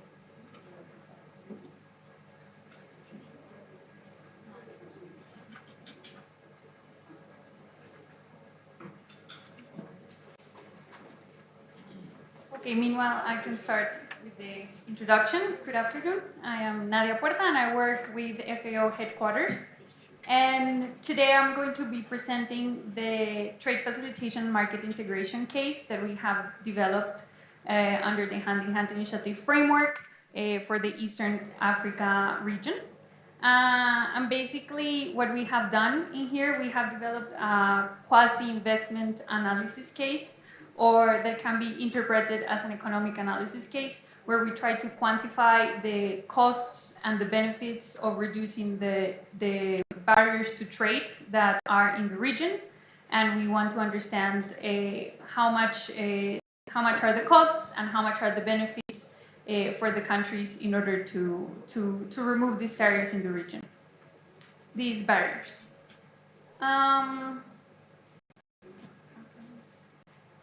Okay. Yes, so increasing trade and integration has been identified as one of the key priority areas under the initiative for the region, especially because this will allow to improve the agri-food systems, transformation, and as well, most importantly, because this will support the integration in order to investments, the national and the regional investments, to reach their full potential. So we have seen already today how there are usually some problems with trade in the region and with mobilizing commodities in the region that can maybe not allow the investments and the investment cases that have been presented to reach their full potential. So the idea of this case is to coordinate efforts in order to reach the full potential of trade that the region can have. First, we have a trade overview, a general overview of the region. We can see that the trade in the region basically it's high, with representing 43% of GDP in the East African community. However, this is below the international standards, and the region it's quite import dependent, with the trade deficit around 9% of the GDP. And as well, we can see that the exports in the region there are very few that are intra-regional. So we have that 21% of the Eastern African community, the exports are intra-regional, 15% of IGAD, and 10% for COMESA. So basically, this leads to high opportunities in order to increase the trade in the region. So for more trade in the region, especially because there is high demand for food. And this will also lead to potential for intra-trade inside the region, between the countries and with the continent itself. There are also many benefits to increase trade in the region, such as smoothing the impacts of climate change, stabilizing prices, and also reduce the input costs. And for the analysis, we have identified different challenges in the region, but we have focused mainly on 3 barriers to trade, which are the tariffs, the non-tariff barriers, and the border costs, border costs. So first, we can focus on the tariffs, and one of the main challenges in the region in terms of tariffs is that we have different blocks and different initiatives that have different tariff regimes and different trade-free agreement areas. So some countries adhere to some specific agreements, some countries don't, and there is heterogeneous tariff regimes in the region. This also leads to high different prices of the same commodities in between the countries, and also it happens that there are sensitive products that have tariffs that range between 50 and 100%. with several key interventions or key policy interventions that are important in the region, especially related with policy alignment in order to have a consistent application of tariffs across the region. We have done an estimation of how much this will cost in the region. That is about 145 million US dollars. These costs basically represent the revenue that countries will not receive because of the reduction of tariffs. Then we have the non-tariff barriers. Okay. Then we have the non-tariff barriers. Can you go back?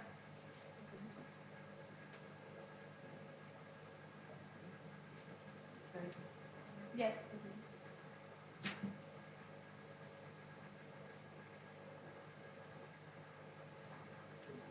The next one. Yeah. Yeah. Okay, so then we have the non-tariff barriers, which the non-tariff barriers actually are one of the most significant constraints that there are in the region. It is estimated that they can cost up to 1.7 to 2.8% of GDP each year for the East African community. And they remain one of the main challenges in the region to be addressed in Africa and in Eastern Africa. Reducing these interventions, there has been significant efforts that the countries have done in COMESA and in the Eastern African community in the past years to reduce the non-tariff barriers. And if these efforts continue, as well as some specific interventions focused on reducing the non-tariff barriers in the region, we estimate that the cost of this reduction will be around $428 million in the region.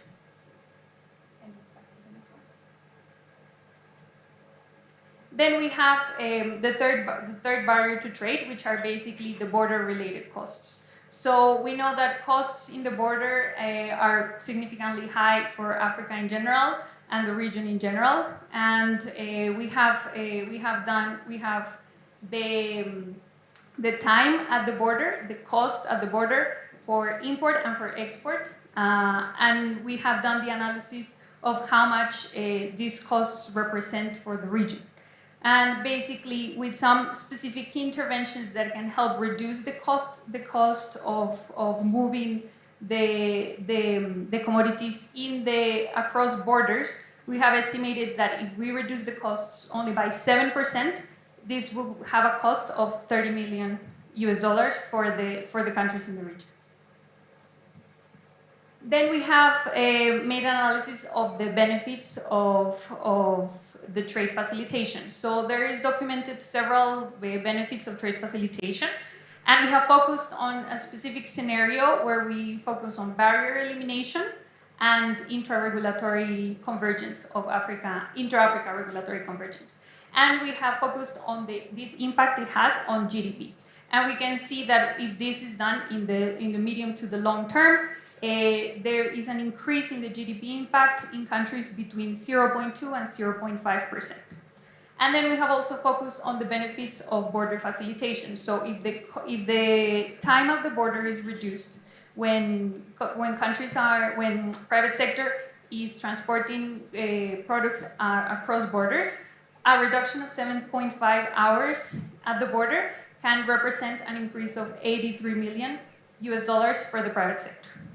And then what we have done a profitability analysis based on this. So for each country, we have estimated how much it costs to reduce these tariffs. So how much revenue the countries will stop receiving because of reduction of tariffs, non-tariff barriers, and border costs. And we have estimated the benefits in terms of the GDP impact and of the border facilitation. And we have done a profitability analysis for each country, where you can see we have the investments per country and an internal rate of return that on average is 25% for the region. And then we have some additional benefits, the benefits that we have for facilitating the trade in the region. We have the reduction of poverty, of extreme poverty for 5 million people with the adoption of the African Free Trade Agreement, 15 million of moderate poverty reduction, food consumption to increase by 0.17% in COMESA, and the number of undernourished to be reduced. And that's it. Thank you very much for your time. Thank you very much, Nadia. particularly for really emphasizing that we need to increase trade, and in particular inter-trade within the Eastern African.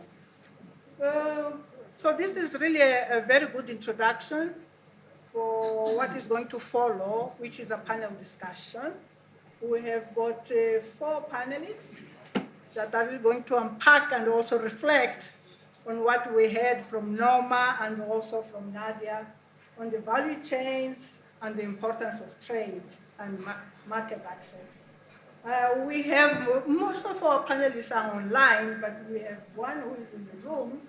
So let me invite Andre Mold, who is the Director, Sub-Regional Office for Eastern Africa, UNECA. Good to have you with us. But we have the other 3 panelists that are really joining online. It's Mr. Liban Daher, the Director of Agriculture and Environment. IGAD, actually we talk about the regional institution, this doesn't work. Sorry, I hope you were able to follow what I was saying, because now I understand that I was using a mic that is not audible. I was introducing our panelists. Of course, I've invited already Andrew, the Director, Sub-Regional Office for Eastern Africa, UNECA. We do have online Mr. Liban Daher, who is the Director of Agriculture and Environmental at IGAD. We also have David Wafula, Eastern African Community. I know that one of our panelists actually is traveling, so I hope we can get him before he leaves. We will also have Sufian Kamara. Sufian is the Senior Policy Officer at the FAO Sub-Regional Office for Eastern Africa. And then we will also have Agra, but we'll invite Agra at the end. I know that there are some questions, surely, that you want already to ask to Nadia and Norma, but keep those questions to the end, because we will have, of course, space for interaction with the audience. So let me maybe start with you, Andrew. You are here with us. Thank you very much for joining. Actually, we have the UN with us. We are really working together. I think this is very important. I know Andrew wanted to share a little bit on what UNECA is doing at the sub-region in terms of policies, in terms of strategies, but also looking at the space of trade. So I give the opportunity to you, Andrew, to reflect on what you heard from Nadia particularly, because she touched on trade. Over to you. Yes, thank you very much, Carla. So yeah, I actually wanted to come back on a few of those figures that Nadia was presenting. I think it works fine. It's just... Can you hear? Yeah, it was just you weren't speaking into the microphone, Carla. No, it's kind of important. Yeah. So yeah, I just wanted to take up a few of those figures that Nadia was presenting, because I think those 2023 figures that you're showing represent a little bit of a negative view of regional agriculture. Partly because last year we saw very strong agricultural performance across the region. So we had a number of countries where, for example, coffee exports exceeded $3 billion. Uganda being one of the cases, very close to 3 billion, I believe. And Ethiopia more than 3.2 billion. We have the figures now for 2025. And you can see an aggregate that Kenya also, of course, has been doing well in terms of its horticultural exports, and its tea exports have been very healthy. And of course, it's been buoyed up by international prices. So actually, we have a situation where if we consider food trade balances as including the cash crops, rather than purely looking at what UNCTAD terms as basic food, which is the food which is generally consumed rather than the cash crops for export, then we see that the region's in quite a good position last year, despite all the vulnerabilities and challenges. Now, of course, within the East Africa community, we have one country with a very large food import bill, which is of course, Somalia. But even there was, as we were hearing from the Somali delegate, there were some encouraging signs. For example, a boom in their livestock exports to the Middle East last year. What we stress in terms of the policy advice is the importance of regional markets to meet regional demand. And while listening to all the representatives from the member states, I was struck by the extent to which a lot were focused on external markets outside the region. And I feel that this could perhaps be a mistake over the longer run. So, for example, the Kenyan representative was talking about investing a lot into coffee. Now, the coffee market at the moment is at very high prices, but as we know in the region, that doesn't last necessarily for long and can create a lot of vulnerability when you have a heavy dependence on a few export crops like that. So I was very interested by the representative from South Sudan talking about rice, fisheries, and livestock, because those are kind of markets where there's a huge demand within the sub-region. And basically within the East Africa community, we have two countries with very significant positive trade balances, and those are Uganda and Tanzania. Kenya, strangely enough, precisely because it's focused a lot on the horticultural sector, avocados and flowers and those sectors, it's done well in that, but it has become increasingly import dependent. And one of the big challenges for our sub-region is clearly the amount of arable land per person is declining really quite sharply over the last 40, 50 years. And that's why, again, I feel that in the longer run, South Sudan actually holds an enormous potential for the region because it's the only country where actually there's still huge amounts of arable land available and plentiful water supply, as the representative from South Sudan was saying. So in the long run, I think there's a lot of investable opportunities in South Sudan. And as you were pointing out, sir, although we have the impression of instability being generalized in the country, there are parts of the country like Western Equatoria where food production is very healthy and doing very well. So one of the piece of policy advices we have is to double down on the regional markets, I think, in terms of food security. And there at the ECA, we've taken an active role in helping promote the implementation of the African Continental Free Trade Area. And Nadia was talking about the very considerable non-tariff barriers that we still see. We currently have a project with IGAD where we're looking at implementation of the AFCFTA for IGAD member states. And just a few weeks ago, we were in Nairobi talking with the authorities about the degree under which they were starting to trade under AFCFTA rules. I don't know if you're aware, but actually Kenya now, its principal market is already the African continent. 45% of its exports goes to the continent. And we were very pleased to learn also that they've started importing under AFCFTA rules. So one of the first trades they had under AFCFTA was an import from Ethiopia of beans. And it was several hundred tons, I believe, of beans coming into Kenya. And it was taking advantage of the AFCFTA tariff reductions. So whereas the common external tariff for that would have been normally 25%, we're now halfway through the process of tariff reductions under the AFCFTA. It came in paying only 12.5. That's the kind of trades that I think we really have to see much more of if we want to improve regional food security. And I think I would encourage all the member states with the proposals here to reflect on that a little bit because, for example, we were discussing Somalia and its tremendous potential in fisheries, while the import bill of fish coming into the region is really quite significant. And strangely, Tanzania and Kenya, they only have very small positive balances in fish, whereas Uganda is actually our largest net fish exporter because of Lake Victoria. So we have a lack of commercial fishing across the region, and I would very much encourage the countries such as Somalia. Somali people don't even really like fish for consumption themselves very much, so there's a perfect opportunity for a degree of import substitution, let's say, to meet the burgeoning demand of the regional market. Thank you very much. Thank you very much, Andrew.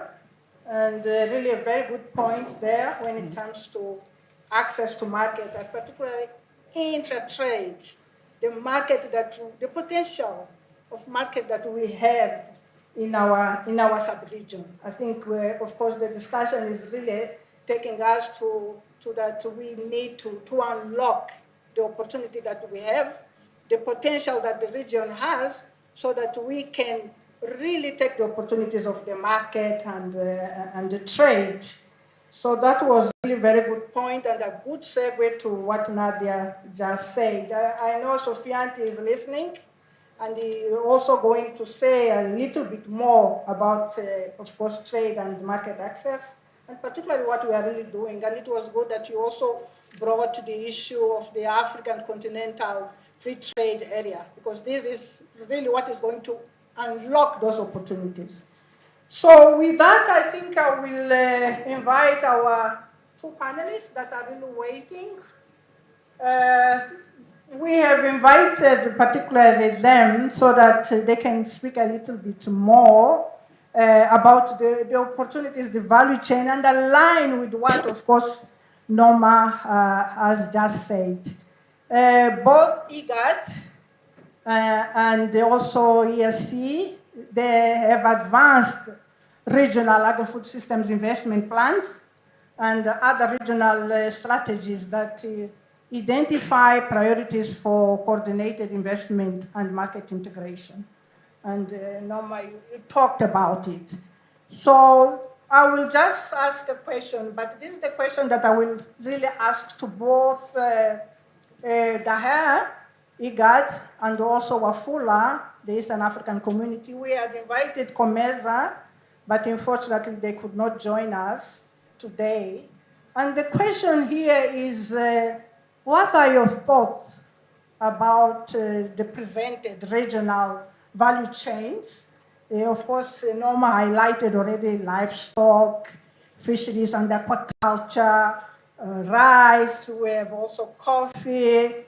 So what are really your thoughts in light of your regional agri-food systems investment plans and other regional strategy plans?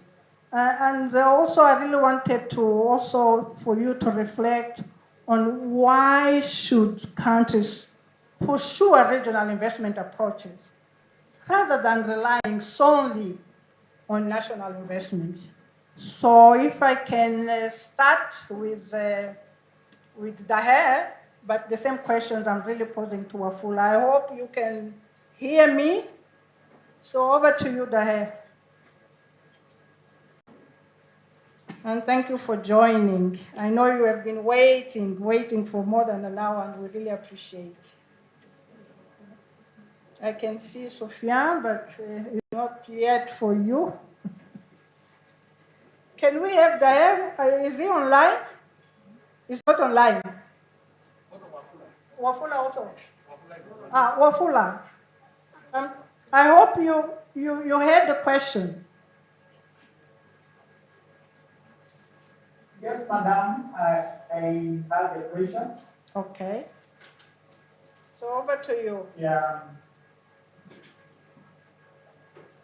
Thank you very much for the opportunity to participate in this session. My name is David Wafula. I work for the East Africa Community Secretariat as a CADA coordinator, and FAO for several years has been one of our premier technical and development partners in the area of agri-food systems transformation. So going direct to the question,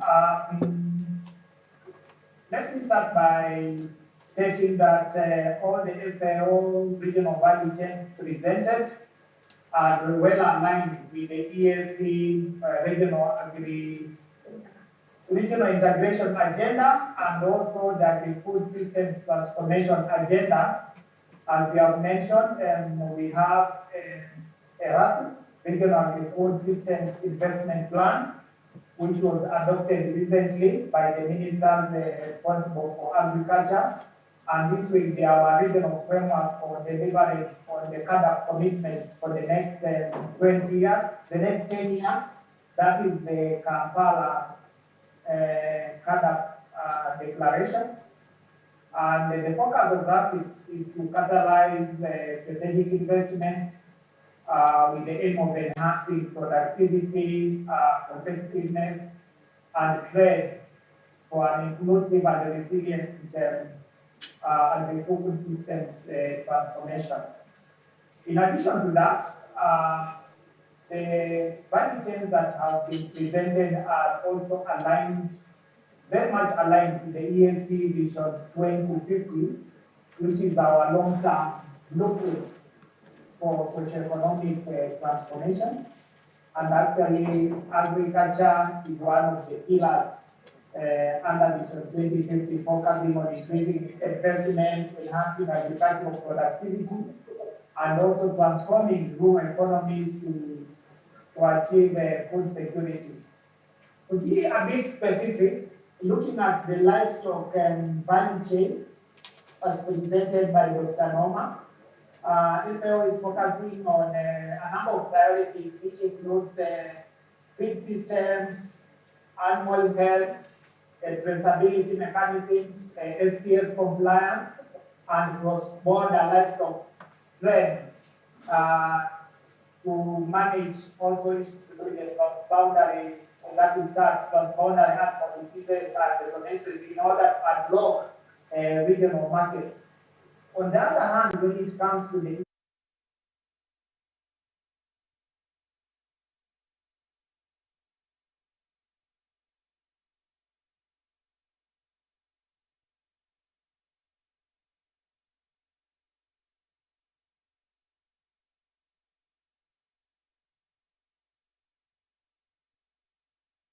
facilitating trade, and also issues around transboundary management of rangelands are also key in our RACIP. And the aim here is to, of course, to enhance complementarity between partner states, because there are issues that are very specific that countries can handle in their national investment plans, but there are issues and priorities that require cooperation and collaboration between countries.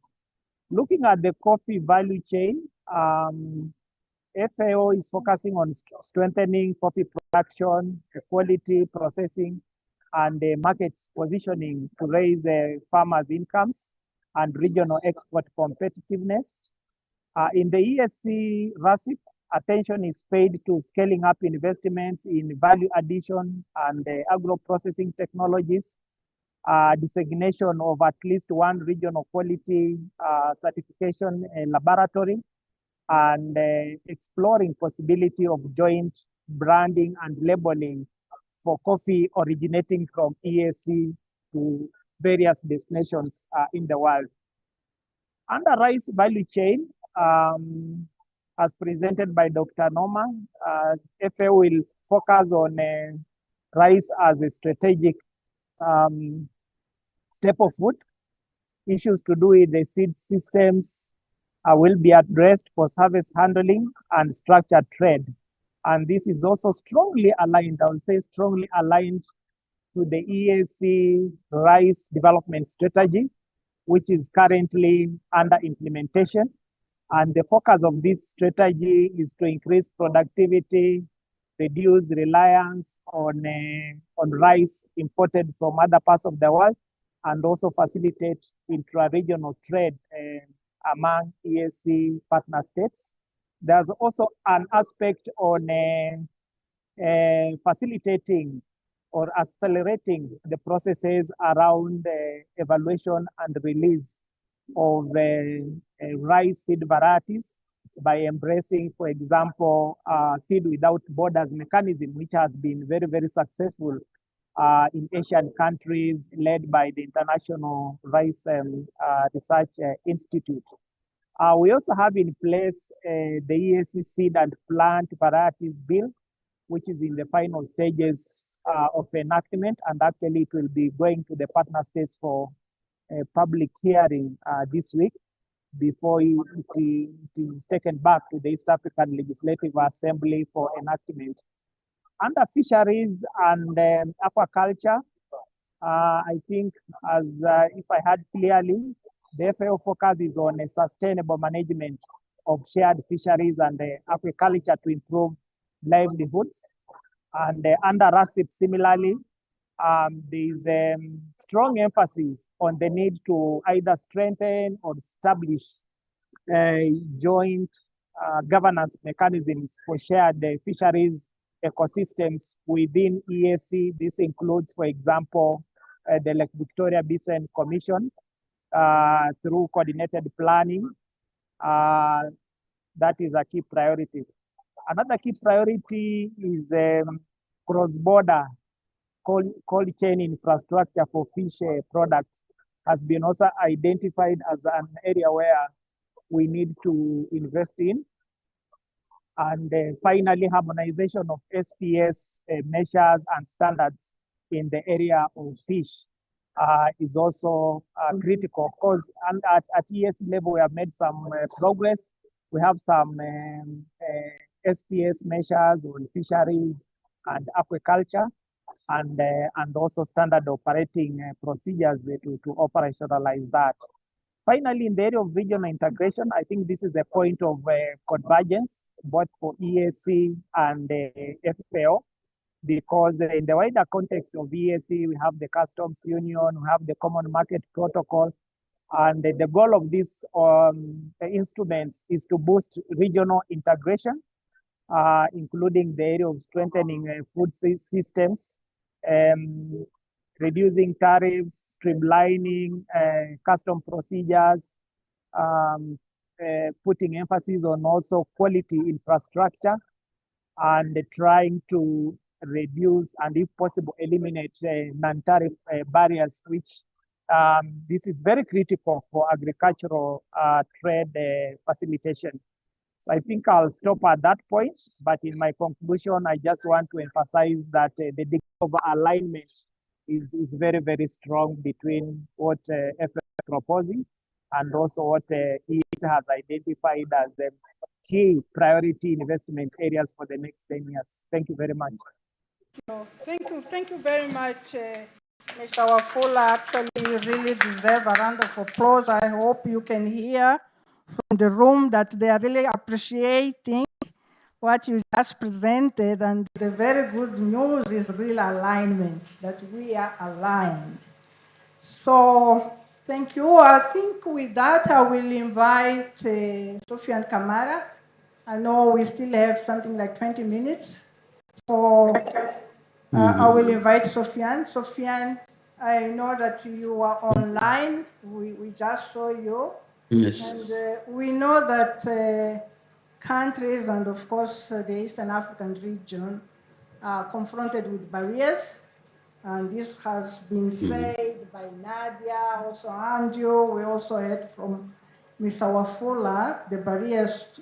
And then we need to address those challenges because those are, and of course, again, the EFCFTA, the African, of course, Continental Free Trade Agreement, could really contribute to address some of those barriers. And I was very happy to hear from Andrew when he was really talking on helping countries for the implementation also of the African Continental Trade Agreement.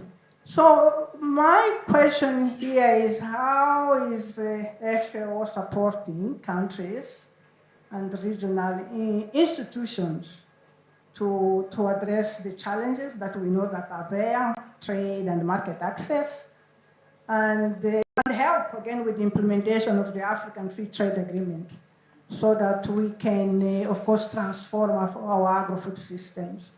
And then maybe the following question would be, how can governments, investors, we have investors in the room, and the regional institutions are really jointly addressing that.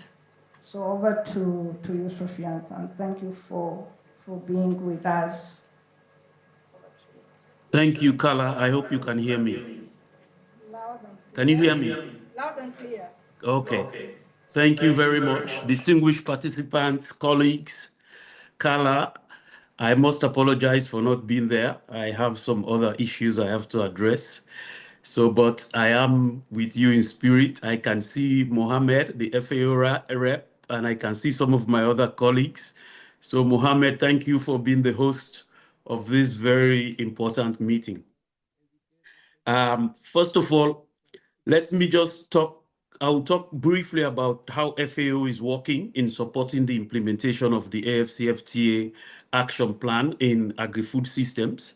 Then I would look at some of the priorities in my own way. I don't think the actions should be prioritized one after the other in the normal chronological way, but I would give my own opinion on that.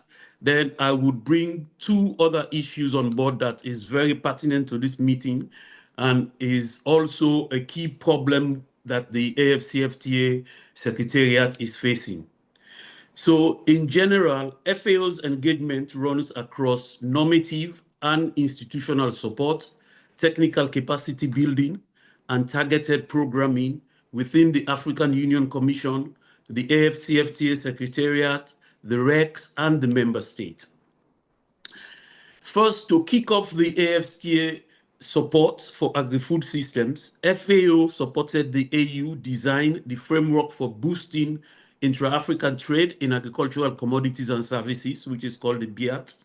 It was operationalized in 2021. It organizes FAO support and other partners as well around 7 pillars. These are trade policy, trade facilitation, productive capacity, trade-related logistics and infrastructure, trade finance, and factor market integration, and cross-cutting issues, including market information systems. In the area of trade policy and negotiation capacity, FAO gives direct support to African governments for regional and bilateral trade negotiations in agriculture, piloted a policy coherence approach linking agriculture and trade ministries in many countries. We also conduct training on information and analytical tools for trade policy development at national and regional level.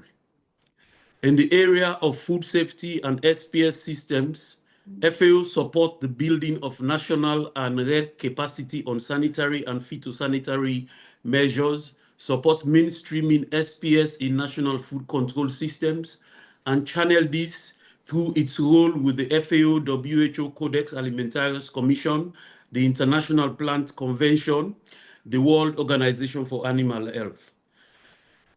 These actions also underpins the African Union's sanitary and phytosanitary policy framework for Africa, which operationalizes Annex 7 of the AFCFTA Protocol on Trade in Goods through harmonized science-based standards, capacity building, and increased investment in SPS systems.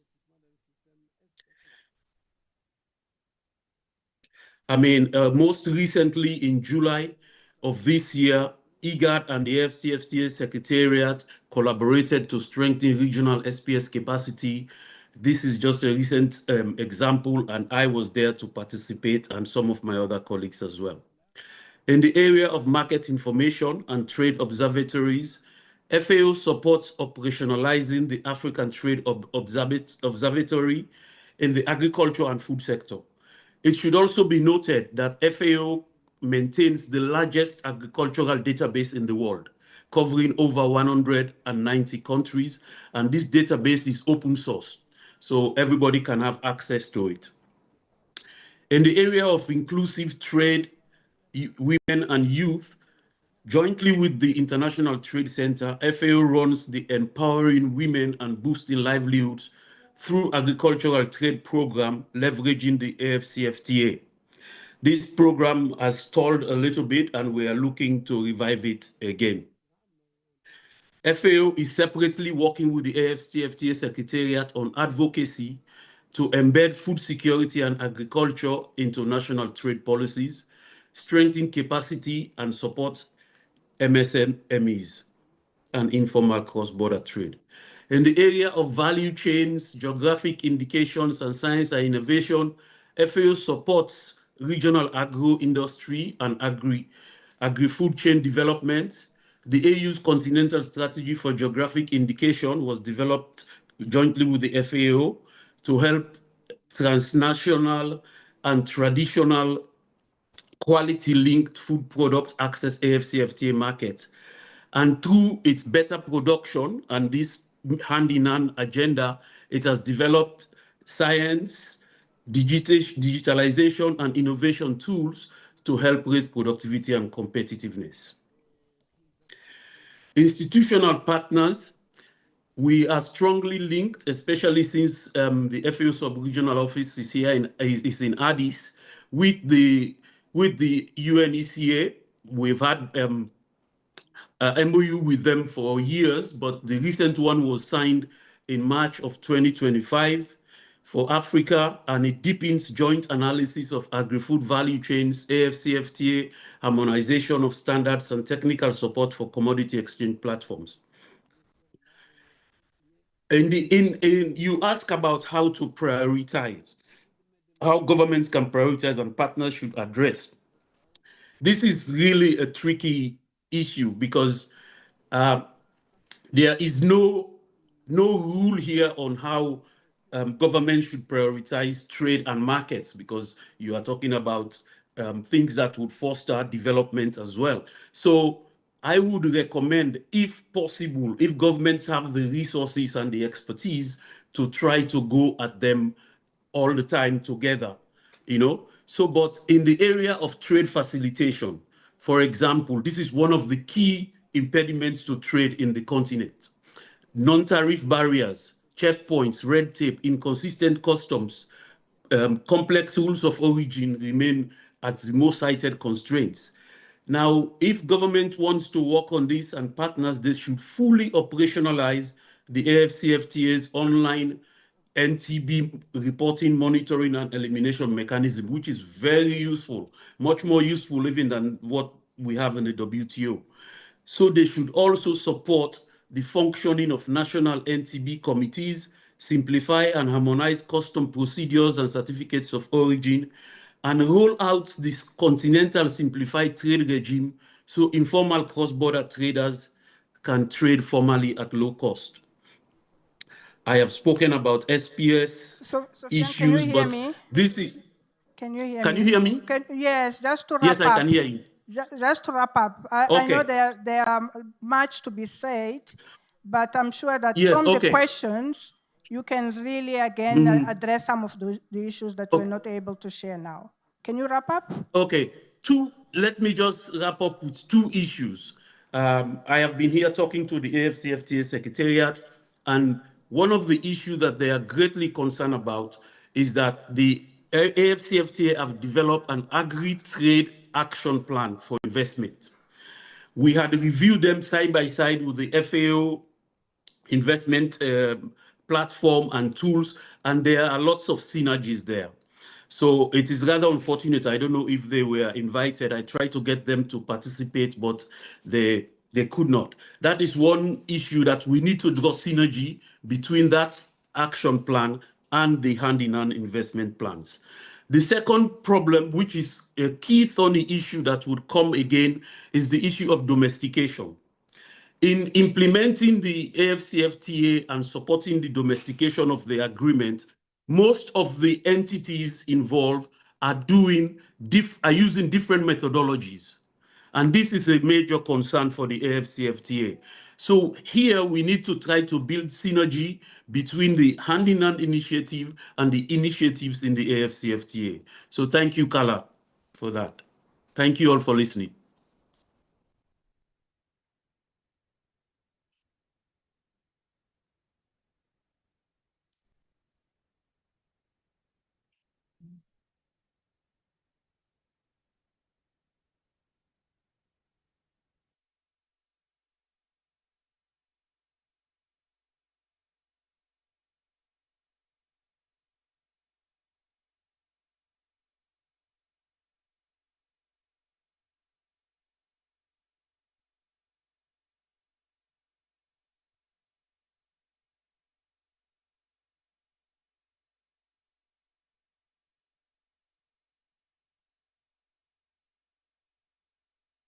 Sofian now, and we also had what, of course, Dr. Wafula just shared with us. So I know you have been patiently waiting to raise your hand, and this is the opportunity. We have 10 minutes, so over to whoever wants to start.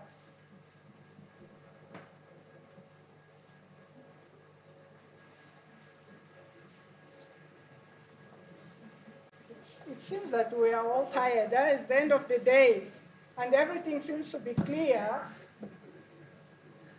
So are we ending our day, or there is one question coming from the audience? Otherwise, I will, of course, invite our panelists for... Okay, Alex. Thank you, Carla. Thank you, colleagues, for this brief presentation. I have a few comments. First, on the presentation of Noma on your table. Yes, livestock and fisheries for Djibouti, yes, but I think we should take it up from there. It shouldn't be comments. Now, for Nadia, regarding the table you presented, it's on the trade. Let me just see, sorry.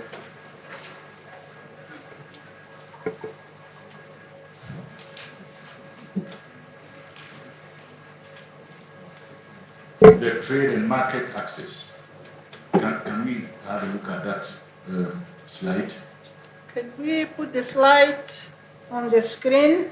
I think there is a comment on a very specific slide presented by Nadia. Do we have time for that, colleagues, to put the slide on? Otherwise, Alex, I will ask you. Anyway, it's a figure of 2,197 million US dollars imports for crops for Djibouti. I think you should look at that figure again because Djibouti, I don't know, it depends, maybe unless you want to interpret the figure. Yeah. Not this one, it's trade and market access. Up.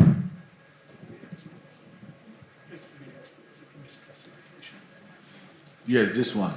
The second column, that is 2,197 US million dollars for crop exports. Please, sorry, try to review the figure.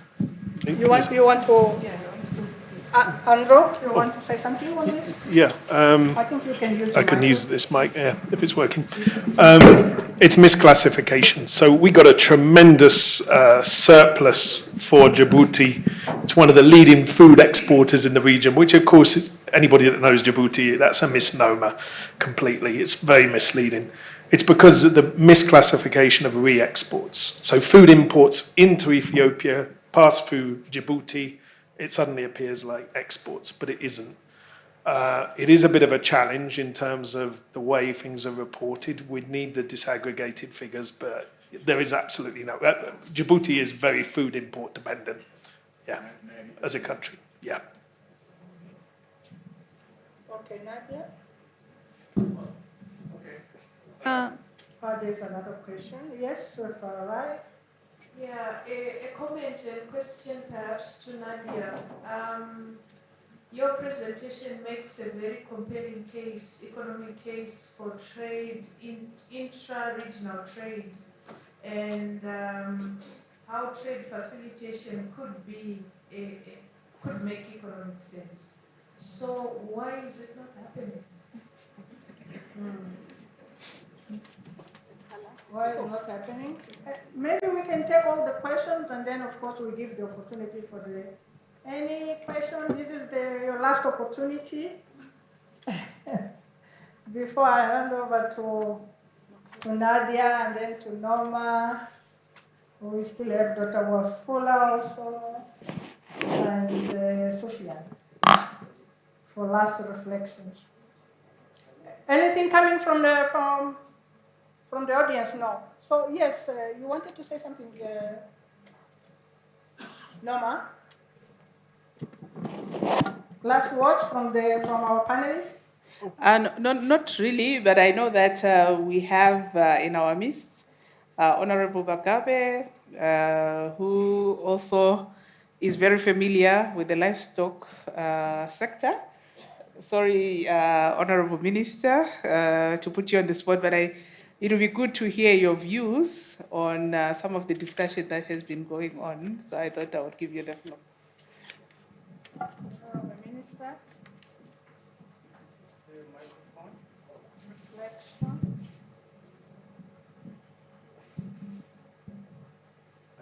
Thank you so much, Noah, for creating an opportunity for me to contribute to this forum discussion. I just found it was typical of forums where time is always limiting, and so that's why I had to hold, as I saw that the speakers were, I think we're not having sufficient time. But I had some few comments actually to make, which I've taken as a result of the presentations. I wanted to start with the slide on the balance of the balance sheet on imports versus exports. If you look at the balance sheet of imports versus exports for the country without being desegregated, I just picked example of Rwanda. Actually, Rwanda import balance sheet is about $900 million, and exports about maybe 300, 400. So we import more than exporting. So actually, there's a difference of about $560 million in terms of. So that's well, I'm saying with the figures which are not there. These are just for Africa, but I'm just talking globally. So basically, that is actually, it's a problem that you are net importers, but it is an opportunity for investors. Recently, I was in Abuja looking at the state of agricultural research. And one thing I can tell you is that there's a compelling case for investing in agriculture, whichever part of the value chain. For example, for research, for every $1 that we invest, you actually make 10. That's evidence-based, and this is distributed across right from the research, where it starts from production to the processor, even from the farmer to the consumer. Consumer as a result of sufficient supply and therefore reducing the prices. So that's, I think, how we can pitch our presentations. I know we've given the net present value, we've given the profitabilities, but somehow we need to talk also to the politicians. I know in our strategies, we talk of private sector-led agriculture. Of course, we want private sector investment. So the question now remains that we have these investment cases which are very well researched and done by the experts. Of course, I had a chance of going to FAO headquarters, and I know there is no institution in this world that has got the kind of expertise that FAO has. I've been with Mr. Torero, whom I met, and I think he's a super kind of economist. But why are we here after so many years, and actually no country was able to answer the question of why they have not been able to get investors? Maybe we have to change a little bit our presentation without changing the statistics. The numbers are correct, but maybe the way we pitch it. So we have therefore to look at a different entry point where actually we begin in a forum like this one, maybe raise to another level, engage those people who make decisions, politicians. Because I believe if we invited, let me say, President Kagame and President Ruto, that's just an example I'm giving. And they're the ones who have organized inviting the investors, who have seen maybe guys like Dangote, who has become a billionaire as a result of investing in agriculture. So for me, I'm coming with a proposal of how we should be pitching these investment opportunities, which we have had for quite some time. When I joined the ministry in 2024, actually the former minister I was replacing was on his way from FAO to discuss these investment cases. I was there last year with Norma. And this year we are discussing them. I'm seeing the same 6 projects for Rwanda. And I also saw for Uganda and other countries which were there last year. And therefore, for me, I'm suggesting, I know what happened in the powers of politics. So politicians, actually, I think, can bridge us with the big investors.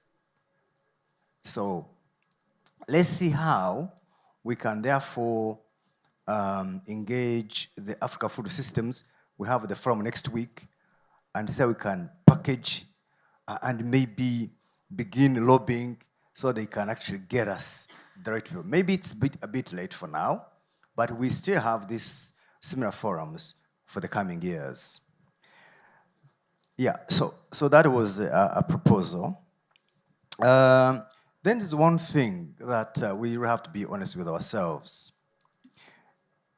We have to improve the doing business environment for the investors. I was sitting here not as an investor, but as, I don't know how to describe myself, but as an agriculturist. Today I represent World Agricultural Forum and Forum for Agricultural Research in Africa. So I'm in the space, but I tried to ask myself, if I was going to invest in a country X, what kind of facilitation do I get? I've been very fortunate I'm not in a political office now. I've had a chance of seeing the pain of being an investor. I think the main issue is not the cost of transport, but also the ecosystem. So I think we should begin talking to our governments to make the ecosystem very friendly. You know, if you ask for kintu kidogo, you know, those who come from East Africa understand that. And so that discourages investors. Let's be honest with that, you know. So that will not really work for us. Norma, you said about livestock. Eh?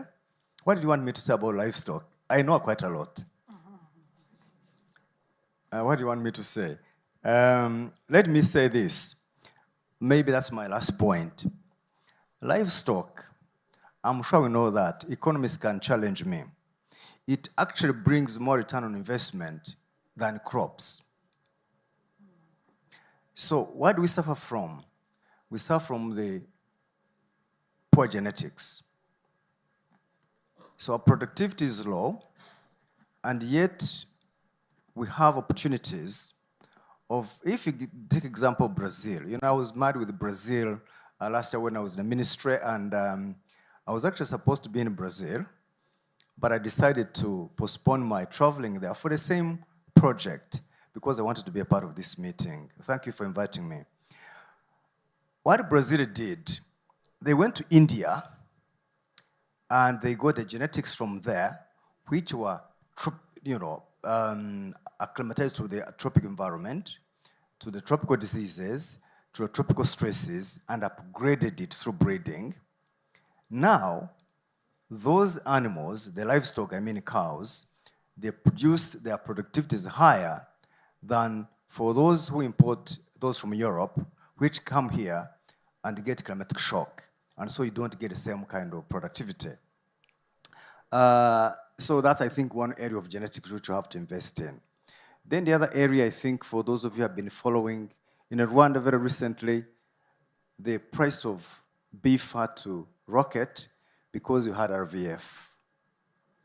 So cross-border movement of animals, cross-border of epidemics is still high. So I think coordination, therefore, of our livestock, our agricultural systems, in terms of building capacity, in terms of laboratories, in terms of expertise, I think is going to be very key.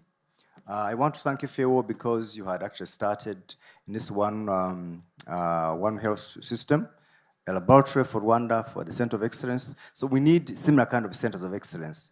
If I had a time, I would tell you one just example, but you can check it in your free time, which was a success that saved this region, the East African region, in times when crop disease pressure was very high throughout the past 20 years. This was called East Africa Agriculture Productivity Program. It was a regional program which was well coordinated, where Uganda was working on cassava, Kenya was working on livestock, Ethiopia was working on wheat, and Tanzania on rice. In terms of disease pressure for cassava, when cassava was decimated across the region, because of those centers of excellence where we considered resources, we were able to continue getting disease-resistant cassava from Uganda. So you could see there was now a flow, cross-border flow of technology. By concentrating resources, but not each country going to ask for money, but concentrating resources in the centers of excellence. Tanzania today is a net exporter of rice because they invested, we invested as a region. So I can give many, many examples, if you can check on that. So I think we could look at the coordination of institutions to try and get value. Instead of South Sudan talking about sesame, Uganda talks about sesame. I'm not saying that we saw that, but I'm just bringing it to show the need for institutional coordination and building centers of excellence. And so we go as a team, as a region, not as just individual countries. Thank you. Thank you. Thank you very much, Minister, for really sharing those valuable experiences and, of course, lessons learned. And we couldn't agree more with you that we do need the friendly ecosystems so that we can unlock the potential and attract the private sector. With that, I know that there was one response from Andrew. You wanted to say something, and then, of course, I will invite our last speaker. Yeah, thank you. Yes, the lady that said, suggested that there wasn't much trade going on intra-regionally, that's really not the case when you look at the trade statistics, actually. Intra-regional trade in foodstuffs is very vibrant. 90% of cereals are sourced regionally, for example. They go to the regional market. And if you include in the analysis the informal cross-border trade, which is very, very significant in foodstuffs across our region, then you see a very high share of food being sourced regionally. So when there's shortfalls, for example, in our region, Uganda, Tanzania, I think in 2024, it was 1 million tons of beans they sold onto the regional market. So it is an important, vibrant market already. We have an analysis of this in the report we did a couple of years ago, actually, where you'll find the most comprehensive statistics, I think, of that particular topic. I just wanted to say something on the investment matter as well. So I think one thing is to try to attract foreign investors into the agricultural sector, but I think we also have to be mindful of the importance of domestic investors. And there I get very perturbed by the low level of credit which goes to the agricultural sector in our region. So for the larger economies like Kenya, Tanzania, Uganda, it's typically only 10% of credit going from the banking sector goes to agriculture. In Rwanda, actually, I looked at the last figures for BNR produced. It was shockingly low. It was only 2% of credit going to the agricultural sector. And the credit that they do provide, of course, is extraordinarily expensive. So if we're talking about interest rates of 20%, there's very few businesses in the world that can survive with 20% interest rates. So I know this is not really the topic for discussion in this forum, but I think we have to, when we're talking about an initiative like this to incentivize investment in the agricultural sector, we have to ask serious questions about what's going on in the regional banking sector, because we have a regional banking sector which is extraordinarily profitable, and it seems to be refusing to invest in agriculture, despite the fact that the share of non-performing loans in agriculture tends to be relatively low. They tend to actually give credit much more to real estate, construction industries, where the non-performing loan ratio is extremely high. So I think we have to ask some serious questions about what's going on in domestic financial market intermediation if we want to solve this problem of low investment relatively in the agricultural sector.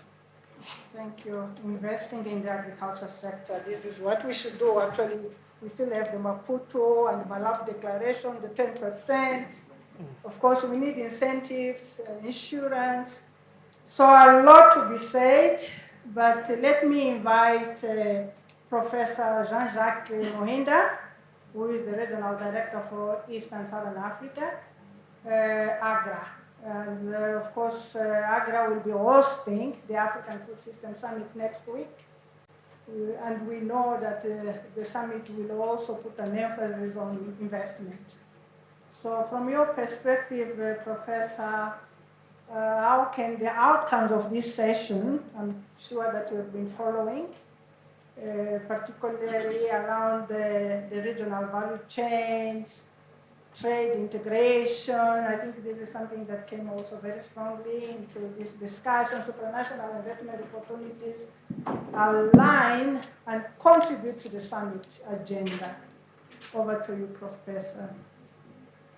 I hope you can hear me. Sure, I can hear you very well. Just confirm you can hear me too? Yes, yes, we can.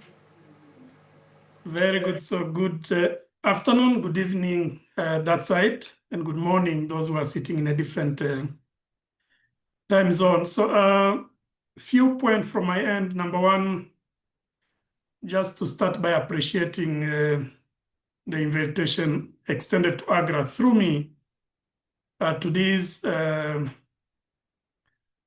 hand-in-hand investment forum that's taking place in Kigali this week. So I want also to take this opportunity. I want to apologize. I joined slightly late to congratulate FAO for the launch of the East Africa Hand-in-Hand Sub-Regional Initiative. So few points from my side. Number one, I just want to highlight that from an Agra perspective, we see a very clear alignment in approaches.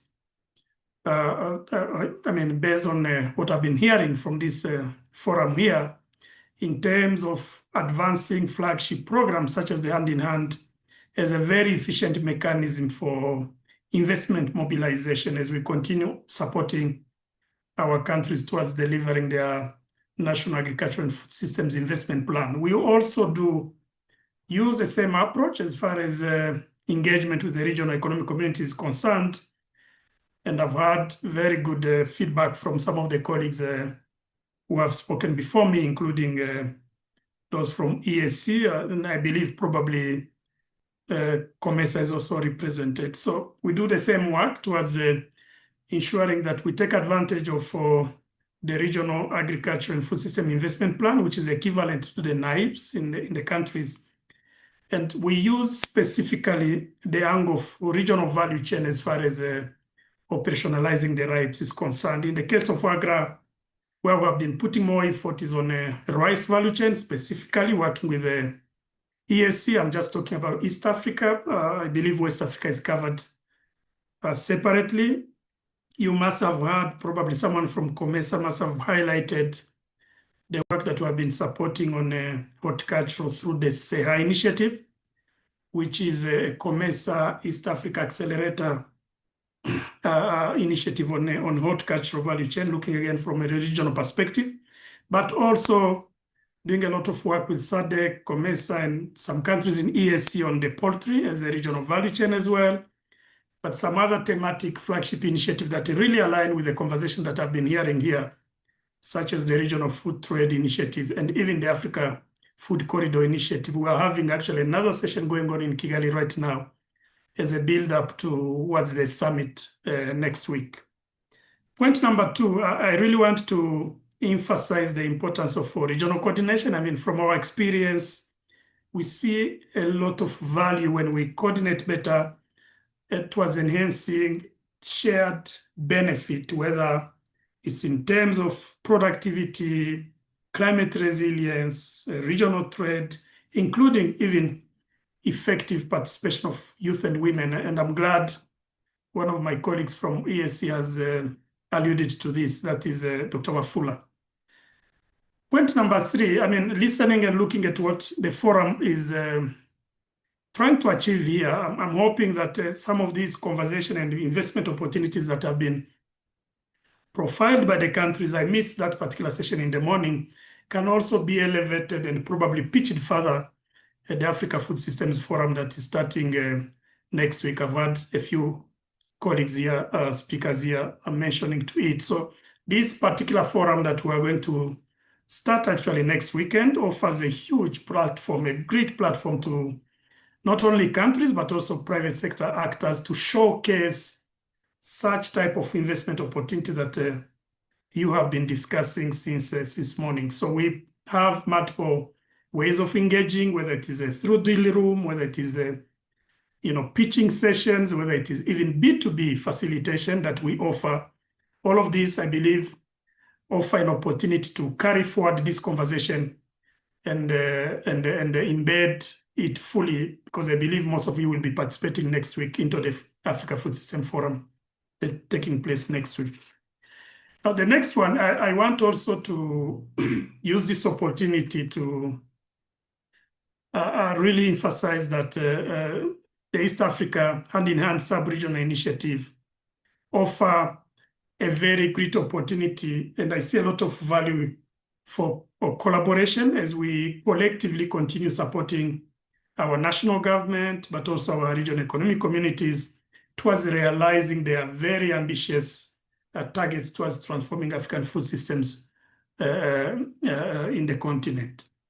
So as AGRA, we see this as a great opportunity and a showcase of how together we can actually align effort towards delivering one of the most important, probably, CADAP or Kampala Declaration commitment, which is about mobilizing $100 billion in public and private sector investment in agri-food product and input by 2035. It's not far. We feel like it's far today, but we have to start operationalizing initiatives like this that brings countries together, regionals together, and start aligning and coordinating on the way we measure and track investment in the agri-food sector. So those are the few words, again, mentioning that I wish to register AGRA's support and strong endorsement of this initiative, calling again to carry forward this conversation next week, and I believe some of you will still be around in Kigali next week. So I'm joining from Nairobi, but very soon I will be happy to interact and engage with some of you. So thank you again, and have a lovely evening. Back to you, moderator. Thank you very much, Professor Muninda, and really for stressing the need and the importance of regional coordination. We have to work together to coordinate. So with that, I think this was our last speaker. I really want to take this opportunity to thank all our panelists. It was, and the audience, very interactive, really discussion. I think there is convergence on the value chains. This is what I felt. You know, livestock, rice, coffee, aquaculture, and fishery. So I think this will really guide us on the next steps, because the next steps, if we are all in agreement with the value chain, is really to build the case through the analysis that will be needed so that we can start mobilizing resources. We heard that it has not been easy, the barriers are there, but the opportunities are there also. So let's really unlock those opportunities for the transformation of our agri-food system. So with that, I'm so sorry, MC. We took more time than the one that was allocated, but I didn't want to stop any speaker because it was so important and so interesting. So I hand over to you for the wrap-up and, of course, the follow-up actions. Thank you. That is not enough. A proper round of applause for Madam Kala and her team. Well, if I have my way, only ladies will be moderators. Because the two this afternoon have been extremely good. I'm only joking. On a more serious note, we are about to leave now. Like I announced, we have a cocktail by 6 p.m. by the pool. We wanted to go very close to the pool.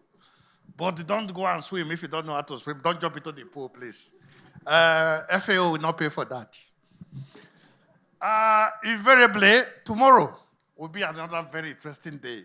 We started from national. This afternoon, we move to subnational. Tomorrow, we are now going to the real deal makers, private sector. So endeavor to be here by 9 o'clock. A lot is going to happen when we convene tomorrow. Make it promptly. Please be here by 9 o'clock.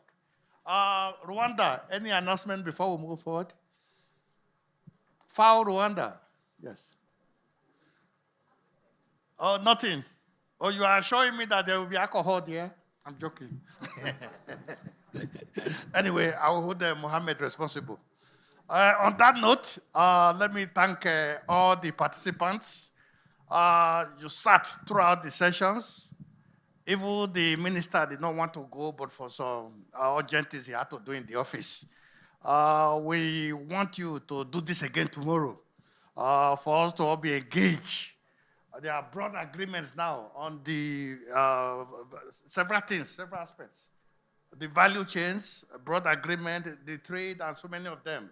Everything is coming together. I want to say that I'm enjoying this session, and I want to believe you are enjoying it too. So thank you very much. Look forward to seeing you at 9 o'clock tomorrow. Bye. Sorry. No, I mean for the session, not the cocktail. That one is extracurricular. Yes. Oh, sorry, I didn't announce that. You deserve a picture for the panelists. Yes. Yes. Well, the ladies are too many. That was why I didn't want to announce the picture, but it's fine. Andy, I hope you can cope. No. Mm-mm. No, I'm not part of it. It's history being made, so. Okay. Smile broadly. Good.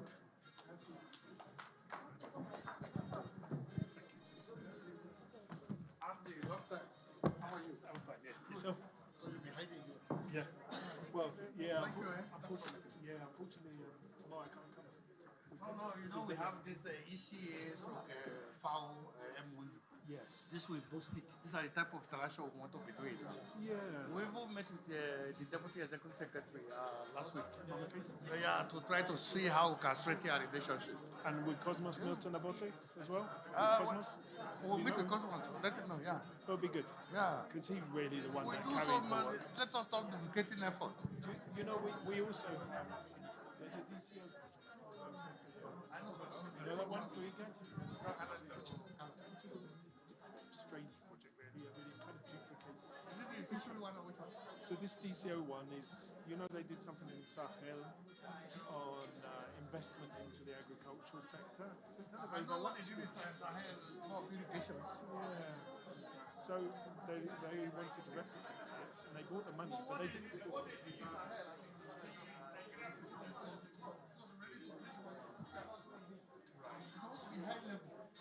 Well, that's what you were asking, isn't it? Yeah. Where's the money? Where's the money? It's a good question. Okay, so 6 o'clock.